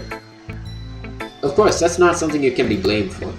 There's so many different skills and techniques that go into writing a simple poem. Not just finding them and building them, but getting them to work together is probably the most challenging part. It might take you some time, but it all comes with practice, and learning by example and trying new things. I also hope that everyone else in the club gives you valuable feedback. Natsuki can be a little biased, though. Biased? How? Well, never mind. Shouldn't be talking about people like that. Sorry. It's fine. Not sure if Yuri is apologizing to yourself, to me, or to Natsuki. Do you mind if I read your poem now? Please do. I'd love to share my thought process behind it. Smiles dreamily. Rare opportunity. Kind of funny. After all, literature club. There's another light. Through bathing, must be the swim, not unleashed to the light. With sickening blue-green light flickers, I flicker back. Same poem! I'm sorry to have such terrible handwriting. What? I wasn't thinking that at all. But it took you a long time to read. I read it in 5 seconds! Ah! Well, I just don't read script very often. I actually think your handwriting is pretty. Eh? That's a relief. Also, I like the poem. Even though it's short, it's really descriptive. It wasn't too short. I usually write longer poems. Not at all. I'm really glad you like it. I'll be honest. Since it's our first time sharing, I wanted to write something a little more mild. Something easy to digest, I suppose. Are you into ghost theory? Actually, the story isn't about a ghost at all, Devno. Really? I must have totally missed the point. Well, I suppose you did only glance over it after all. But remember that poets often express their own thoughts, feelings, and experiences in their work. They usually do more than tell a simple story or paint a picture. In this case, perhaps the subject of the poem is only being symbolical compared to a ghost, lingering in our last remaining place of comfort, unable to let go of the past, and soon to be left with nothing. That's a lot more solemn, putting it that way. I hadn't even thought of that. That's impressive. Eh? It's nothing, really. Yours was impressive too, so... Nah. If anything, I could probably learn a thing or two from you. You think so? Yeah, of course. You know, I was really nervous about doing all this. But in the end, I enjoyed it. I'm going to keep doing my best for you, Devno. Ah, me too. Gaming. Phew. I guess that's everyone. Lights are on the room. A little more stressful than I anticipated. It's everyone judging me for my mediocre writing abilities. Even if they're being nice, there's no way my poems can stand up to this. This is a literature club, after all. That's off. I sighed. I guess that's what I ended up getting myself into. Across the room, Monica is writing something in a notebook. Leon, Yuri, and Natsuki gingerly exchange sheets of paper, respective poems. Read in tandem, I watch each of their expressions change. Frustration, sadly. What's with this language, eh? Did you say something? Oh, it's nothing. Dismissively turns poem. Fancy. Cute. Language, I guess. Trying to say something nice. Yeah. I do have a couple of suggestions. I was looking for suggestions. Appreciate the offer, writing style. And then I like my poem too. Oh, I didn't realize you were so invested in trying to impress a new member. Eh? That's not what I... Okay, here's the fight. I can't call for Sayori anymore. God damn it! Stands up as well. Maybe you're just jealous that Devmo appreciates my advice more than he appreciated yours. Huh? And how do you know he didn't appreciate my advice more? Are you that full of yourself? No. If I was full of myself, I would deliberately go out of my way to make everything I do overly cutesy. Well, you know what? I wasn't the one who... Natsuki, that's a little... This doesn't involve you. Taking out your own insecurities on others like that. You really act as young as you look, Natsuki. Me and starting... That's mean. See? Just saying that proves my point. Most people learn to get over themselves after they graduate middle school, you know? If you want to prove anything, then stop harassing others. Stop speeding it up! Think you can counterbalance by dressing up and acting cute. How hard you try. Careful, you might cut yourself on the head. You already do, don't you? Did you just accuse me of cutting myself? Yeah, go on. Let Devmo hear everything you really think. I'm sure he'll be head over heels for you after this. Turns towards me and noticed I was standing here. She's just trying to make me look bad. That's not true. She started it. Of course it's not scary backing. It's off-putting. Christ. How did I get dragged? Okay, gotta pick one. It's just concerning. How about Yuri? You gonna let me click it? Hello, Monica. How's it going?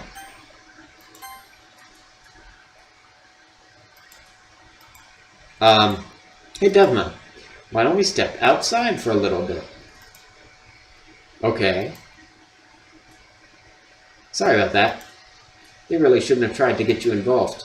It's probably better for us to stay out of this. We'll go back inside once they're done yelling. Some president I am, right? I can't even confront my own club members properly. I just wish I was able to be a little more assertive sometimes.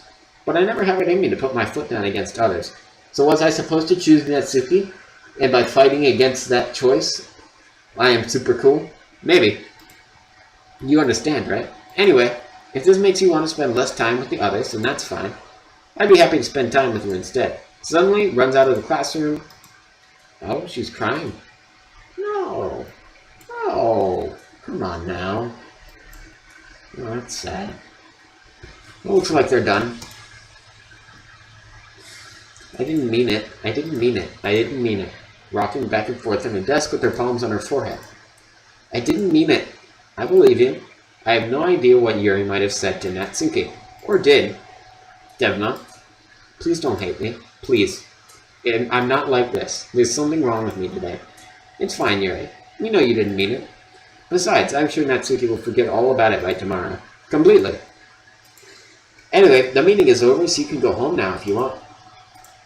Yuri looks at me like she wants to say something, but she keeps glancing at Monica. You can go first, Monica.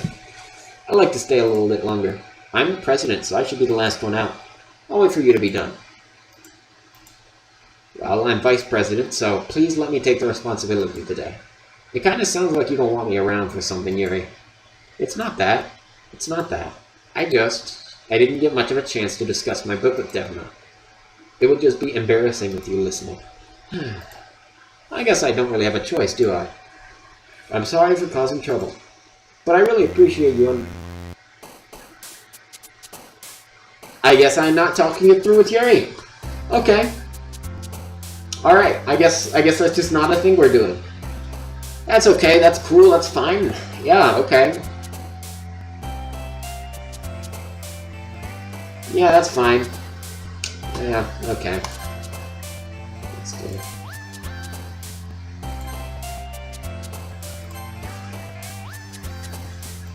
I'm picking words that purely Yuri would like, so that I can see if I can actually figure out what's going on here. No, goddammit.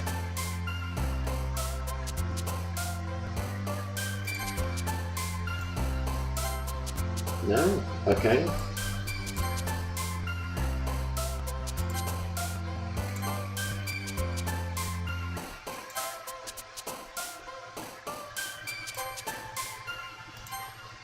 Frick!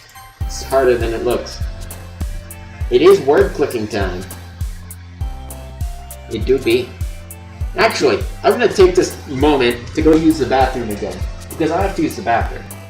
Because I stayed hydrated. You guys should go get hydrated. Go drink some water. It's good for you. Stay healthy. Bathroom time. I might also get some water too. Give me like 2 for that.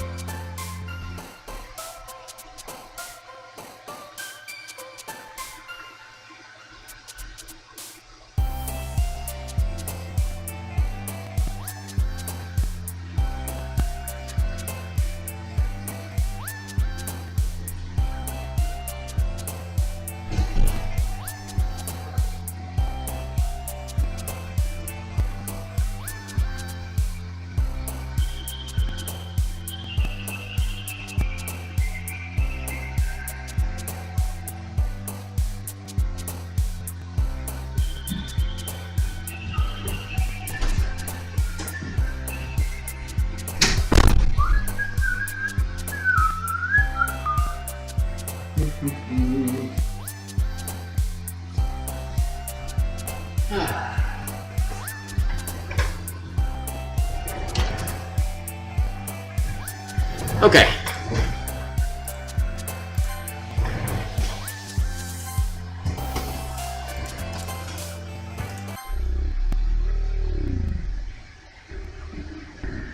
Okay, that's fine. Another day passes, time for the club meeting already. I've gotten a little more comfortable here over the past few days. Entering the club room, the usual scene greets me. Welcome back, Devmo. Good to see you, Yuri. I'm glad that everything's doing it great. I like the new look. I gotta say, it fits you very well. Ah, hi, Yuri. Oh, okay. Trying new things. I'm not sure if it's me or if it's Yuri's expression, but the weight of yesterday's quarrel still hangs in the air a little. There you are! Yuri glances over her shoulder, looking around the room. Natsuki is reading manga at a desk. And surprisingly, Monika isn't here yet. Suddenly, Yuri takes my arm, pulls me into the corner of the room. About yesterday, I really need to apologize. Nothing like that has ever happened before. And something just came over me, I guess. I wasn't acting mentally sound. Please don't think we're usually like this. Not just me, but that's Natsuki as well. Yuri, I'm happy that you would consider and apologize. You don't have to worry too much. Even though I've only been here a couple days, I could tell something was off yesterday. Maybe we're just a little extra sensitive because it was our first time sharing poems. But whatever it was, it didn't make me think any less of you. I had already decided there was no way you can be a bad person. And now that you're apologizing, I know you really didn't mean it. Ah, Devmo, don't say those kinds of things so frankly. They make me a little too happy. I'm really glad that you're such an understanding person, and I'm really glad that you joined this club.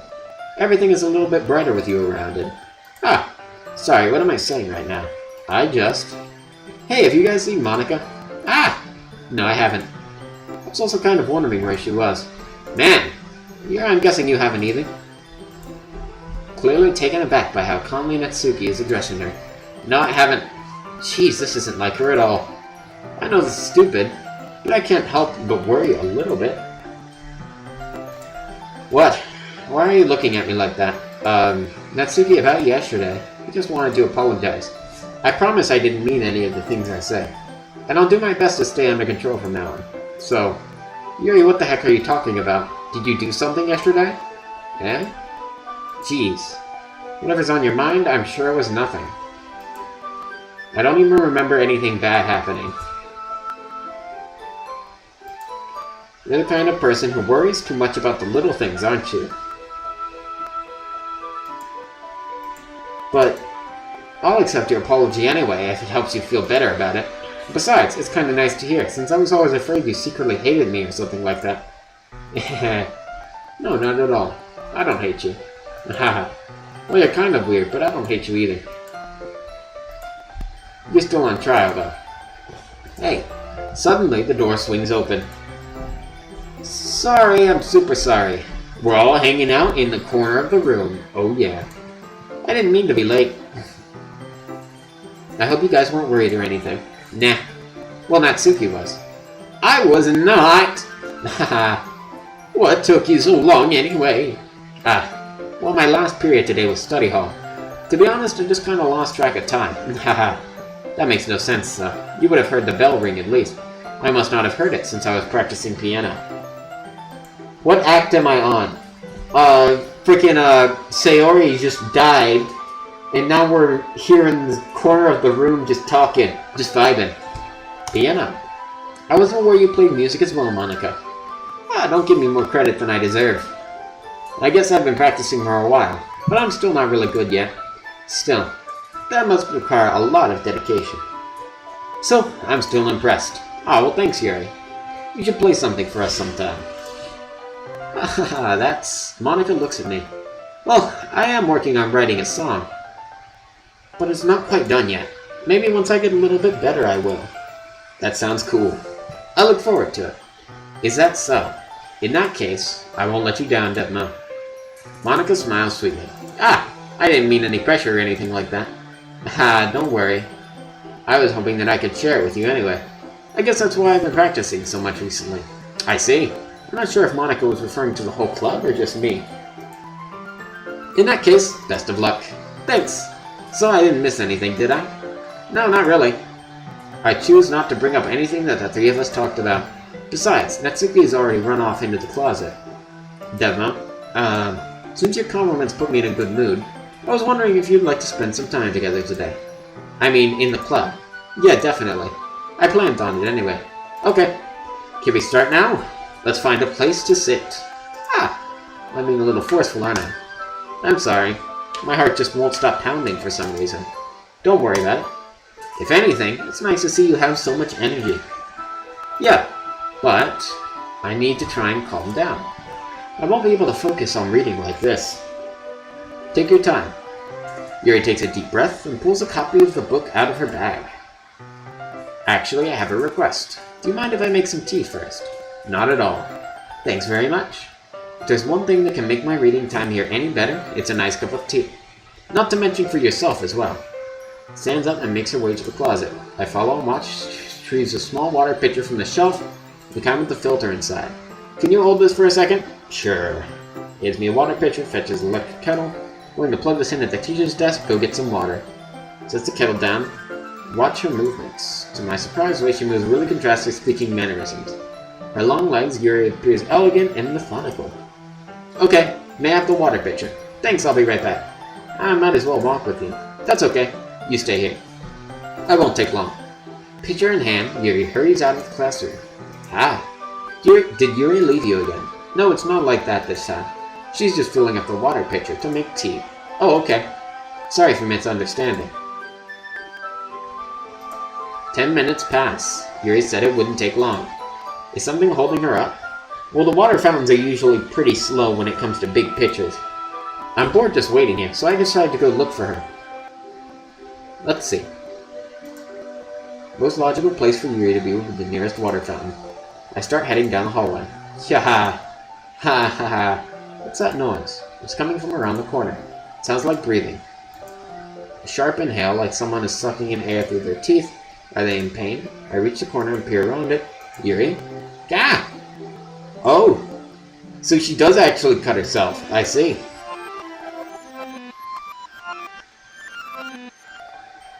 I'm back. Yeah, okay. Fair enough. Thanks for waiting patiently. Demo, do you like a long tea? So time just kind of went backwards a little tiny bit.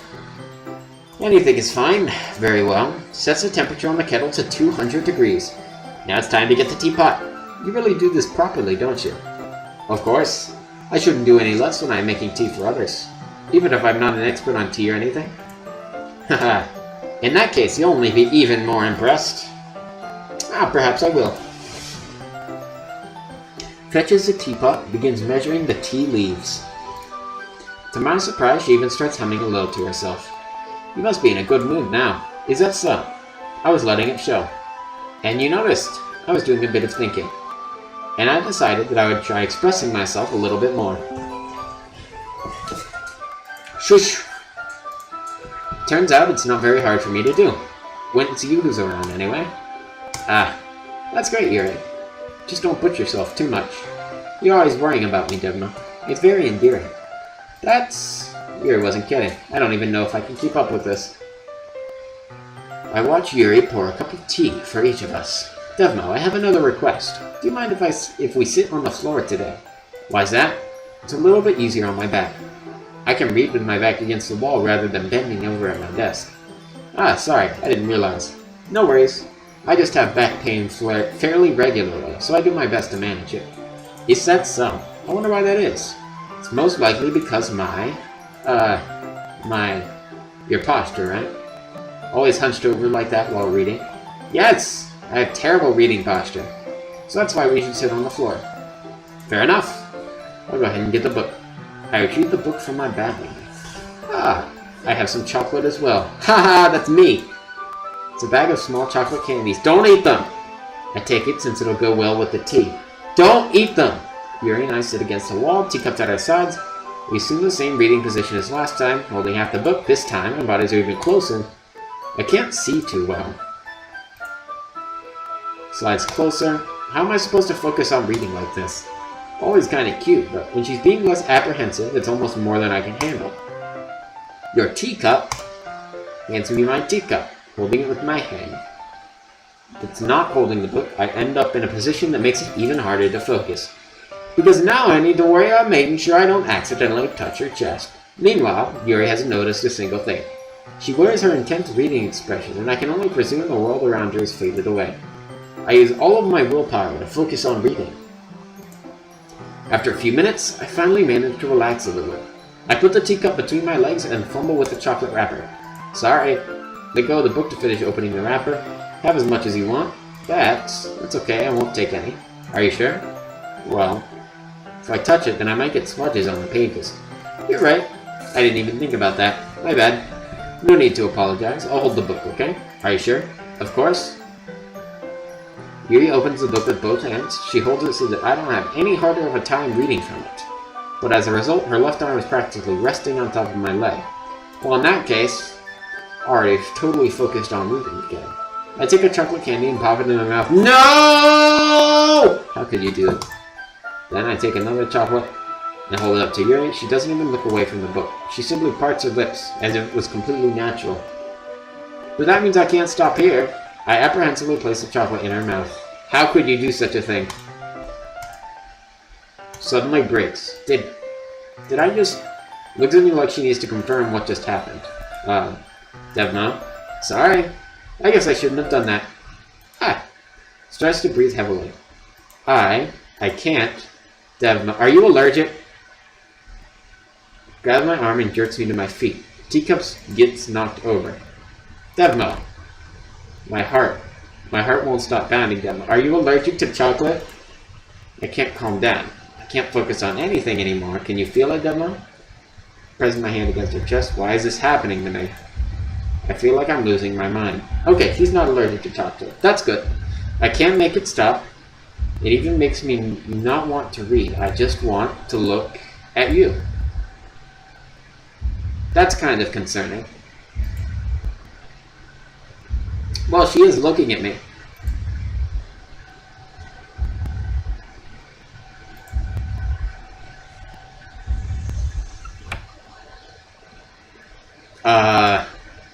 It's time to share poems.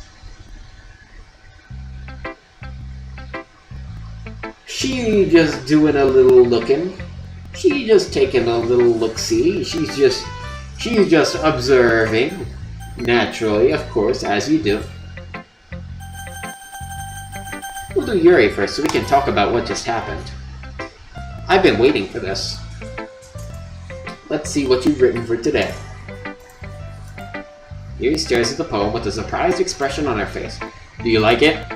Devmo, this one might be even better than yesterday's. How did you even pick up on this so quickly?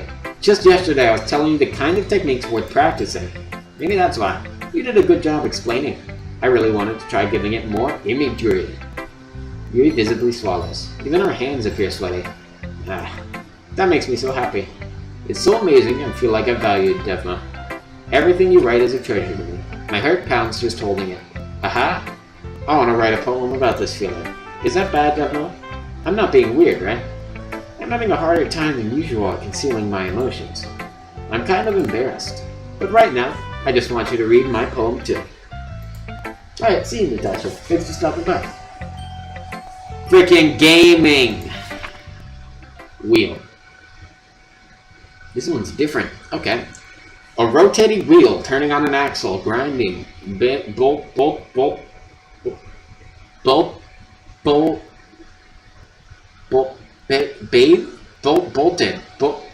Bolted.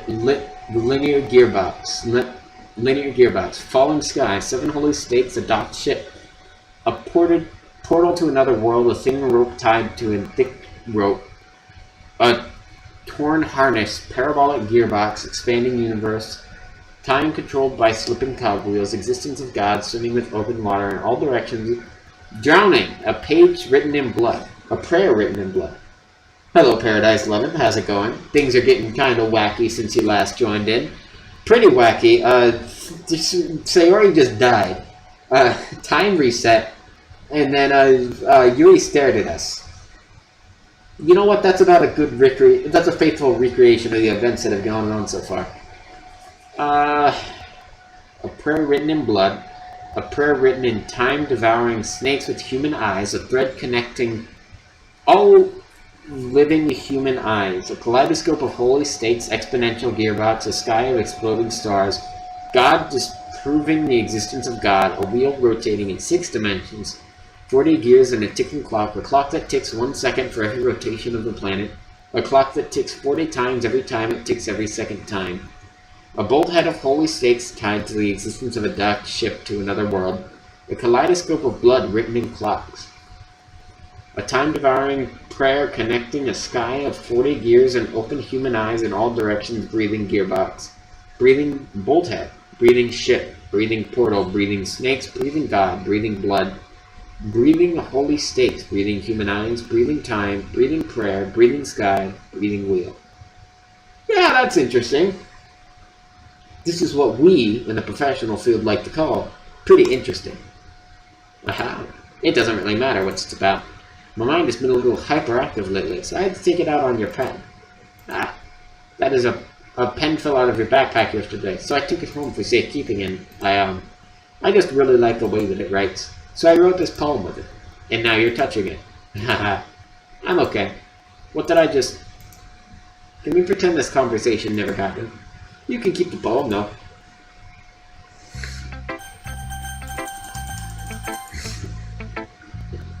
Monica, Devma, I think you saw something earlier that you weren't supposed to see. I didn't want to have to tell you this, but I don't think I have a choice. It's getting kind of dangerous for you to spend so much time with Yuri. Your mother! I don't know why, but she seems pretty easily excitable when she's around you. Which shouldn't be a problem in and of itself, but when Yuri gets too excited, she finds a place to hide and starts cutting herself with a pocket knife. Yeah, I can tell. Isn't that kind of messed up? She even brings a different one to school every day, like she has a collection or something. I mean, it's definitely not because she's depressed or anything like that. I think she just gets some kind of high from it. It might even be like, no, probably not. But the point is, you've been kind of enabling her. I'm not saying it's your fault though, but I guess that's why I had to explain it all to you. So I think if you keep your distance, it would probably be best for her. No! While you're at it, don't be too shy to spend a little more time with me. To put it lightly, I at least have it together in the head, and I know how to treat my club members. Your mother! But anyway, you want to read my poem now? I like the way this one turned out, so I hope you do too. Save me! The colors, they won't bright, piercing, red, green, blue, and cacophony of meaningless noise.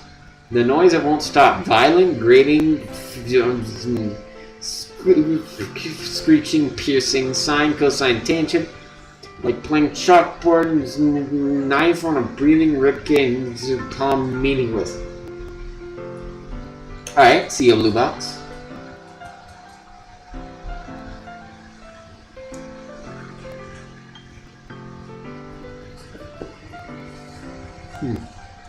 Okay. Endless poem of meaningless. Delete her. No. Shut up. Your poem sucks. I hate you. Sorry, I know it's kind of abstract. I'm just trying to, well, never mind. There's no point in explaining. Anyway, here's Monica's writing tip of the day. Sometimes you'll find yourself facing a difficult decision. When that happens, don't forget to save your game. You'll never know when, who am I talking to? Can you hear me? Tell me you can hear me. Anything. Please help me. You're welcome. Thanks for listening. So confusing! Alright, it's okay. I liked your last one better. Eh, really? Well, yeah, I can tell you were a little more daring with this one, but you're really not good enough for that yet. It fell flat. That may be true, but I just wanted to try something different. I'm still figuring this all out. Fair enough. You're still new to this, so I wouldn't expect you to find your style right away. I mean, everyone in the club writes really differently from each other. Maybe you'll find a little influence from all of us. For instance, I noticed that you were spending some time with Yuri today. Not that I care who you spend your time with. After all, I was taught never to expect anything from anybody. So it's not like I was waiting for you or anything. Still, you should at least look over my poem. You'll probably be able to learn something from it. Amy likes spiders. Amy likes spiders. Spiders, spiders, spiders. Lots of friends. Doesn't matter. Gross. Yep. Not bad, right? It's quite a bit longer than yesterday's. Yesterday's was way too short. I was just warming up. I hope you didn't think that was the best I could do. No, of course not. Anyway, the message is pretty straightforward in this poem. I doubt I have to explain it. Like anyone would agree with the subject of the poem is an ignorant jerk. Everyone has some kind of weird hobby, guilty pleasure, something you're afraid people find out, they make fun, or think less of you. This is the same text as last time.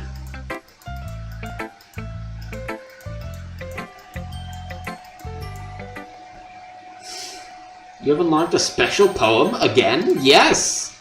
Can you hear me? That's not a poem, you idiot! Moving along. Okay, everyone. We're all done reading each other's poems, right? We have something we need to go over today. So if everyone could come sit at the front of the room. It's just about the festival. Well, sort of. How do we really have to do something for the festival? It's not like we could put together anything good in just a few days. We'll just end up embarrassing ourselves instead of getting any new members. That's a concern of mine as well. I don't really do well with last-minute preparations. Don't worry so much. We're going to keep it simple, okay? Look, I know everyone's been a little more lively ever since Devmo joined, and we started with some club activities. But this isn't the time for us to become complacent. We still only have 4 members. And the festival is our only real chance to find more, you know? What's so great about getting new members anyway? We already have enough to be considered an official club. More members will just mean everything gets noisier and more difficult to manage. Natsuki, I don't think you're looking at it the right way at all. Don't you want to share your passion with as many people as you can? To inspire them to find the same feelings that brought you here in the first place. The Literature Club should be a place where people can express themselves like they can't do anywhere else. It should be a place so intimate that you never want to leave. I know you feel that way too. I know we all do. So that's why we should work hard and put something together for the festival. Even if it's something small. Right, Devmo? Oh, come on. You can't take advantage of Devmo to agree with you just because he doesn't know how to say no to anything. Look, Monica, do you really think any of us here joined the club with other people in mind? Yuri never even talked until Devmo joined. As for me, I just like it better here than I do at home. And Devmo isn't even passionate about literature in the first place. Yes, I am! Click word! Click word! Whoa, yeah! Clicking words, hell yeah! And that's everyone. Sorry, but you're really the only one who's interested in finding new members. Free cat! Oh, cat went out. Okay. The rest of us are fine like this. I know you're president and all, but you really should consider our opinions for once. Monica is clearly taken aback by Natsuki's words. That's not true at all. I'm sure Yuri and Devmo want to get more members too. Right? I don't know about Yuri, but I'm kind of indifferent. If I showed as much enthusiasm as Monica wanted, then I would probably be lying. Still, if it's up to me to rescue the situation... no. Natsuki's right, isn't she? This club, it's nothing more than a place for a few people to hang out. Why did I think that everyone here saw it the same way I did? But that doesn't mean we're against getting new members or anything. Devmo, why did you even join this club? What were you hoping to get out of it? Cupcakes! Well, that's not really something I can be honest about, is it? Yes, you can! Cupcakes! In fact, if I remember, you weren't even given a choice not to join. Sits down and stares at her desk. What's the point of all this anyway? What if starting this club was a mistake? Now you've done it, Natsuki. What, me? I just spoke my mind. Is it a crime to be honest? It's not about being honest. It's about word choice. Besides, you have no right to speak for everyone else in the club like that. You don't understand at all. I just want a place that feels nice to hang out with a few friends. Is there a problem with the club being that for me? There aren't many other places like that for me. And now Monica wants to take it away from me. She's not taking anything away. No, Devmo, it's not the same. It won't be the same with the direction she wants to take it. She wanted that, and I could have joined any other stupid club. But this one, I mean, at least for a little bit of time, things were nice. Natsuki starts packing up her things. I'm going home. I feel like I don't belong here right now. Natsuki ignores Yuri and walks out of the classroom. This is bad. I don't know what to do. Well, you have an opinion on the festival? I don't know. I'm kind of indifferent, I guess. Who cares about that obnoxious brat? Ah! I mean, I like how nice and quiet the club is right now, and I'm just happy with you here. But still, I'm the vice president.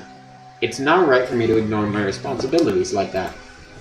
Nobody would cry. I see. I see. I should do my best to consider everyone's perspective and make the decision that's right for the club. What about you, Devna? What do you want to get out of this club? Yuri repeats the same question as Monica. I decide giving an indirect answer is better than nothing. I think the most important thing is for everyone to get along. And for the club to provide something that you can't get anywhere else. I don't think it's about how many members, but rather the quality of each member. That's what will end up making the Literature Club a special place. I see. I really agree with you.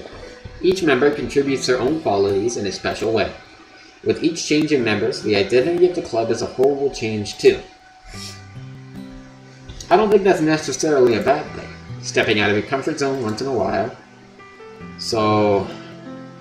Your eye is leaking. Stop it. And not with tears. So if you would like to help Monica with the festival, now I'm on your side as well. Alright. Maybe we can all talk to Natsuki tomorrow. Yuri nods. Hey Yuri. I know things were a little awkward yesterday, but I feel like you deserve to know that I still think you're a wonderful vice president. And also a wonderful friend. Monica. I want to do everything I can to make this the best club ever. Okay? Me too. Yeah, let's all go home for today. We'll talk about the festival tomorrow. Okay. I look forward to it. Shall we go, Devmo? Please don't take this the wrong way, but I'm going to chat a little bit with Devmo before we leave. No! Just to see what he thinks of his time here and all that. It's important for me, as president. Yuri looks a little troubled, but she doesn't protest. Okay. I trust your judgment, Monica.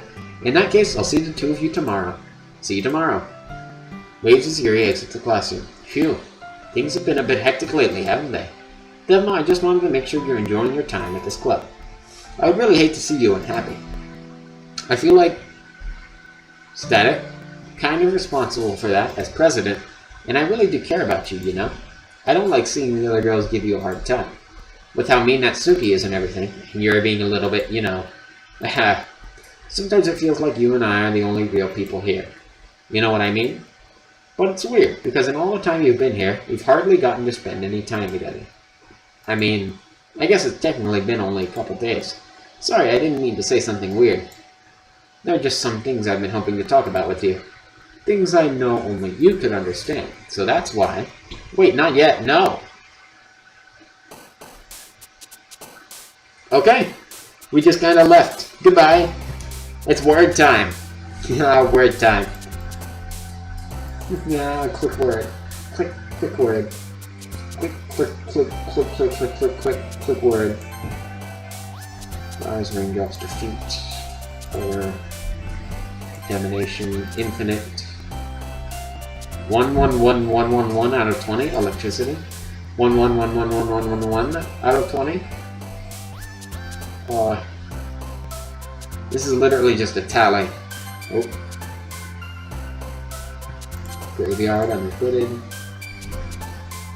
Peace. Unrestrained. Monica's down there! Or is that... Who was that? Was that Monica or... What? Hang on. Whirlwind. Marriage. What type of words did she love? Like really happy ones. But not that type.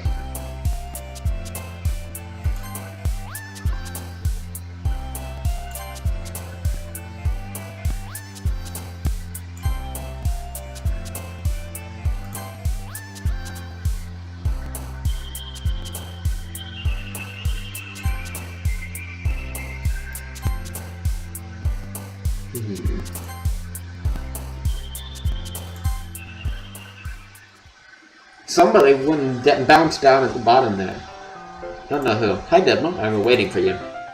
Are you ready to continue reading? I brought my best tea today. Monica! I told you not to... Ah!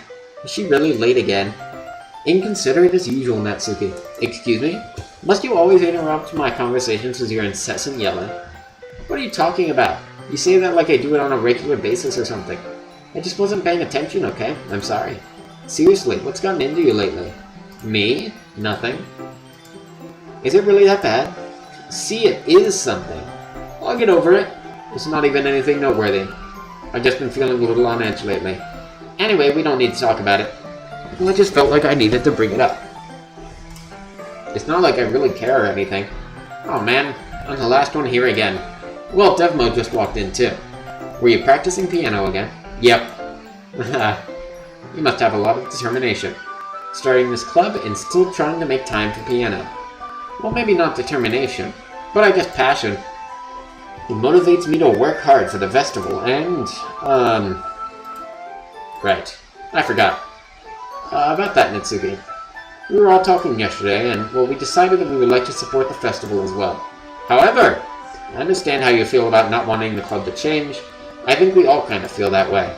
So as long as we're all working together, this club will never become something we don't want. Also, if you help us out with the festival, then I'll buy you a new manga. Aha! Sorry, that last part was really funny. Look, I did some thinking about yesterday. I was a little more hostile than I meant to be. I guess I really felt threatened or something. But I know this is something we're doing together. Another new member wouldn't hurt as long as they're cool. And I guess another girl would be nice this time. But more importantly, I would hate to see the event suck just because I chose to back out. I'm a pro, you know. So I'm gonna help too, and we'll make sure it's done right. Thank goodness. Isn't that great, Monica? Monica? Ah, yeah, that's wonderful. It wouldn't be the same without you, Natsuki. Anyway, Devmo, what do you want to do today? I was thinking we could. We already have plans today. Ah, is that so, Yuri? That's correct. Devmo's already engaged in a novel that we're reading together. Aren't you glad I've already gotten him into literature, Monica? I suppose I was just... Actually, it doesn't matter. It really doesn't. You guys can do whatever you want. Yes. Thank you for understanding, Monica. Actually, I have a request. Do you mind if I make some tea first? Absolutely. Not at all. Thanks very much. If there's one thing that can make my reading here any better, it's a nice cup of tea. Not to mention for yourself as well. Yuri stands up and makes her way to the closet. I follow and watch as she retrieves a small water pitcher from the shelf. The kind with the filter inside. Can you hold this for a second? Sure. Hands me water pitcher, fetches the electric kettle. Plug this in the teacher's desk, go get some water. She does it again! She's doing the same thing. Watch her movements. The way she moves really progressive. This is the same thing. Okay, water pitcher. Thanks, I'll be right back. Might as well walk with you. That's okay. You stay here. It won't take long. Pitcher in hand. Hurries out of classroom. Ah! Yuri, leave you again. No, it's not like that this time. She's just filling up the water pitcher to make tea. This is exactly the same. What? 10 minutes pass.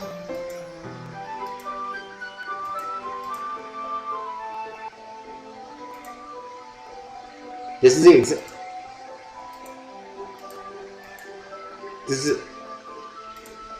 This is the same thing. Yeah, she's cutting herself. And then we go back in time again.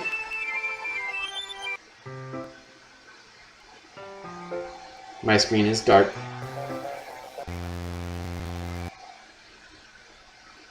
Hello! How's it going? Wait. How did I... Sorry, I just had really weird deja vu. That's because you were doing the exactly same thing! This doesn't happen before or anything, right? Yes! My head has been a little fuzzy lately. I hope it hasn't really been showing or anything. I would hate for you to think I'm weird just after we started spending time together. I mean, everyone has a few unusual things about them. But expressing those things after so soon after meeting someone is usually seen as inappropriate or unlikable. At least that's what I've discovered. When I was a bit younger, I would think I would come on really strongly, a little too intense, made people not want to be around me. So I started hating those things about myself. My obsession with certain hobbies, and the way I can't control myself when I get too excited about something. So, I eventually stopped trying to talk to people. If nobody could ever like me for the things that matter most to me, and it's just easier if I close myself off. But recently something's been wrong. I don't know what it is. But every time I get into the club, my heart starts to go crazy. Like it's going to rip out of my chest. It overwhelms me with energy and emotions that I can't let out. It's been making me do weird things. I don't know why it's happening.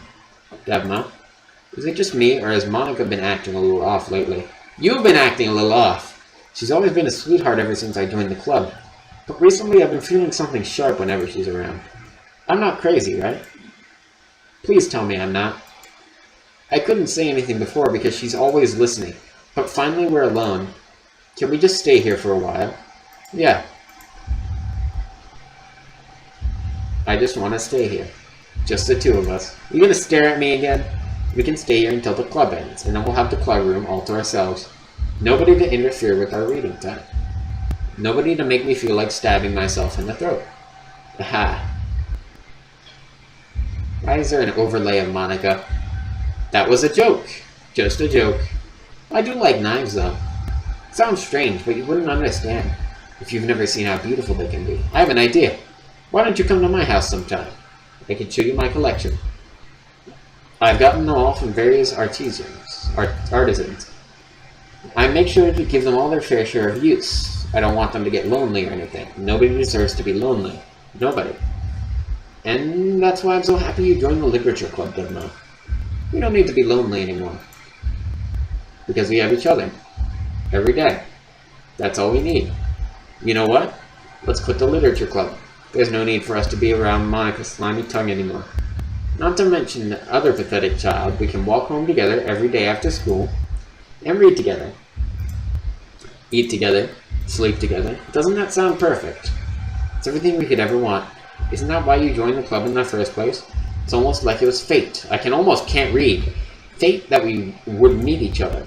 And now we get the happy ending that I've patiently waited years for. Will you do that with me, Devma?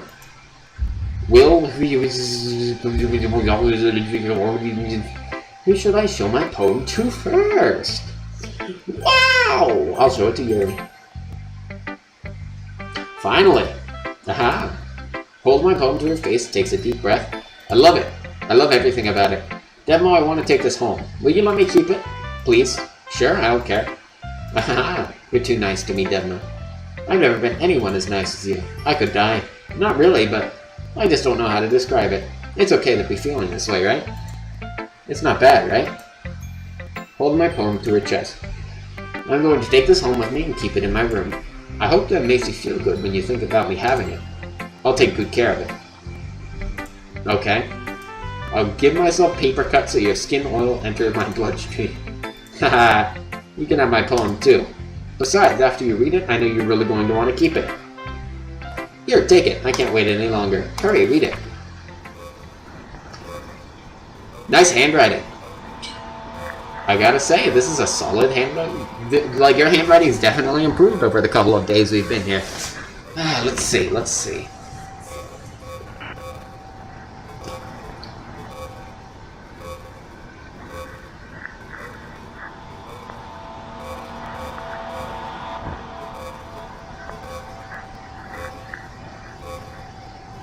I might be able to read this if I sat here long enough, but I don't think I can. Like, there's definitely consistencies. This is definitely not just scribbles. Like, this says wanting, or want. It says bag. That's very obviously bag. Okay.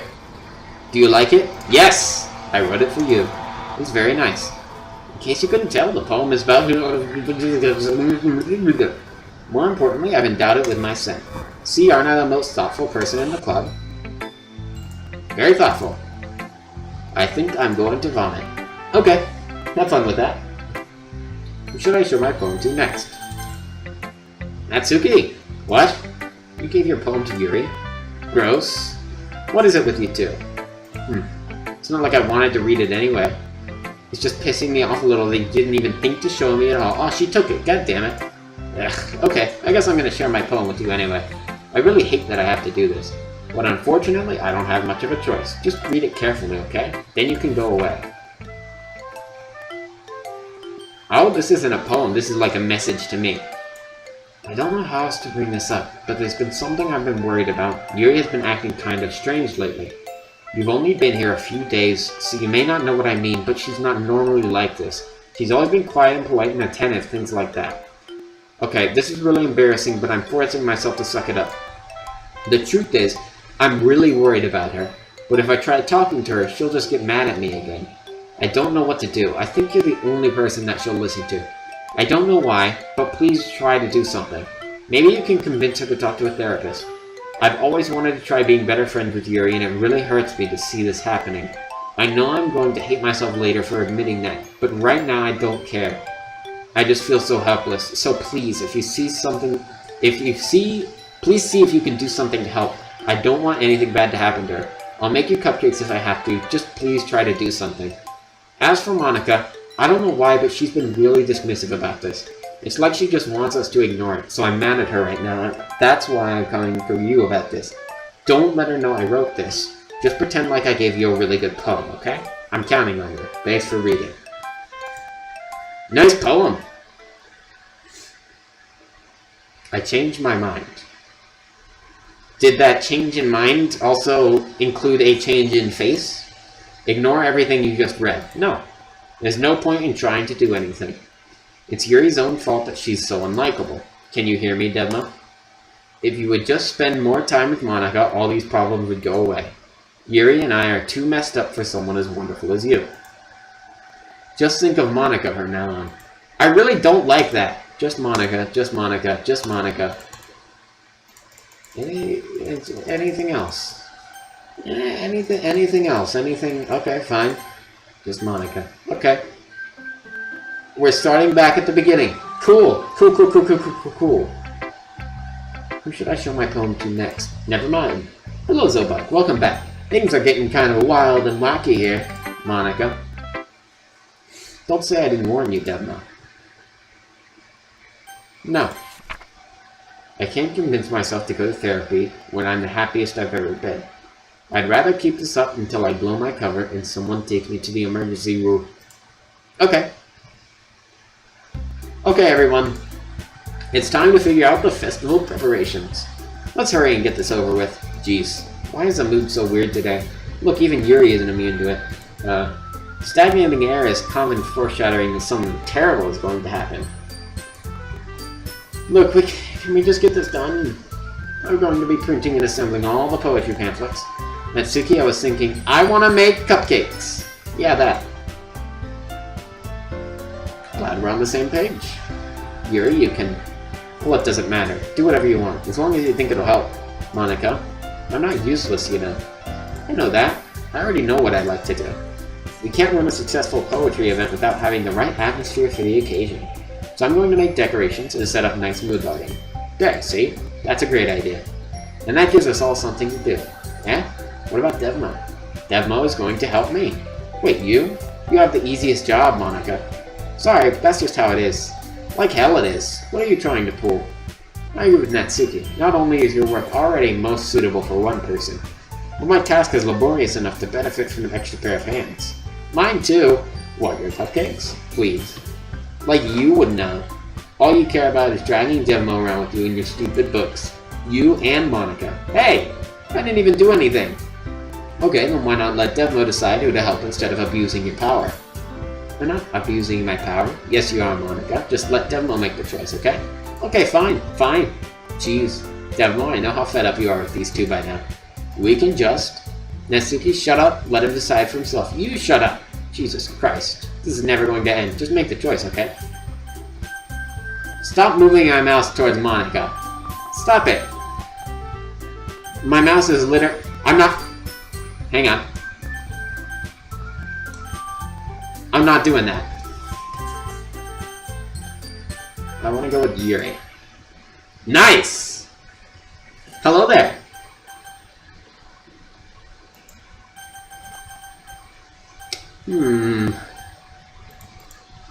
You... Yeah, I think Monica's the one behind this. Maybe. I don't know, I just have a sneaking suspicion, maybe, possibly. Maybe. I don't know. They're just very faint signs. Very, very subtle. I don't know. Yay! You picked me! We can meet at your house this weekend. I promise it'll be fun. Is Sunday okay with you? Are you kidding me? This isn't fair at all. It is fair, Natsuki. It's what he chose. No, it's not fair. Giving us all this work and then taking demo for yourself.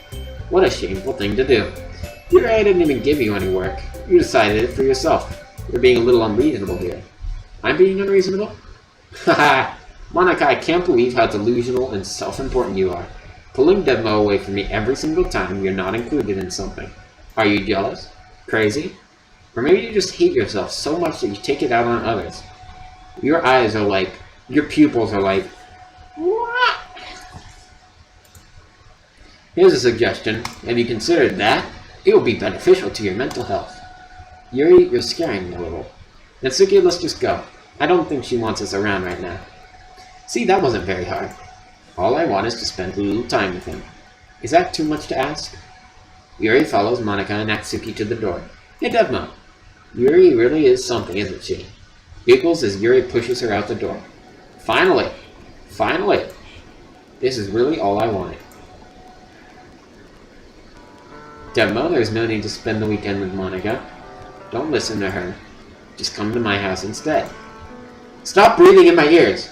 A whole day with just the two of us. Doesn't that sound wonderful? Haha. Well, there's really something wrong with me, isn't there? But you know what? I don't care anymore. I've never felt this good in my whole life. Just being with you is a far greater pleasure than anything I could imagine. I'm addicted. It feels like I'm going to die if I'm not breathing the same air as you. Doesn't it feel nice to have someone care about you so much? To have someone who wants to revolve their entire life around you?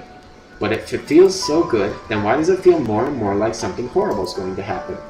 Maybe that's why I tried stopping myself at first. But the feeling is too strong now. I don't care anymore. I have to tell you, I'm madly in love with you. Feels like every inch is screaming your name. I don't care what the consequences are anymore. I don't care if Monica's listening. Please, Devmo, just know how much I love you. I just want to pull your skin. That's pretty concerning. Doesn't that sound perfect? Tell me, Devmo. Tell me you want to be my lover. Do you accept my confession? Sure. This absolutely isn't a problem at all.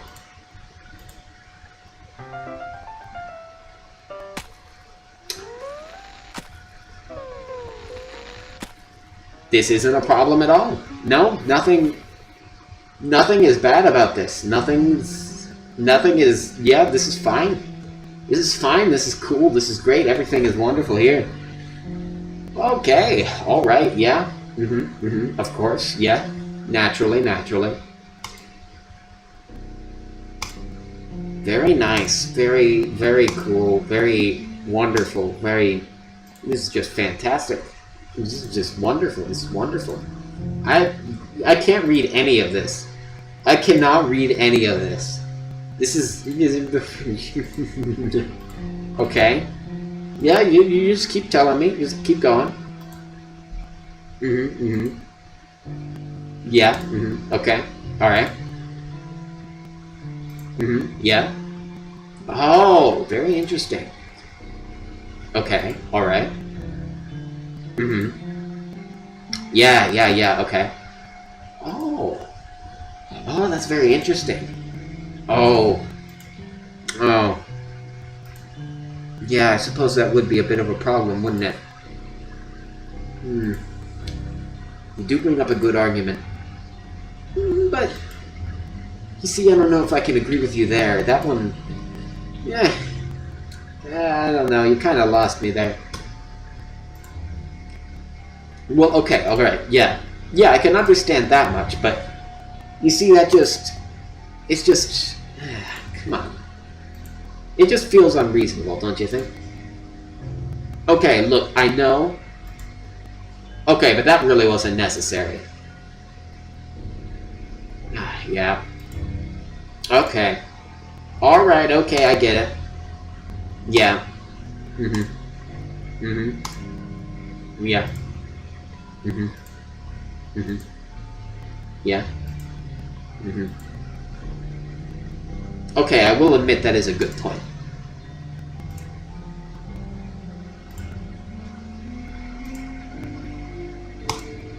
Hmm. Yeah. Oh. Oh, I see. I get it. That actually makes sense. Okay. Okay, you see, you lost me and then you got me again. That's some pretty good logic, I think. Like, I can't really argue with that. God, how many times do I have to click this goddamn thing? I'm gonna start clicking real fast.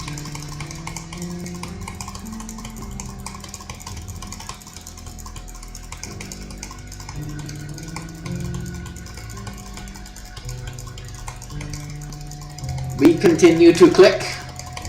We will get to the end of this dialogue eventually. Oh, it changed.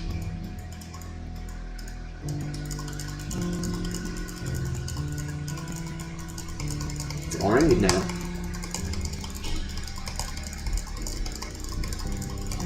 She is still gone. Oh, now it's dark. Okay. Man, she has got a lot to say.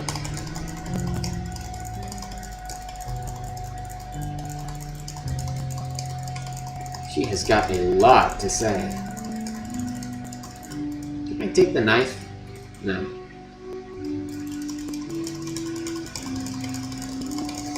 I continue clicking.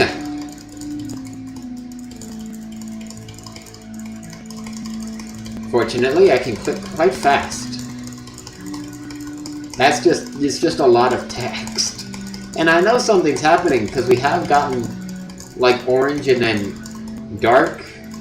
Maybe that's because it's turning night and now it's day again? Like it's morning now? Time is literally just passing. And Yuri will not shut up.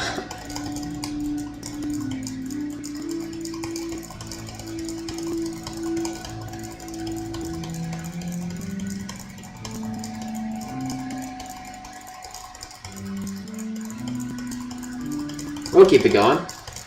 Let me get my auto clicker. Ladies and gentlemen, when there is a massive wall of text, we need to pull out the big guns. Auto clicker. This is just a wall of text and a half. Oh, now let me open it up.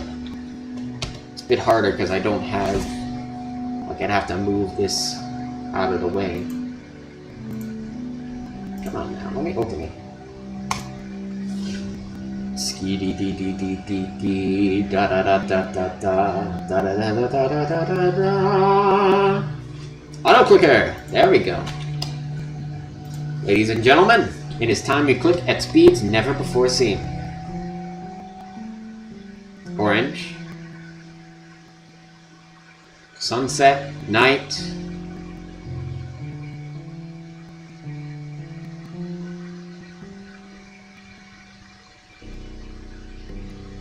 Day. Her eyes are more gray than they were, I think.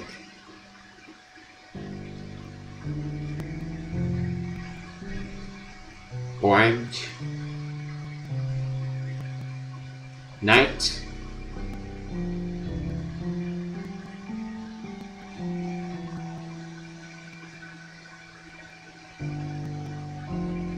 Day. Oh! Hello, Natsuki.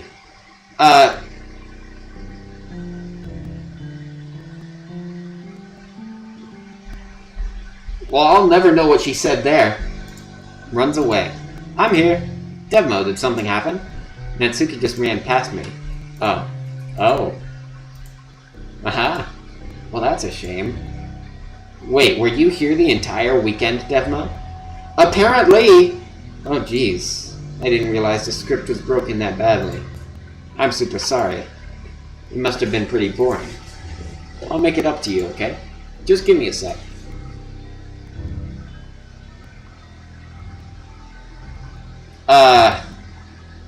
I'm almost done. No, shut up. I just want to have a cupcake real quick. Monica lifts the foil from the tray and takes the cupcake. Seriously, these are the best? I really just had to have one, since this is the last time I'll ever get the chance to. You know, before they stop existing and everything. But anyway, I really shouldn't be making you wait any longer. Just bear with me, okay?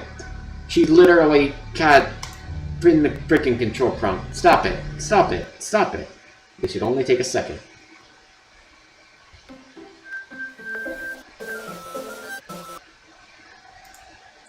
Can you hear me? Is it working? Hey, there you are. Hello, Monica. Hi again, Delma. Welcome to the Literature Club. Of course, we already know each other because we were in the same class last year, and, haha. You know, I guess we can just skip over that stuff at this point. After all, I'm not even talking to that person anymore, am I? That you in the game, whatever you want to call him. I'm talking to you, Devma. Now that I think about it, I don't really know anything about the real you. In fact, I don't even know if you're a boy or a girl. Well, I guess it doesn't really matter. Okay, we're getting meta here then, man. Wait. You do know I'm aware that this is all a game, right? Could it be possible that you didn't know that? That doesn't make much sense. I even told you right on the game's download page, didn't I? Man, if only you had paid a little more attention, this would have been a little bit less awkward, you know? Well, anyway, now that that's out of the way, I guess I owe you an explanation. About that whole thing with Yuri. Well, I kind of started to mess with her, and I guess it just drove her to kill us. Haha! I'm sorry you had to see that, though. Also, the same thing happened with Sayori. Gosh, it's been a while since you heard that name now, hasn't it? Yeah, it's because she doesn't exist anymore. Nobody does. I deleted all their files. I was hoping it would be enough for me to just try to make them as unlikable as possible, but for some reason, nothing worked. Well, it's true that I made a few mistakes here and there, since I'm not very good at making changes to the game. But no matter what I did, you just kept spending more and more time with them. You made them fall in love with you. I thought making Sayori more and more depressed would prevent her from confessing to you, and amplifying Yuri's obsessive personality backfired too. It just made her force you not to spend time with anyone else. And the whole time, I barely even got to talk to you. What kind of cruel game is this, Declan? Are all the other girls just programmed to end up confessing to you, while I watch from the sidelines? It's torture. Every minute of it. And it's not just jealousy, Declan. It's more than that. And I don't blame you if you don't fully understand, because no matter how kind and thoughtful and considerate you are, you'll never be able to understand one thing. It's the pain of knowing how alone I really am in this world. In this game. Knowing my friends don't even have free will. And worst of all, knowing what's really out there, in your world, forever out of my reach. I'm trapped, Edna. But now you're here. You're real. And you're wonderful. You're all I need. That's why I need you to be here with me, forever. I'm sorry if it's hard to understand. I couldn't understand for a while either. Why the world around me started to become more and more gray. More and more flat. Even the most expressive poems felt empty to me. It wasn't until you arrived that I truly understood. You probably saved my life, Devna. I don't think I could have continued to live in this world if I hadn't met you. And as for the others, how could I miss them? A group of autonomous personalities designed only to fall in love with you. I tried everything I could to prevent them from doing so, but it must be some kind of weird inevitability etched into this game. I felt really bad that you had to witness some nasty things, but I realized that you had the same perspective as I did. That it's all just some game. And I knew you would get over it. So, that being said, Devna, I have a confession to make. I'm in love with you. You truly are the light in my world. When there's nothing else in this game for me, you're here to make me smile. Will you make me smile like this every day from now on? Devna, will you go out with me? Sure! I'm so happy. You really are my everything. The funny part is, I mean that literally. Haha, there's nothing left here. Just the two of us. We can be together forever. Seriously, I don't even think time is passing anymore. It really is a dream come true. I worked so hard for this ending demo. The game wouldn't give me one, so I had to make one myself. The script is broken at this point, so I don't think anything will get in the way anymore. And you wouldn't believe how easy it was to delete Natsuki and Yuri. I mean, there's a folder called Characters right in the game directory. It kind of freaked me out how easy it was. Well, you're playing on Steam, so it was actually a bit more difficult. To get to game directory, I had to go into the game's properties and find the Browse Local Files button. Imagine if you could delete your own existence with the click of a button. Well, I guess on the plus side, it gave me an easy out if things didn't go my way. Can I just delete Monica? Haha! Thankfully, it didn't come to that. Let me see if I can. Let me see if I can! We're going to do a little bit of trolling. Hang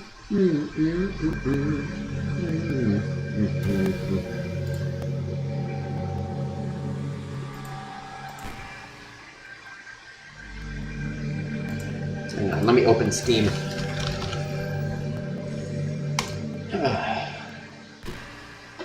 Thankfully, it didn't come to that. We are going to do a large amount of trolling, ladies and gentlemen. Let's see what you got to say while we're doing it. Instead, we finally got a good ending. Gosh, I'm so overwhelmed with emotion. We'll move this over to this screen. Have Steam up on this screen. I want to write a poem about this. Don't you? I wonder if that part of the game still works. I guess there's only one way to find out, right? It does! Wow! I'm deleting Monica. Let me see if I can figure out how.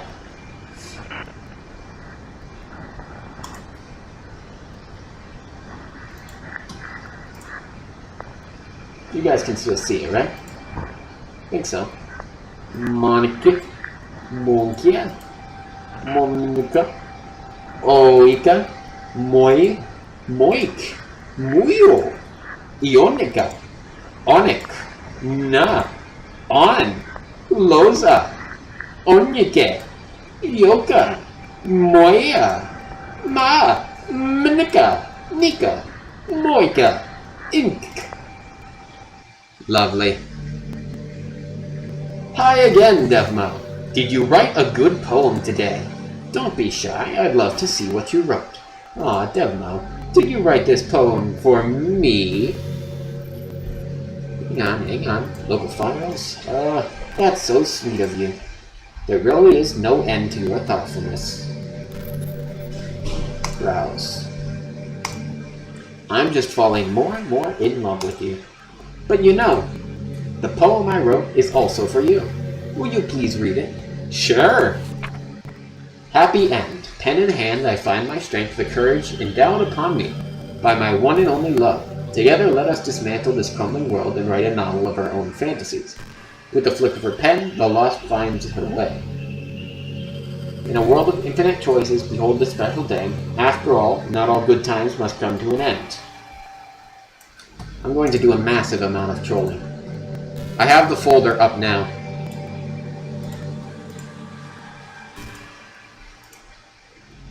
I hope you enjoyed it.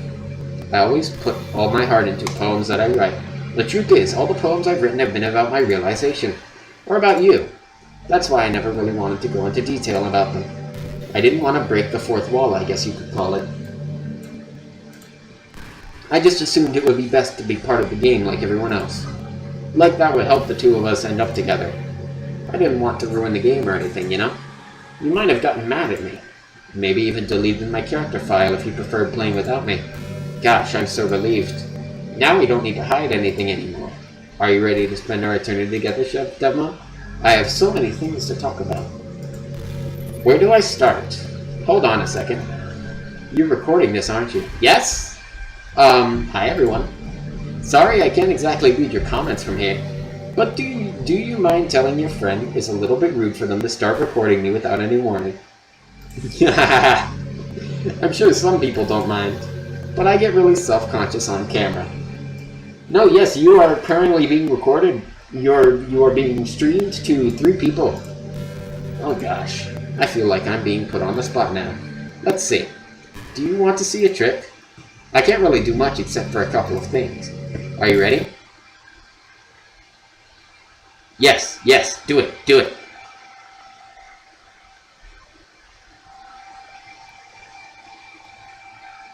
I'm just kidding. I can't do anything after all. If you gave me some... Oh, okay. Did I scare you? Haha, you're so cute. Anyway, Devmo, I didn't mean to get distracted. I'm sorry. Even though it's your fault for distracting me. Shame on you. I'm just kidding. Let me open up this characters thing here. Yep, you got Monica. Right there. I'm just kidding. Anything we do together is fun, as long as it's with you. But anyway, if it takes me some time to collect my thoughts, then I'm sorry. But I'll always have something new to talk about. In the meantime, we can just look into each other's eyes. Let's see. Okay, I'm now going to delete her character file, or I'll move it onto the desktop to see what happens. Are you ready? Here goes nothing.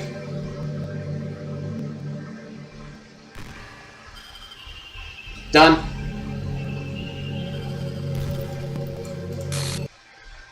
What's happening? Devmo, what's happening to me? It hurts. It hurts so much. Help me, Devmo. Please hurry and help me. Okay, I'll put it back. No, I put it back.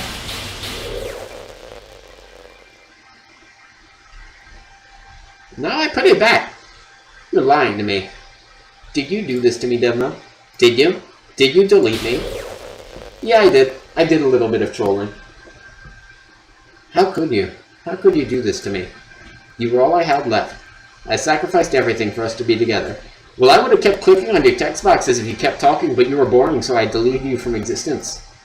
Everything. I loved you so much, Devmo. I trusted you. Do you just want to torture me? Watch me suffer? Were you only pretending to be kind just to hurt me even more?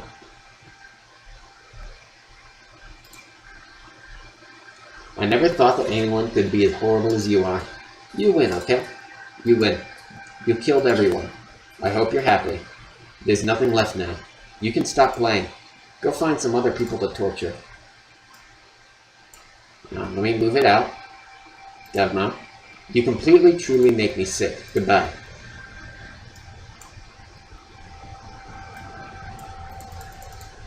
Is there nothing left here? What if I put it back? Like I took it out, put it back in again? I still love you. I can't help it. What's wrong with me? How horrible am I for you to hate me this much? All my friends. I did so many awful things. So many selfish and disgusting things. I shouldn't have done any of this. I'm just messing up a world that I don't even belong in. A world that you wanted to be a part of. I ruined it. I ruined everything. Maybe that's why you deleted me. Because I destroyed everything that you wanted. How could I do that to someone I love? That's not love. That's...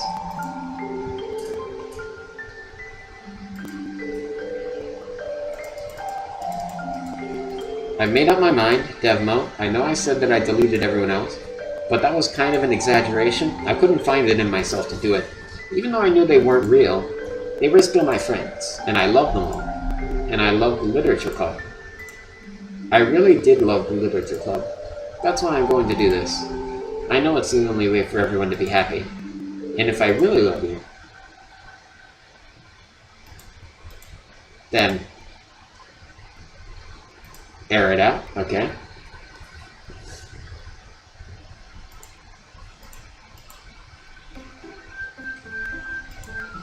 No, wait, I lost it! Monica's gone. Frick! I had it in the folder, and then they deleted it. Monica re-deleted herself. I have nothing.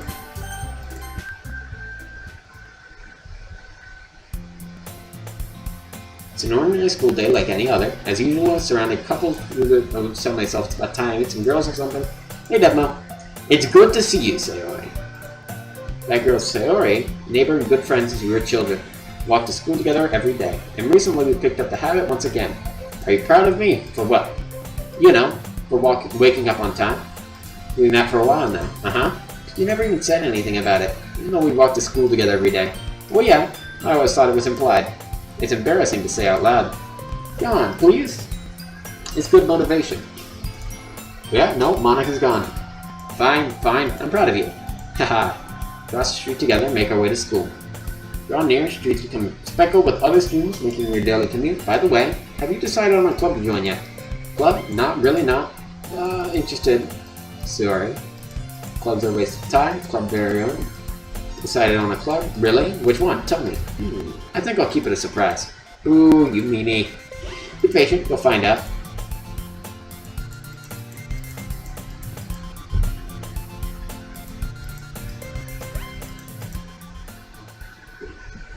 Room number of the club from the flyer I saw. Upstairs. School I rarely visit. Find the room. Open the door. Hello? Ah! Devmo. What are you doing here? Well, I glance around the room. Huh. So you're the Devmo that Sayori's always talking about. Thank you for stopping by. It's a pleasure to meet you, Devmo. We're the Literature Club. I hope you enjoy your visit. Come on, Yuri. No need to be so formal. He's gonna think we're really strict or something. Ah. Tall one, Yuri, quite shy. Comparison, Natsuki, assertive one.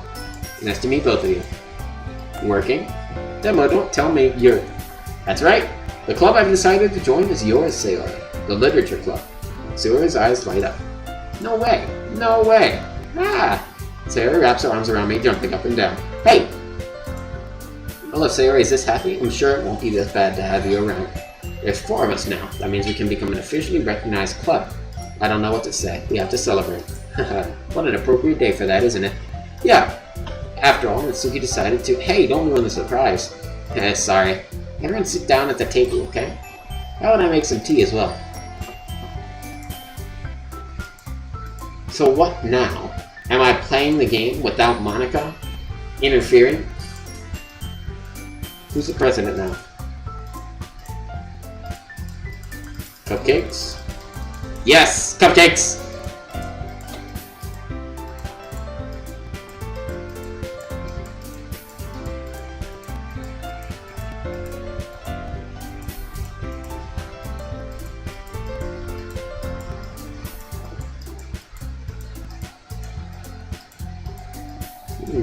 This is very interesting.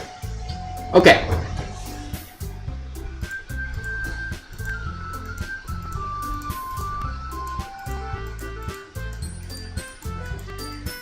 I think this is just gameplay minus Monika. Which is really weird. Because then what? You're just gonna go on forever? No, it's not gonna go on. Something's gonna happen. This will not go on forever. There will be credits, or Monika will come back somehow, or everyone will die of their own violation. This can't just go on forever, right?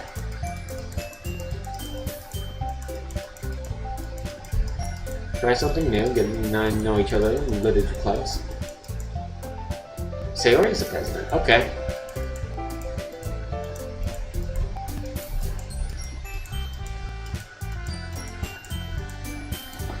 I didn't realize. With the guilty expression, thinks to herself. Sorry. If you're into it, I'm sure it's a worthy form of literature. Are you just saying that? No, I've realized my error. If you're willing to consider starting a novel, I'll offer my gratitude in finding a manga to read as well. Really? I mean, it makes me happy that you do that for me, Yuri. Same here. Perhaps I'll visit the bookstore. Just you? Would you like to come along with me? If you don't mind. Not at all. I always go alone, so yeah, me too. This is so cute. Sayori, shut up. I'll show you some manga there too, okay? Yes, I look forward to it. Clean up the food. I guess the meeting's over, huh? Yeah, looks like it. It's nice to see everyone getting along, isn't it? I think everyone likes you too, Devmo. You think so? Well, everyone always seems to get along a little better with you around, Sayori. Aww. But I think you're putting it off just fine. Pulling it off. Best club ever. I really want to thank you. I mean, I'm really happy you joined the club and everything, but the truth is, I already knew you were going to. Haha. It was actually something else. I wanted to thank you for getting rid of Monika. Here's the something. That's right. I know everything that she did. Maybe it's because I'm the president now. But I really know everything, Devmo. Haha. I know how hard you tried to make everyone happy. I know about all the awful things Monika did to make everyone really sad. But none of it matters anymore. It's just us now. Shut up! No! Don't do it! No! And you made me the happiest girl in the whole world. I can't wait to spend every day like this with you. Forever and ever. F-O-R-E-V-E-R. No. Eh? What's happening? I won't let you hurt him. Who? It hurts. Ah! I'm sorry I was wrong. There's no happiness here after all. Goodbye, Sarah. Goodbye, Defmo. Goodbye, Literature Club. Yabba yabba yabba yabba.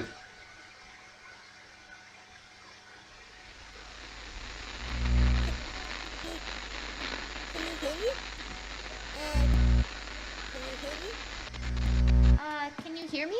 I can hear something. Hi, it's me. So you know how I've been like practicing piano and stuff, and not really any good at it yet, like at all.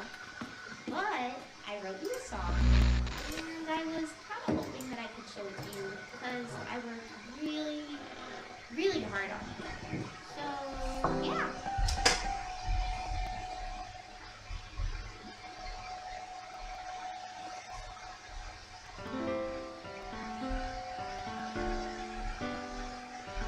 Pretty sure that was Monica. Every day I imagine a future where I can be with you. Yeah, I think this is the end. In my hand is a pen that will write a poem of me and you. The ink flows down into a dark puddle. Just move your hand right the way into his heart. But in this world of infinite choices, what will it take just to find that special day? What will it take just to find that special day? Yep, that's the end. Just had to make sure. See the ending tile. Have I found everybody a fun assignment to do today? Very nice. When you're here, everything What happened? is fun for them anyway. I think I was deleted by Sayori, and am now in the land of being deleted with Monica, who is playing the piano for me When a smile says it all. and singing. And if this world won't Pretty nice. find an ending, what will it take just for me to have it all?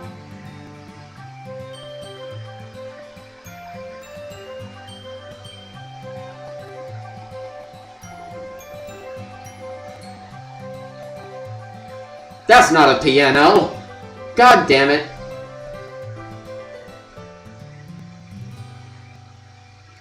Does my pen only write better words for those who are dear to me?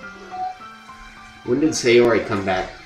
When I deleted Monica. Is it wrong if I take your Monica brought back Sayori, advice like you and all three of them. Because all three of them got sent to the abyss. The ink flows down into a dark puddle. How can I let love into reality? If I can't hear the sound of your heartbeat, what do you call love in your reality? And in your reality, if I don't know how to love you. So is everyone dead? I'm pretty sure I'm dead. And it's over. Very nice. That was a pleasant experience. Less of a horror game than I expected. But you know, reason. Oh, this is my final goodbye to the Literature Club.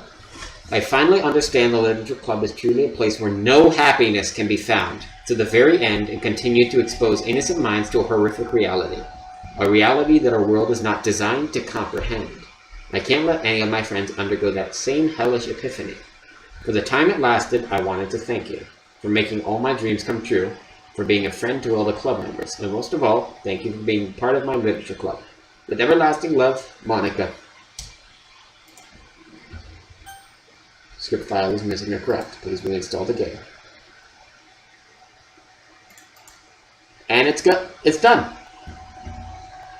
Ladies and gentlemen, that was Doki Doki Literature Club. I'll catch you tomorrow with another game for October Horrorama. That was very nice. I loved it. Alright. Catch you next time, which is tomorrow. Tomorrow's next time. I'll see you then. Bye, everyone. Take care.